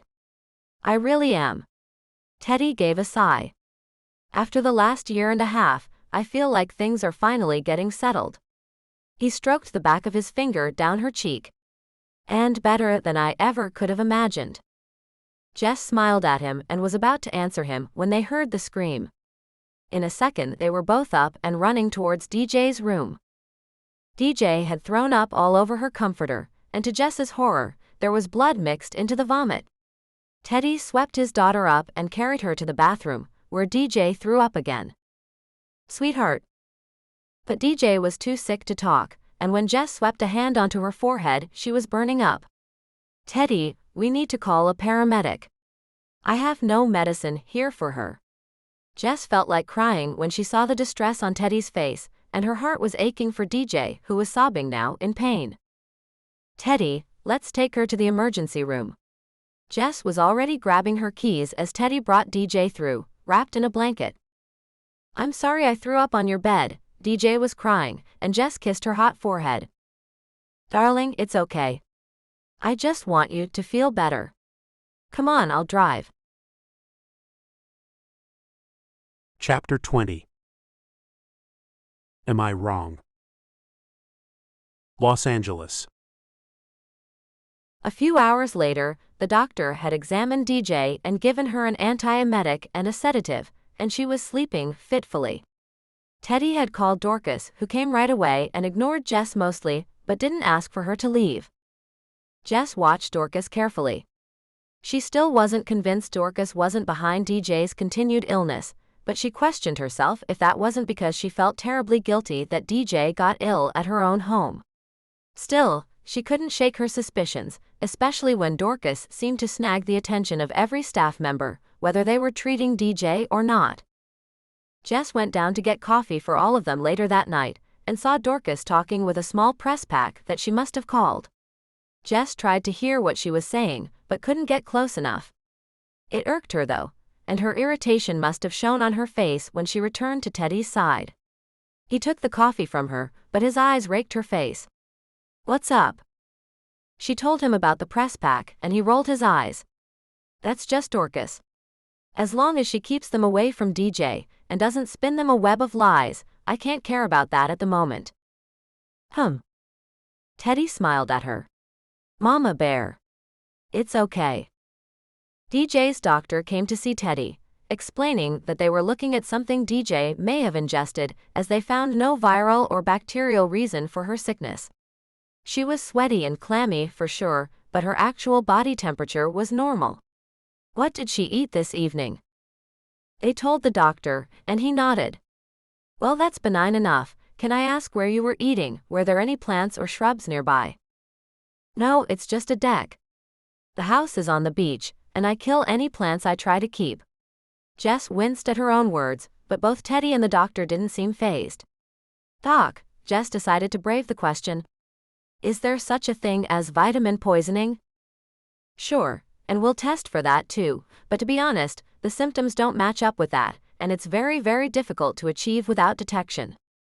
DJ's blood results will show us more. I'll be back later. Teddy looked at Jess after the doctor had gone. Where were you going with that question? There was an edge to his voice, and Jess knew he hadn't missed the implication in her words. Teddy, don't you think it's strange DJ keeps getting sick? And that when she does, Dorcas gets a shit ton of publicity? Not to mention attention from the staff here.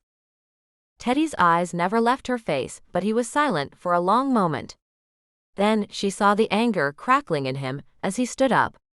I don't want to ever hear you talk like that again. Understood. Dorcas is a lot of things, but she would never ever hurt DJ. Ever. His tone was surprisingly calm, but his blue eyes were colder than she had ever seen. But Jess, mindful of DJ's health, didn't back down. The question needs to be asked, Teddy. Too many things don't add up. Why is DJ constantly sick? Geez. It could be any number of things, Jess. Do you know how many times kids get sick from the slightest thing? She could have picked something up from another kid. They've already said it isn't viral or bacterial. So you, great detective that you are, have decided Dorcas is poisoning her? What better way to keep you close? Teddy gaped at her, opened his mouth, then shut it and passed a hand over his face. Jess waited for the explosion, but it never came. She wasn't sorry she had pushed it. Teddy needed to have the suspicion planted in his brain, just so he could consider it in the great scheme of things. Whatever the cost. I think you need to go now, Teddy said, but his tone was gentle. I need to be with my daughter. Of course. Jess felt her heart thump with sadness, but she could understand why he was asking her to leave. You will let me know if anything changes. Teddy half smiled. Of course. He didn't attempt to kiss her goodbye, but Jess went to DJ's side and kissed the little girl's forehead, and he didn't stop her. "Be well, Bunny," she whispered to the sleeping child and touched Teddy's hand as she left. She waited until she had driven at least a few miles away from the hospital before she burst into tears. New York. India was still awake at 2 a.m. when her cell phone bleeped with a message. "Hey boo, are you still awake? I need some girl talk and advice. JX." India slid out of bed, careful not to wake the sleeping Massimo, and went out into the living room. It was cold, and she snagged an oversized purple chenille throw and grabbed a bottle of water before she snuggled into the sofa and called Jess back. "Hey girl, what's up?" She listened as Jess told her all about Teddy's kid and the argument they'd had. "Do you think I was right to question the vitamin thing, Indy? Or is that my experience with bad parents coming through?" "Probably both. Hey look, at the end of the day, the most important thing is that the kid is okay. Do you like her?" "I love her. I love her, Indy. I wish she was mine." Jess sounded a little drunk, and Indy wasn't surprised. Jess didn't drink much, but she did when she was genuinely upset. "I hated seeing her so sick." Indy thought she heard a little sob. "Oh sweetie, don't cry." "I'm not crying, I burped," Jess protested in an outraged voice, but Indy could tell she was lying. "I just love that kid, she's so special, Indy, and I want to know what's going on with her. I know Dorcas pretty man, and I wouldn't put it past her to hurt DJ for attention." "You're talking about Munchausen's by proxy?" "Yes." "How do you know about it?" "Huh? With my family. There's not many psychological disorders I don't know about. After my dad and everything, when I was in therapy, I got obsessed with trying to find reason why he would want me dead, why he would pay someone to kill me. Twice." "Did you get an answer?" Jess hiccuped softly again, and Indy half smiled. "Kind of." They both laughed quietly. Amen to that. Jess was quiet for a moment. "I know her. Dorcas. She's a vile piece of shit, regardless of how she's trying to rehab her image. It is and always has been all about her. Teddy and DJ, they are just extensions of her. Accessories." "Jessie?" "Yeah. Are you morphing Dorcas and your dad together?" Jess sighed. "Well, that's my question. Am I? I don't know. I can't get clarity." "And Teddy wouldn't entertain the notion?" "Nope. But it's like objection, sustained, but the jury still heard it?" "Yup." India smiled. "Always the lawyer." Jess sighed. "I don't know. I hope I haven't blown it, but as you say, the priority is DJ. If it turns out I'm right but Teddy still hates me, if it means DJ is okay, then I'm okay with that." She didn't sound okay with that at all. She cleared her throat. "Oh hey, I saw your segment on the show. You and Massimo look so great together. If you could act, boo, we'd have a new screen golden couple." "Ha, no thanks." India sighed. "I enjoyed it, and it took my mind off the fact that I'm still not pregnant." Jess had been the only person she's confided her hopes to over the last month, and now she heard Jess sigh. "I'm sorry, boo. But listen, I know it's been almost 2 years, but the trauma to your body, you're still healing. There's no rush." "That's what Massey said, and I know you're both right. I was disappointed, is all. Listen. Laszlo called me the other day. He wants you to get back to work, so what about that?" India laughed. "Ha, he told me that too. He's right, I need to get back out there. I want to do some stuff with Sun and TAE." "Ha, I bet you do. Music stuff you pervert," India laughed. They chatted for a while longer, then as they were saying goodbye, India asked her if she was sure about Teddy. "I know you're in love with him, but how well do you really know their relationship? I don't want you getting hurt between two people who can't figure out their shit. Which reminds, how is Valentina?" They both laughed. "Very much out of the picture, thank God. Listen, we found a house. At freaking last. So, the wedding's going to be there, and I want Teddy Hood on your arm at my wedding. Show off. Yup. Anyway, I think you did the right thing. I think you did. I'm no expert, of course. Jess chuckled. You made me feel better, and I can't thank you enough for that. It's been a rough day and a half, what with this and the Terran Googe anthrax stuff. India's heart pounded hard. What damn anthrax stuff? What the hell? Jess sighed. Oh, that's a story. Strap yourself in, this might take some time. Los Angeles. Dorcas had called him and told him that Jess was at the hospital with Teddy and DJ, and that her home was clear. Terran had managed to keep himself sober for one night, although the temptation of the high-quality drugs Dorcas was paying him in was almost unbearable. So he jumped into his car, drove out to Jess's neighborhood. He parked a couple of blocks away as always, and headed down to the beach to make his approach from there. By now, he knew every corner of Jess Olden's home, even the tricky door out to the deck. After he'd climbed up on the deck, he tried it and found it open.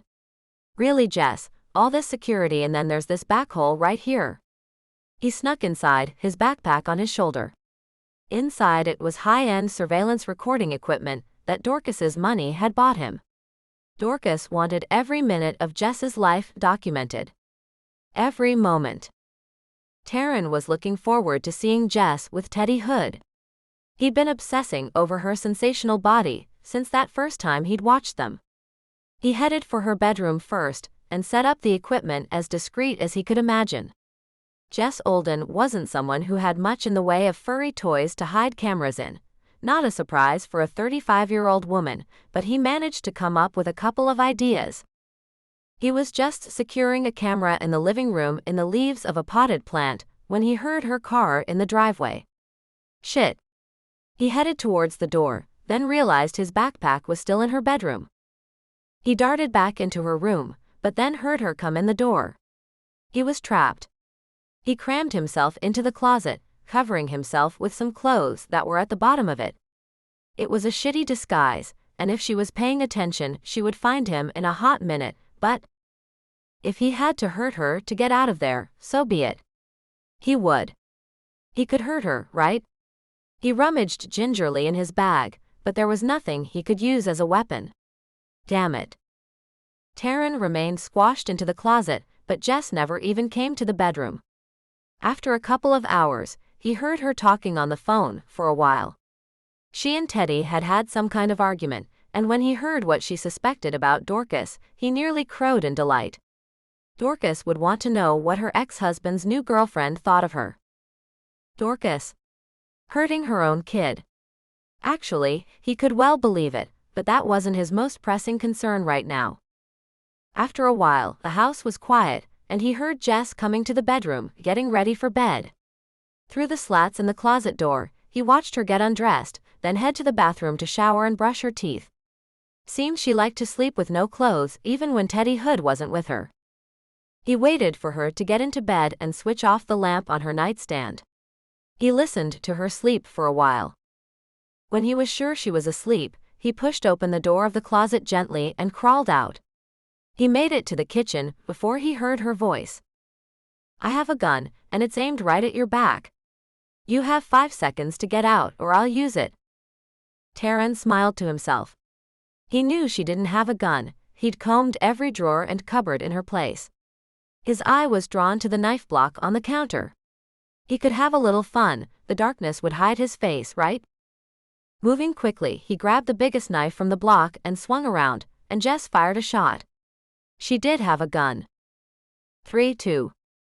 Terran scooted around and crashed out of the back door onto the deck, jumping back down on the sand and running in case Jess got off another shot. Geez. He nearly messed everything up. He got into his car and drove home, hoping like hell he wouldn't get another visit from the police. Instead, he got high on the drugs Dorcas had given him, and waited for her to call and tell him what she wanted to do next. Jess smiled sheepishly at the detective, the same one who had been dealing with her for the last 24 hours, but he didn't smile back. Miss Olden, we think it's probably time to take your security seriously. I know. I have some people coming out. Is Mr. Hood not here? Jess raised her eyebrows at him and he smiled. I don't think you're capable of looking after yourself. God forbid. My wife would hear that from here and beat me up. His smile faded. But someone is targeting you, and we take stalking very seriously. He's already ramped it up by being here when you are home. We saw the knife on the floor. He could have killed you. Is there somewhere you can go? Jess sighed. I can go to a hotel. Good. We can have a car take you if you would like. No, I'll take a cab. Just give me a half hour to pack a bag. Chapter 21. Big Girls Cry.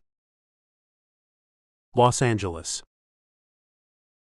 In the car ride to the hotel, and she had picked one close to the hospital where DJ was, she called Teddy, hoping he would take her call after their argument earlier. She felt a rush of relief when he did. Hey, how's DJ? Doing okay. Not great, but okay. They still don't know what's causing it. You okay? She told him about the break-in, and was touched when he sounded as shocked and worried as she felt. I'm going to the hotel next to the hospital, in case you need me or need a place to crash close by. She hesitated. Gosh, what was it about this man that made her feel like a nervous teenager? I packed some fresh clothes and toiletries for you. No biggie, but just in case. She heard him sigh. Sweetheart, I'm sorry I got angry earlier. It's okay, it was insensitive of me to start in on, well, you know. I love you, I love DJ, and I'm so worried about her. I know. Me too. I just can't fathom that Dorcas would. Gosh, that's so sick. I know. Look, DJ is asleep and Dorcas is staying with her tonight. How about I meet you at the hotel and we can talk? I would like that. An hour later, and Jess heard his soft knock on her room door. She opened it and saw his shattered face, his exhaustion. Oh, baby. She took his hand and pulled him inside. He let her hug him tightly, seeming to need it desperately. I don't think talking is what you need right now. Food, coffee, and sleep maybe. I have to agree, that sounds perfect. Jess ordered a very early breakfast for them both, and while they were waiting, they took a shower together. She poured him some fresh coffee from the pot as they ate scrambled eggs and pancakes. She took him to bed afterward, and he wanted to make love even though he was almost dropping with fatigue. I need to be close to you, he said, and Jess kissed him, wrapping her legs around him. They made love slowly, their eyes never leaving the other's as they caressed. Fatigue had set in and neither of them finished hard, just a gentle release of tension, and then Teddy fell asleep wrapped in her arms. Despite her own tiredness, Jess couldn't sleep. What a 24 hours. She closed her eyes and tried to drop off, but found herself thinking of what might have been. If she hadn't woken and heard the douchebag creeping around in her home. The way he grabbed that knife, was he there to kill her? She somehow didn't think so, but then why was he there? If it was Googe again, what the hell was he thinking? Was it really worth jail time to torment her? But there was a creeping paranoia in her that it wasn't Googe, that it was someone more insidious, someone more dangerous than an idiot guy from the internet. When sleep finally came, the nightmares did too. She dreamed of her friends laying slaughtered, imagine India being murdered by Braden Carter, Coco dropping dead right in front of her. Alex taking his own life. Massimo throwing himself from a building after India's death. Sun and Tae dead, wrapped in each other's arms. Teddy, his eyes open and staring as Dorcas stood above him with a smoking gun. DJ in a tiny coffin. Katie. Jess didn't realize she was screaming until she felt Teddy's arms around her, and in her panic, she tried to escape him, but he held her tightly, talking to her in a calm, soothing voice until she calmed down. Eventually, the panic subsided, and she slumped against him. I'm sorry. Bad dreams. Tell me. Jess swallowed hard, and Teddy reached over to pass her a bottle of water. Take a breath, have some water and talk to me, baby. She did as she was told, sipping the water, taking deep breaths until she could speak. She told him about the dream, about her friends dying, editing out the part about him and DJ. Teddy stroked her damp hair away from her forehead. Katie was your sister? She nodded. My younger sister by 5 years. We were so close, Teddy. I thought we knew absolutely everything about each other. We looked after each other when it came to Dad's emotional abuse. We knew he was a jerk, but until one of us was 18 and able to support ourselves, we were trapped. When I turned 18, I tried to get legal custody of Katie, but Dad had his hand in many pies in our town. I was laughed out of court. I went to college close by, so that Katie could stay with me in the dorms as much as possible. Jess sighed and leaned against Teddy's hard chest. Then, one day, I had a call to go see the dean. Katie had jumped from the apartment building next to ours. 14 stories, she didn't stand a chance. The next day, I got her letter. Teddy didn't say anything, but she felt his arms tighten around her, and knew he realized what she was about to say. But she needed to say it, needed to tell the person she loved most in the world, and that was shocking to her, to hear her truth. Our father had been raping her for years, since before I'd even left home. She never said a word, and I had no idea. No idea. How could I not have known? She took another breath. So I went to the police, of course I did, and nothing. Nothing was done, and the letter up and disappeared. Imagine that. So, I guess what I'm trying to say that my sensors are up when it comes to child abuse. I admit, I sometimes see it where it doesn't exist. I'm sorry about what I said about Dorcas. I have no proof, just an instinct. But I'm prepared to admit I was wrong, to say it without any evidence. Teddy kissed her temple. Don't worry about it. I love that you care enough about DJ to want to protect her. You've only met her twice, and already. His voice drifted off, and she looked at him curiously. What? Teddy shook his head. It's just, when I see you two together, I can't believe you haven't known each other forever. I see more warmth between you than I've seen between my daughter and my ex-wife for a long time. What was Dorcas like when DJ was born? Teddy chewed his lip. I never had any doubt that she loved DJ, but it still seemed like she felt she was inconvenienced by the whole thing. She didn't breastfeed, and not that it's anything to be ashamed of, but she didn't even try. Jess snorted at his expression. Well, it's not for everyone. But she loves DJ, right? I think so. But he didn't look convinced. Her having used her as a pawn to try and get me back hasn't helped her case. Still, it was wrong of me to accuse her of harming DJ when I had no proof. I'm glad she didn't hear me. She didn't mention anything when she came back from the myriad of press interviews. Jess kissed him. Am I forgiven? Of course. Gosh, I love you, Jessie. Even when you make me mad. I seem to have a gift for that. Teddy grinned. It's a gift, all right. Look, changing the subject, I meant what I said about moving in with you, but we seriously have to talk about upping your security. Jess sighed. I know. I have been slack, there's no arguing with that. I will get to it, I promise. I hope you don't mind, but I kind of sent some security expert out to your place. I panicked. Jess smiled at him. No, it's okay, thank you. Better to get it done. Teddy held her, pressing his lips to her temple. You think it's Gooch? Honestly, I don't know. He doesn't seem like the type to actually hurt someone, you know, he seems too much like a wuss to do that. Keying my car and leaving dead rats, yes. Actually causing physical harm? I don't know. Later, they learned from the police that Taryn Gooch had been questioned formally, but released without charge for the break-in at least. He'd been cautioned over possession of a small amount of heroin that they had found at his place, but it was so minuscule, they said, that it would cost more to prosecute him than it was worth. Teddy rolled his eyes. Let's hope he gets his hands on some more and overdoses on that shit. I have no sympathy. Jess was at a loss to wonder who would hate her so much that they would break in. Teddy came with her back to her home, and they found that now anyone would find it hard to get in. Teddy looked as relieved as Jess felt. He stroked a hand down her back. And I'll be here now. She smiled up at him. You'll still move in? Of course, baby. I love you. Jess leaned against his hard chest. We should decorate the guest room for DJ. That would be nice. But an hour later, they got the call from the hospital. DJ was in a coma. Dorcas listened to the doctor, nodding her head, playing her part well. DJ was pale and clammy as she lay comatose in the bed, and Dorcas made a show of weeping gently, holding her daughter's hand. Her heart was thumping though. She hadn't meant it to get this far, but it was what it was.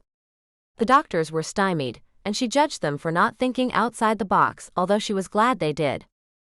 She asked her publicist to come to the hospital and work on a press statement, and then she waited for Teddy to arrive. When he did, Dorcas felt a flash of pure anger that Jessica Olden was holding hands with him, but this wasn't the time nor place for jealousy. Darling. She went to Teddy immediately, beginning to sob, deftly extracting him from Jess's hold. Teddy patted her back awkwardly. How is she? She won't wake up, Ted. Ted, what if our little girl dies? She sobbed harder, until Teddy was forced to put his arms around her and steer her into a chair. Dorcas was surprised when Jess took her hand, murmuring comfort to her. Surprised and resentful. Dorcas should be the one to show compassion. Jess Olden was seriously getting on her last nerve. As they talked and sat with DJ, she watched them together. She noticed how they had oriented themselves around each other, their body language, the way they mirrored each other. Dorcas hated to admit it, but she and Teddy had never had this closeness, the way he and Jess seemed not only to be lovers but best friends, two halves of one being. Yeah, Jess Olden was more than an inconvenience. Dorcas looked away, glancing up at the TV that flickered silently on the wall. She raised her eyebrows when she saw Jess's face on the screen. What's this about? Jess looked up and groaned. Geez. Nothing, really. Someone broke into my home last night is all. Probably this moronic YouTuber called Taryn Googe. He has a vendetta against me, because I turned him down. It's nothing. Dorcas hid a smile. Good. Taryn Googe was doing what she had asked for him. Torment Jess, scare her off. Maybe it was time to ramp up the campaign. An accident, a random assault. There was something appealing about the thought of seeing Jess Olden hurt. Would Teddy's focus be split? Or would he be forced to choose between Jess and his daughter? Or what if? What if he didn't have that choice? What if Jess was out of the picture, permanently? Dorcas. Dorcas looked up to see Jess looking at her. Yes? Would you like some coffee? No, thank you. Jess nodded and left the room. Dorcas looked at Teddy. Do you really think it was appropriate to bring your girlfriend to our daughter's hospital room? Jess is my partner, Dorcas, whether you like it or not. She's invested. She and DJ get along great, so I think it's best if you just get used to it. Teddy's voice was firm, his eyes registering caution to her. Damn, when he was like this. How did she ever let him get away? Yeah. Jess Olden was going to have to go. Excuse me for a moment. I need to make a call. Of course. She went to the nearest stairwell, listened for anyone else around, but it was silent. She pulled out the burner phone she used to call Taryn Googe, and pressed the call button. Googe answered straight away. Daphne. Mr. Googe, I see you broke into her home? Yup, and nearly got myself shot for the fun of it. I owe her some payback. Dorcas smiled. Good, because that's exactly what I want to give you. Let me explain what I need you to do now, and how rich I'm going to make you. Chapter 22. All Night. Los Angeles. Jess returned with 2 steaming cups of coffee to find Teddy alone. Where's Dorcas? Making a call. Jess kissed the top of Teddy's head. I'm just going to use the bathroom. You okay? As much as I can be. Jess slipped out of the room and went to the ladies' restroom. As she was washing her hands, Dorcas appeared from another cubicle and nodded at her. Jessica. Jess gave her a half-smile. Dorcas, you can call me Jess, it's not like we won't be seeing a lot of each other from now on. Rub my nose in it. Dorcas's face creased a little before she smoothed it out and she sighed. But I have to admit, you make him happy. Thank you. Dorcas dug in her purse for her lipstick, and she studied Jess's bare face in the mirror. You know, I wouldn't be seen dead without makeup in public. Jess bit back a retort, knowing Dorcas was trying to get a rise out of her. All I care about is DJ. Ooh, low blow, but Dorcas deserved it. Dorcas harrumphed as she turned, probably to give Jess a piece of her mind, and her hand caught her purse perched precariously on the sink, and the bag went flying, scattering its contents across the floor. Jess helped Dorcas gather up her belongings, makeup, money, tissues, bottles of eye drops, sunglasses. Man, she was so high maintenance. Jess wondered again how on earth her lovely, uncomplicated, feet-on-the-ground Teddy could ever have ended up with someone like Dorcas. Here, she said, handing Dorcas a handful of her possessions. Thank you. A begrudging thanks, and Jess tried not to roll her eyes. She nodded and headed for the door before Dorcas called her back. Listen, I don't want to be a jerk, but this really should be family time. If Teddy wants me here, I'll stay, Dorcas. Fine. I'm fine with that. I'm just saying. They both went back to DJ's room, and Teddy immediately got up and hugged Jess. They all sat waiting for the rest of the night, but in the morning Jess's phone bleeped with a message.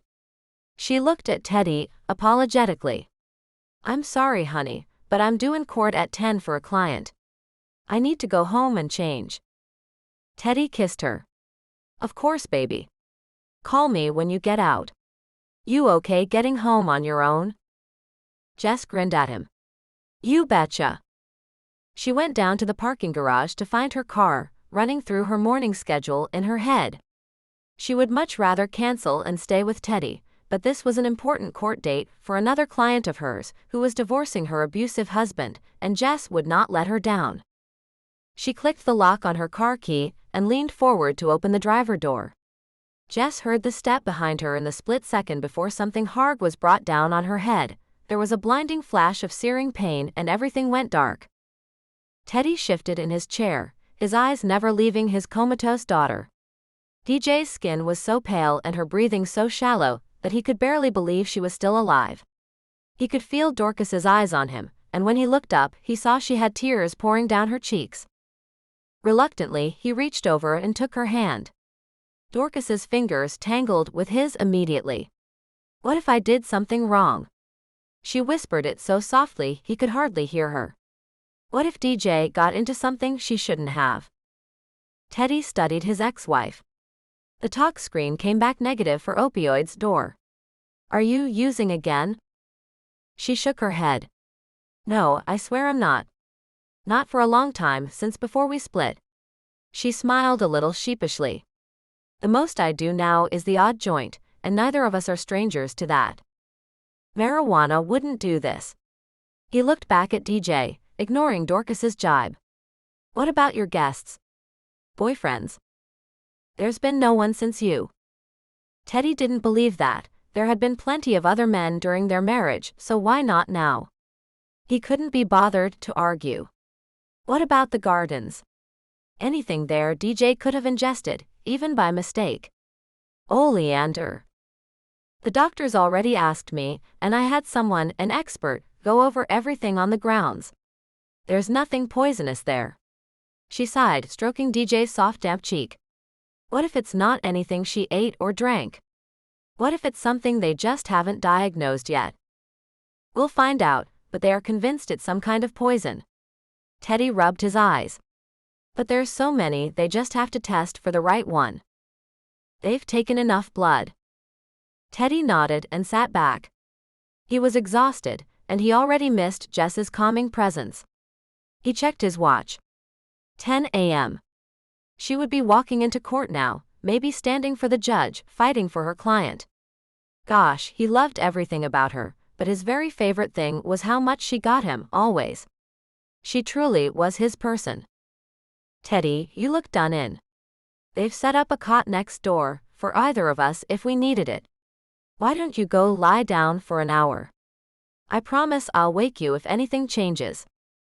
Teddy was ready to object, but the fatigue was getting to him, and he eventually nodded and went next door. He lay down on the cot, pulling the thin blanket over him and closing his eyes. After 10 minutes he sighed, not able to fall asleep. Instead, he remembered a night a few weeks ago, when he and Jess had been together. They had been out to dinner with Massimo and India at one of Law's most popular restaurants, and so they'd had fans coming up to them all night for selfies and autographs. For once, none of them had minded, just grateful for the people who had made them a success in their chosen careers. They drank mimosas and enjoyed lobster, and then went to Venice Beach. At nightfall, the beach ignited into a carnival of characters: fire eaters, evangelicals preaching, tourists.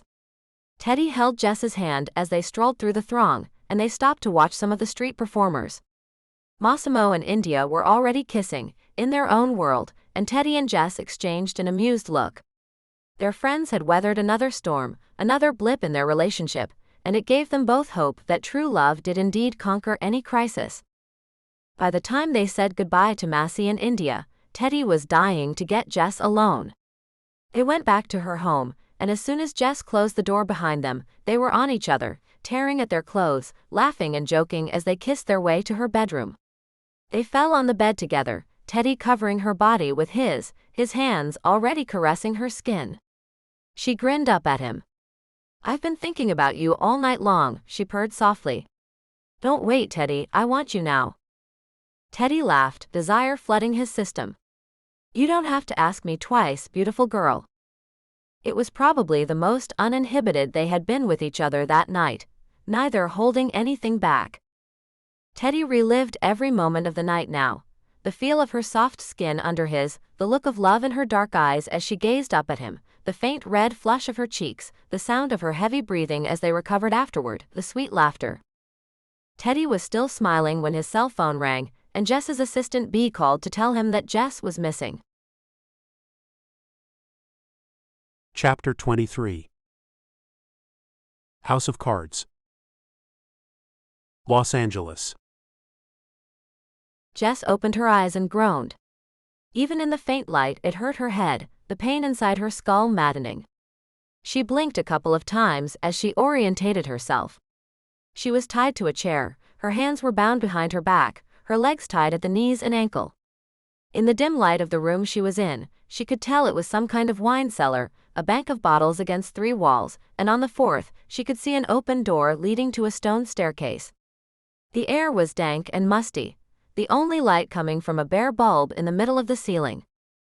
Jess looked around and gave a sharp intake of breath. The body of a middle-aged woman lay across the room, her throat cut, her eyes open and staring. Beside her, a man sat with his head in his hands, knees pulled up to his chest, a bloody knife on the floor beside him. "Who are you?" Somehow, it wasn't a shock when the man looked up. Taryn Googe, but he looked different. Wilder. Unhinged. She couldn't see from where she was, and her eyesight was compromised, but Jess would bet all the money in her checking account that Googe was high on something. Googe stared at her, then gestured at the dead woman. "She told me that no one would be home. That no one would see me bring you here. That I could enjoy myself with you before I killed you." Jess felt adrenaline course through her system at his words. He was going to murder her. Taryn Googe. Damn, she had underestimated him. Her eyes flicked to the dead woman. "Who is she? Why would she want me dead?" Taryn laughed without humor. "Not her.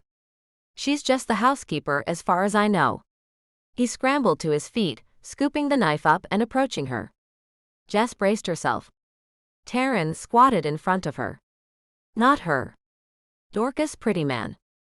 "Oh gosh no. Why? Why would Dorcas want me dead?" Taryn smiled.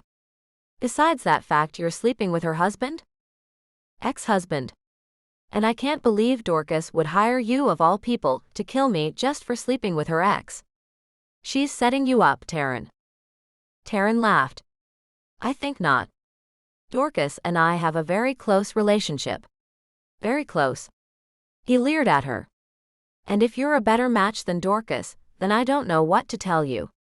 And anyways, it's not just the Teddy thing. She knows you know. Jess frowned. I know. About her kid. About her tainting the kid's milk. Jess went cold. Please don't be right, but she knew she was. She's poisoning her kid. Taryn smirked. Every wondered why she carries around so many bottles of eye drops. They're all over her house. She puts them in the kids' cereal. I spent the night here once, saw her doing it. She knows I saw her, and so she told me another reason she wants rid of you is that she figures she can get Teddy back if the kid is always sick. Jess wanted to cry at that, not for herself but for DJ. The cruelty of it. Dorcas Prettyman was even more evil than she had imagined. But that wouldn't help Jess now. She had to get out of here, so she could get to Teddy, to tell him, to save DJ's life. She flicked her eyes towards the dead woman. You didn't have to kill her. Taryn smiled, and before he spoke again, he very carefully cut off all the buttons on Jess's shirt and pulled the fabric apart, exposing her. Jess felt cold air on her bare skin, and she gritted her teeth as Taryn's fingers reached for the fly of her jeans. So this was what was going to happen, huh? No way, buddy. He'll have to untie her legs if he wanted to, and then she would be able to kick, fight. But he fanned out the fabric of the top of her jeans and did no more, confusing her. He was staring at her body. I never thought I could kill someone. But today I did. So really I have nothing to lose by killing you, Jess. Nothing. I'll walk away from here. This isn't you, Taryn. Stay calm, don't panic. You're not a killer. He motioned with the knife towards the dead woman. But I am. She died quickly, but you won't. You won't at all, Jess. You shouldn't have called me boy. Damn, but she couldn't do anything as he held the knife against the skin of her belly. Taryn. Dorcas is setting you up. You killing me and her housekeeper, do you really think she will back you up? Give you money to escape the country? No way, baby. She'll spin this the way she needs to, that you acted alone, that you've been harassing her. She saw the doubt in Guja's eyes as she spoke, and grabbed onto that last vestige of hope. This isn't you, Taryn, she said again, gently. You have to stop, otherwise it's not just me and that poor woman who loses. It's an 8-year-old kid, Taryn. She'll kill her own kid to get her own way, and she'll feed you to the wolves to save herself. Shut up. I can't. I love that kid and we need to save her. Think about it. I said shut up. Taryn's eyes were wild now, but Jess couldn't stop. She knew she was getting to him. Taryn, listen to me. Her words cut off with an agonized gasp as Taryn drove the knife into her. Jess felt the searing agony shoot through her, and she closed her eyes. This was it, she was going to die, and the worst thing was that now she couldn't save DJ. Oh, Teddy. I'm sorry. Teddy tried not to let the panic take over. The police had come to the hospital to talk to him, and he'd peppered them with questions on Jess's whereabouts. When Jess had failed to turn up to the courthouse for her client, her assistant B had called around trying to find her, but failing. She'd sent someone to the house, had called Massimo and India and Alex, but no one had seen her. After calling around everywhere, she'd called Teddy, and he'd gone down to the parking garage to find her car still there and blood on the ground. He'd called the police immediately. When he went back upstairs, Dorcas came to him and made a show of comforting him. Look, I have people, detectives on retainer. I can get them on it. He didn't want her involved, but at this point, he would do anything. Teddy wanted to go himself, go out into the city, drive to every place he had ever been with Jess to try to find her, but he had DJ to consider.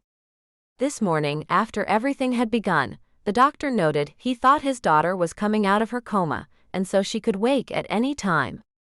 Gosh, was this his choice? Solomon's choice. DJ or Jess? He knew in his heart that Jess would tell him to stay with DJ, but it killed him to make that decision. After the police had talked to him, he went to take a moment alone, to think, to breathe. He stood in the stairwell, gazing out of the window over the city. Where are you, my darling love? Please, please be okay. Teddy knew it was probably futile, but he called her cell phone anyway, just to hear her sweet voice on her voicemail message. The police had told him Taryn Googe was also missing, and he knew without a doubt that he had Jess somewhere. They had underestimated his obsession with her, damn it. He went back to DJ's room, but before he could go in, DJ's doctor stopped him and asked him to step into his office.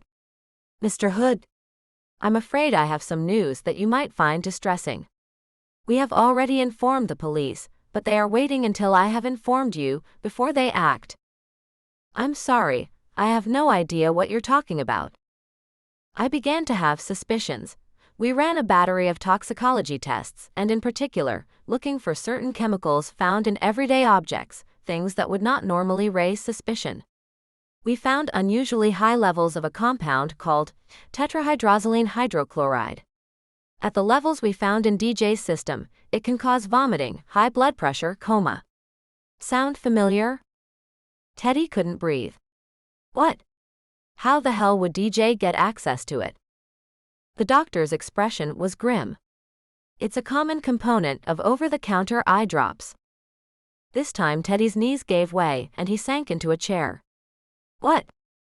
More than one of our staff have witnessed your ex-wife with these eye drops, Mr. Hood. I checked her medical records.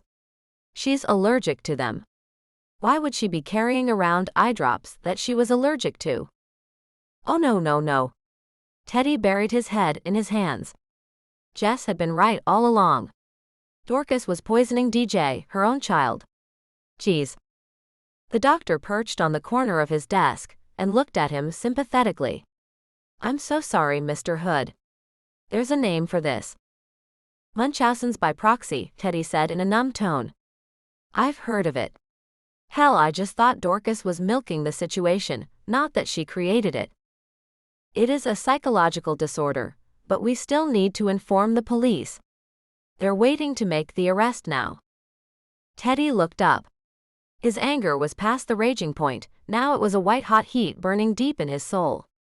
I want to talk to her first. The doctor looked unhappy, but nodded. They walked back to her room, and the doctor spoke quietly to the police as Teddy pushed his way into DJ's room. Dorcas was sitting by her daughter's side, a supercilious look on her face. She smiled when she saw him. Darling, is there any news about Jessica? Was there something triumphant in her eyes? Teddy's anger made it impossible to judge. I know, Dorcas. Know what, darling? Teddy stared at her until she looked up and met his gaze. He saw her pale and quell in the face of his anger. The eye drops, Dorcas. The eye drops you've been putting into our daughter's juice, her milk, her water. They cause all the symptoms DJ's been having. And they found it, Dorcas. In her blood. Don't be ridiculous. You're just upset about Jessica's abduction. Teddy went very still. Who said Jess was abducted? He stepped towards his ex-wife, suddenly seeing the madness in her, the obsessive jealousy at its most horrifying. What do you know about her disappearance, Dorcas? She knew she suspected about you, and you knew it, right? What did you do to her? Dorcas stood, pushing the chair away from her. Nothing. You're being ridiculous. Teddy had her by her throat against the wall in a flash. What did you do to DJ? What did you do to Jess? He was yelling now, and he barely felt it when the police dragged him away from Dorcas. She knows where Jess is, damn it, she poisoned my daughter, now she knows where Jess is gone. It took a while for him to gather himself as they arrested Dorcas and led her from the room. He felt mad, out of control. Mr. Hood, breathe, we're looking into it. We're going to your ex-wife's house. We've had a report of a woman screaming. It's Jess, it's Jess. Teddy kissed his daughter's head and yelled, look after her, at the doctor and raced from the room. I'm coming, Jess, I'm coming. Chapter 24. Faded. Los Angeles. She was losing too much blood from the stab wound, and Jess knew she had very little chance now. After stabbing her, just the once, Taryn had backed off, sitting back on his haunches, staring at her, blood pooling around her around the chair. Jess felt lightheaded, the pain nothing to the feeling of losing control. One good thing, if he'd nicked an artery or severed it, she'd be dead already. So there was a chance, no matter how little. She tried to steady her breathing. I forgive you for that, Taryn. I forgive you. The drugs, did Dorcas give them to you? Taryn nodded. He seemed in shock now, the effects of the drugs wearing off. I think she gave you something different than what you expected. Gosh, she could taste her own blood. This isn't you, Taryn. You're not a killer. I'm not a killer. He whispered it, but then he began to sob. Oh God. Jess let him sob, then spoke quietly, kindly. Taryn. I'm dying. I'm going to bleed out. Could you untie me so I can at least lie down? He nodded and came towards her. He cut her ties and helped her out of the chair. Jess found she could hardly move, her muscles not complying with her brain's instructions to run, fight. She tried to lay down, but then unexpectedly Taryn picked her up in his arms. I'm sorry. I'll get you some help. As they climbed the stairs and got into the main house, they heard the sirens. Taryn put Jess down gently onto the couch in the living room. Her head whirled now, with dizzying bright lights parking at the corner of her vision. Taryn disappeared and came back with a clean towel. He pressed it against her wound. She met his gaze. I opened the gate for them and the front door. I'll take whatever they throw at me. I'm sorry, Jess. It was such a turnaround that it too made her head spin, but she'd take it. Tell them what she did to you. If I live, I'll speak up for you. Tell them you tried to save me at the end. Tell them Dorcas was to blame for everything. But Taryn, promise me first of all, you'll tell them about the eye drops, about what Dorcas did. The priority is DJ, always DJ, please. She was fading now, but just before she passed out, she heard the sweetest sound she would ever hear in her life. Teddy, calling her name over and over. Los Angeles. 36 hours later. Jess opened her eyes to see the bright Los Angeles sun shining through the windows of her hospital room. Someone was holding her hand, and she looked down to see India, her face tear-stained. Indy?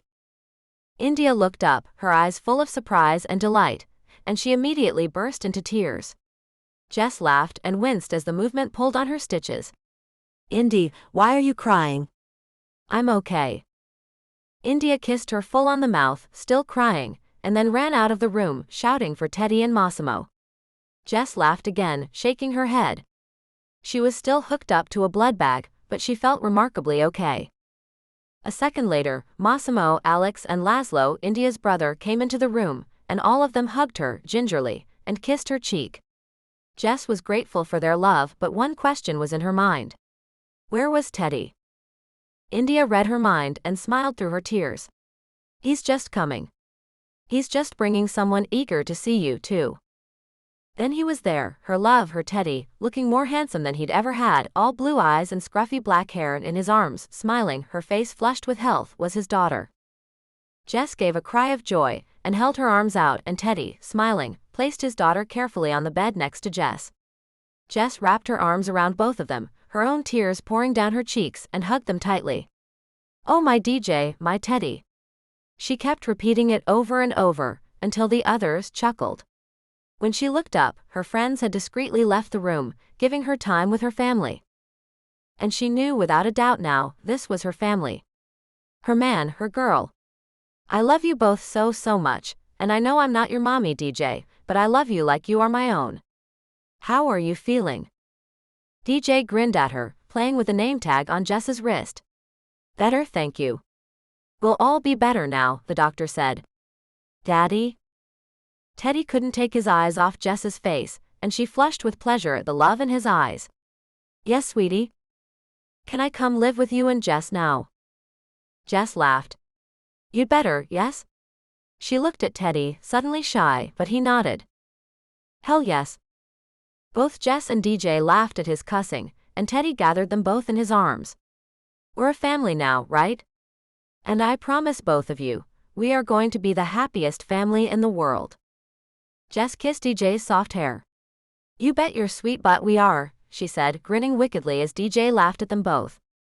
DJ's arms snaked around Jess's neck, and Jess felt the young girl's soft, loving kiss on her cheek. It made her heart feel like it had swollen up to twice its size with the love she felt for this precious child. "I promise you," she whispered to DJ, "I will always, always keep you safe, my darling." Teddy's face was full of emotion, and she looked up at him as DJ hugged her tightly. "Dorcas." She mouthed at him, and he nodded. "She's been charged. She's going away from a long time." He nodded at DJ, who was watching them. "I'm not hiding this from DJ, so we can talk freely. Isn't that right, DJ?" DJ nodded. "Daddy said I could still see Mommy if I want." She looked down at her tiny hands. "But I don't want to," she added in such a small voice that Jess's heart cracked. She smoothed DJ's hair. "You won't have to do anything you don't want to, but listen, you know you can change your mind at any time, right, Teddy?" "Absolutely. No one is going to make you do anything you don't want to do, not ever again." DJ smiled, the relief obvious in her eyes. She looked between Jess and Teddy. "Daddy, are you going to marry Jessie?" Jess flushed bright red, but Teddy grinned. "If she'll have me. This is not the proposal I planned, but to hell with it."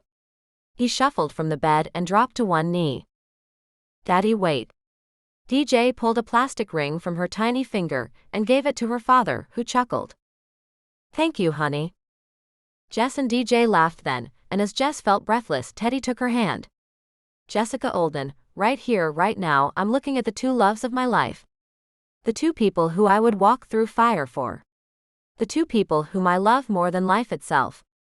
I will try to be the best man for you both. DJ is my daughter, and now, Jessie, I ask you humbly to do me the honor of being my wife.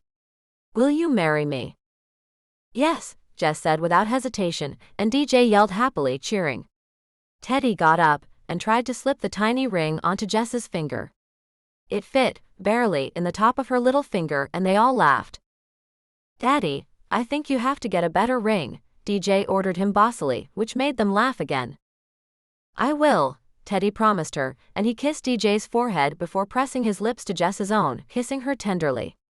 "I love you so much." "And I love you, baby.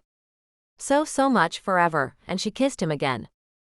3 days later, Teddy proposed again, this time with a beautiful diamond, and Jess repeated her love for him and for DJ. A week later, they were married. 6 months later, Jess formally adopted DJ as her daughter and knew her family was complete. Chapter 25. Across the Universe. A few months later. New York State. Jess picked DJ up and swung her around as they made their way down India and Massimo's long garden. "Oof," she said, setting her 9-year-old daughter down. "Either you're getting too big, or I'm getting too old to do that." DJ grinned at her. "Both." "Cheeky monkey." Jess chased her around until they heard Teddy calling to them. He walked down to greet them and kissed Jess hello. "You both look fantastic," he said, approving of their wedding outfits. It was India and Massimo's double wedding with their friends from Korea, Sun and Tae, and all three of the Hood family were excited to at last see their friends married. They made their way to the flower-strewn guest area and found their seats in the front rows with Laszlo and Gabe, India's brothers. Jess excused herself and went to find India. She was in her room, giggling and getting ready with Sun, who looked so beautiful himself that Jess wondered if she could have coped sharing her wedding with someone so otherworldly beautiful. But Sun was such a sweetheart that she knew she would have, and after all, her own wedding was very different, Teddy and DJ and her at City Hall, than a slap-up meal together on the beach outside their home. It had suited Jess and Teddy just fine. "Hey cuties, you both look disgustingly beautiful," Jess mock grimaced at them and grinned. "Is there anything I can do?" India, stunning in her simple white dress, smiled at her friend. "No, we were just celebrating that we all survived. Seems fitting you arriving just as we talked about what happened. We all survived." "Ah, what happened to me doesn't compare, and why are we talking about that of all things today? Come on, gorgeous people, let's get you married." The wedding was so beautiful that Jess even saw Gabe, India's hard-edged brother, wipe away a tear. India, Massimo's son, and his love Tae were married in a flash, and then the party began. DJ ran around with the other children in the party and enjoyed herself.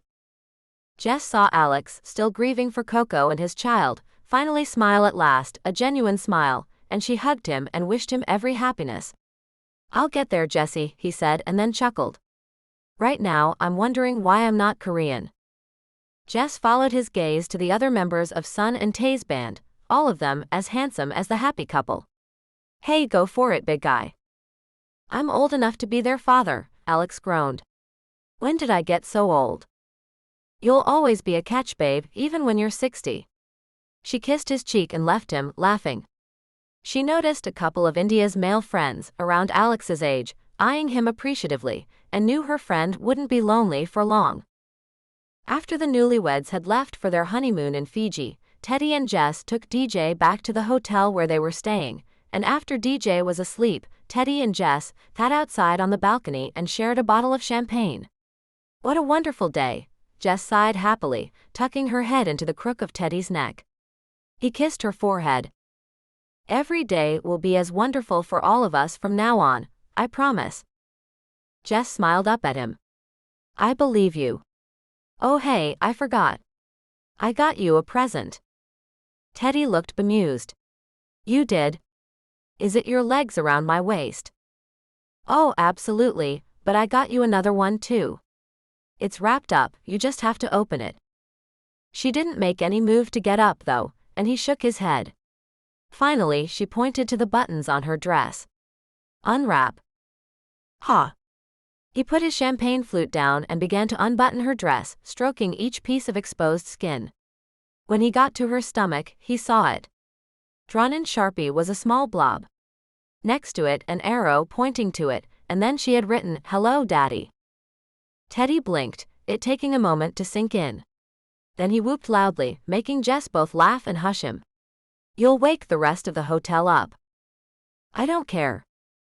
He scooped her into his arms and carried her to their bedroom. "Oh my gosh. Jessie, really? Really? How long have you known?" He was kissing her belly now, and pushing her dress from her shoulders at the same time. She laughed at his contorting her body, in his eagerness to make love to her. Only a few days.